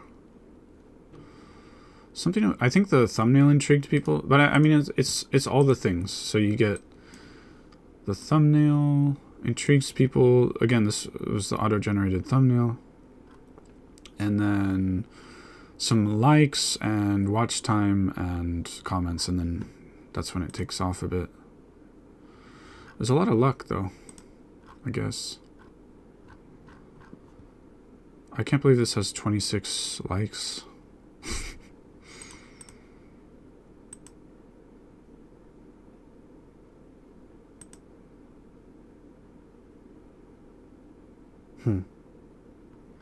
I put in chapters?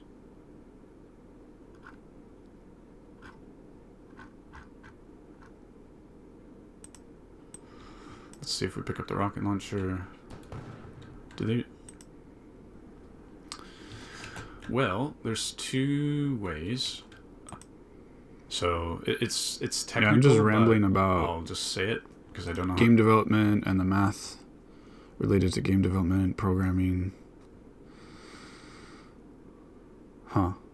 Thing is, I don't know how many of these rambles I have in me. Like, if it was if it can be anything, like including physics and math, then I can ramble on almost every day if I really wanted to. But if this had been just about math, it would not have been very good. I think probably less than 100 views. But because it's about game development, it did better. And it makes sense, because that's why I'm doing Roblox to begin with. So I'm interested in game development stuff. Which thumbnails of my videos do you like more? Let me check. Okay, I'm not... So first I'm going to comment without looking at the number of views that it got. So in terms of just the color, this one jumped out at me a little more because of the color. I also think having like... So people... Because we're humans, we respond to faces and bodies, right? So like on mine, this one did well, it has a human figure. This one also has a human figure at least. And I mean, relatively speaking, where is it? This one did okay, considering this was, again, the automated thumbnail, but there's a face, right? Yeah. So this one jumped out at me first. This one I think is good. I think this is Shrek, right? It doesn't interest me too much, but I think as a thumbnail it seems good. Then I would say I think this one's alright too. This one less so, because you do have like a human figure, so to speak. There's a character here, but it doesn't sort of pop out. Like you have to, because the silhouette and the shape looks like it just kind of looks like shapes. It doesn't really stand out as a person. This one, the person stands out, but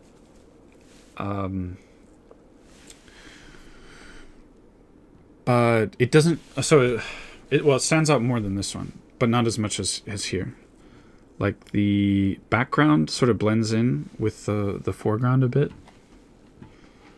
So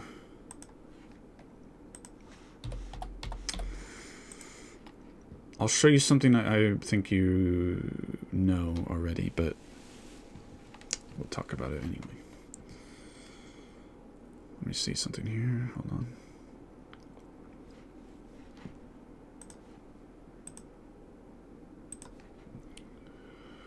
Alright, so I use GIMP. I don't know what software you use. There's all kinds of software that's good. I think YouTube Thumbnails likes the 1280 by 720 size. And then... So yeah, hold on, let me think here.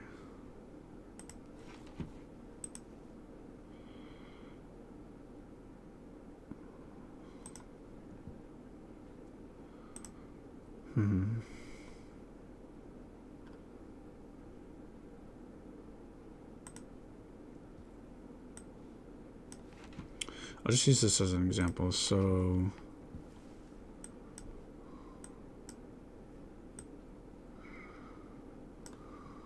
and I'm not very good at this stuff.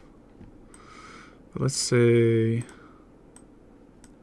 I'm not good at AI. There's got to be AI tools for like getting the characters out. Actually, on the iPhone, it seems to work all right. But let's suppose you had like a character you can separate nicely here. It's not working for me. But anyway, you just add shadows. So, okay, let's suppose... Trying to get this E.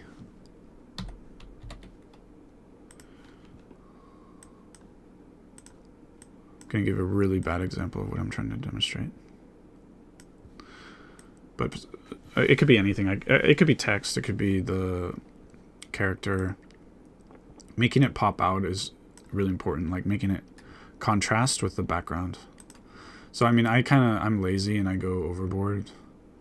So I'll do like I use Photoshop. Nice. Yeah, I don't have Photoshop, but I think you can do all the same stuff anyway. Yeah, so shadows, and I'll add like a bunch of shadows. And not that I'm any expert, but you know, like making this E just stand out, right? And you can do this multiple times, and like actually before I add shadow, I always like to make at least another copy of the layer, just so that when I mess with the shadow, I'll do it on the layer below. Drop shadow.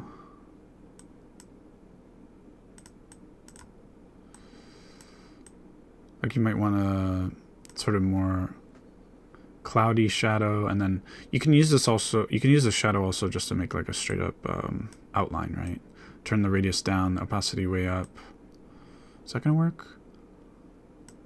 I think it's acting weird because the layer is a square instead of like being exactly the shape of the E or something. I'm not sure. It's a blur radius, I think. Yeah, okay, there we go. Yeah, so you can use it as an outline as well. So, and then if I want to add more shadows, like I have that layer that I had before, and I'll make a new one every time. And now I can take this, or I can even take the previous layer. I just make more shadows and stuff. You can play with the colors and all kinds of stuff, like magenta or shadows on top of shadows and all this kind of stuff. And so you can really make things pop, you know? And yeah, so that would be my constructive feedback, like on this thumbnail here. If the figure popped, like if you have more separation of the foreground, if the figure popped out, and here too, I think it would improve. But I think you did a good job on that here. And this figure could pop out, the human could pop out a bit more. And yeah, I mean, this was a good idea with the Shrek thing as well. Like, cause yeah, like I said, and I think you know, people respond to faces. So now I'm looking at the views here, and I can see that this has done by far the best. And yeah, I think it's what I said. Like, well, also I don't know how. Like a big factor might be that people are interested in Shrek and mods and all that stuff. But you have this like clear figure and face that is like clearly separated from the background. And I think maybe the size is playing a factor as well. Like I like this one, but the size here is bigger. So yeah. And then, but just me personally, just on a totally personal level, I actually like this one the most. I think it just looks nice. But so I don't know what the titles are, what the content is exactly, you know. But I'm not sure, like if it were on the side on YouTube, I'm not sure if it would catch my eye. Probably this one's catching my eye the most, right? So that might be a big factor. But yeah, I think you're doing good. Good job.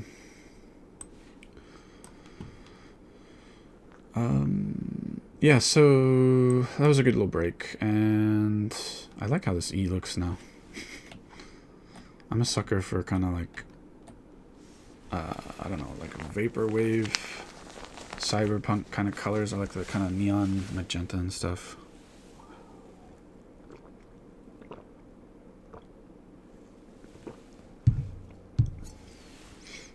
And I guess, yeah, trying to make the text pop. You do have it going on. but you might be able to improve it more, especially experimenting like with multiple layers of shadows and stuff like that, outline. And you can just search and I'm not good at it.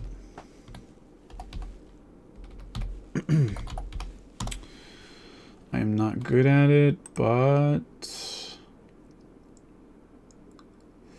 do we have some good examples? Like I don't think this is a good example. I think that's like really, it's basically what I already showed. There's some of them that look really nice, or even like 3D. I mean, I guess, although I don't like this thumbnail because it's very like, it's not my style, it's like very clickbaity almost, but I guess the text is I think it's effective. Yeah, this kind of style is probably effective. It's not really my style. Feels a little clickbaity. But there's people who kind of make it pop in a 3D way, which I...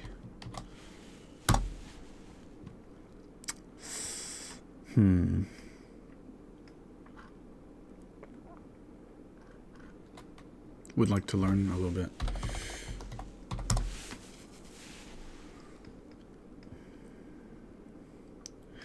You see how this text is on Super Mario 64? I'd love to be able to do that. And I've seen people emulate that style occasionally. But it's not easy, I don't think. I think it looks cool. Yeah. I would like to be able to do that. Okay, so I don't know what the hell's going on here. So I guess I'm just going to consider this an open problem for myself going forward. Hold on, let me read the chat. The check might get that much view because of the title, which if translated would be mixed 30 mil. Yeah, that could be. It's hard, but I think probably your best video is probably going to be a combination. It's, you know, like several things were good. The title, the content, like the choice of what the content was about, the content itself. Because I think you need kind of all the ingredients. Like if, although you can tease out some of the analytics. Like if you have, for example, yeah, you just look at like the click-through rate, how many impressions YouTube is giving you. Because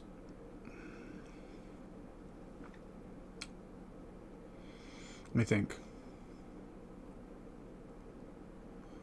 Yeah, I mean, it's a little complicated. There's a lot of things to tease out, to look at.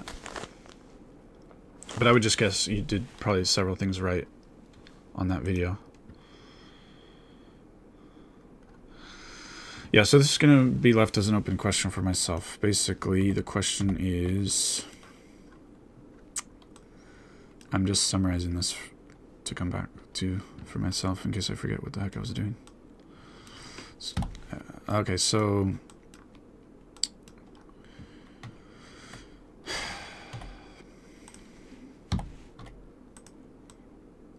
sometimes you look at the icosahedron, also the dodecahedron, but you can see this like parallelogram has a clear skew or slant to it.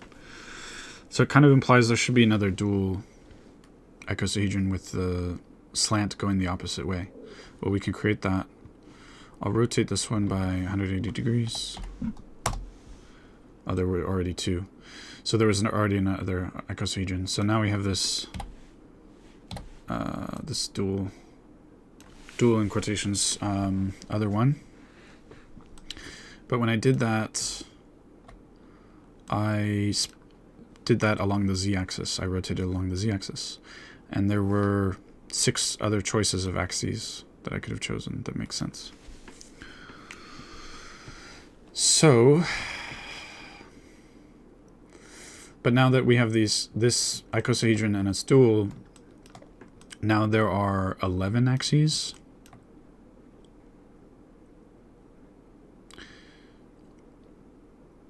We have 10 in this sort of equator region, and then the one going up and down, so there's 11.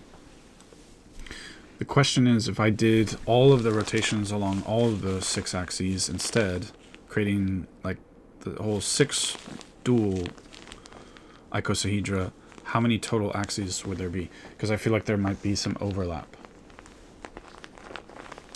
And does that form...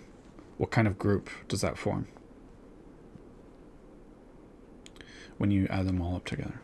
So that's an open question. I don't have the energy, and it would be better probably to tackle that another time. I think it's an interesting question. Maybe it's a type E symmetry. I don't know. Okay. I wish you could hold shift or something, or alt or something, and make the rotation adjustments a little more fine-tuned. That would be nice. Alas, I don't think there's... there might be a way to do that, but I don't know it. Okay, I want to go... No, I think that's it. Yeah, I'm thinking of wrapping up this stream. I don't know if I'll stream video games or something later. I'm pretty tired. Yeah, I guess I'll wrap it up. Save. Although I'm gonna say... Oh, there's obvious more stuff to do here. Also, I learned today that the dodecahedron that's naturally embedded inside... Actually, there's no dodecahedron. It's probably... But there's some object... It works in hyperbolic space, so I need to look at that more. Alright, I think that's it. Thank you and goodbye. I actually like some of these. It's okay. It's nice.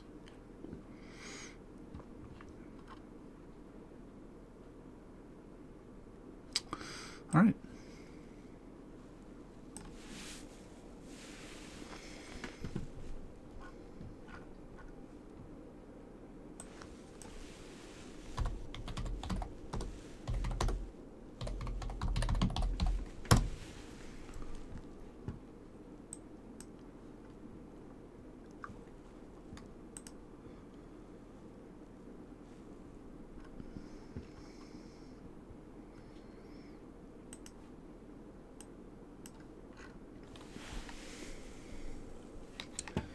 Bye-bye.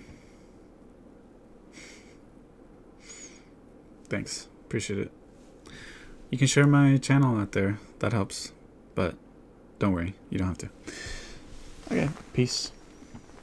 I don't know how much lag there is, so I'm going to wait 10, 20 seconds.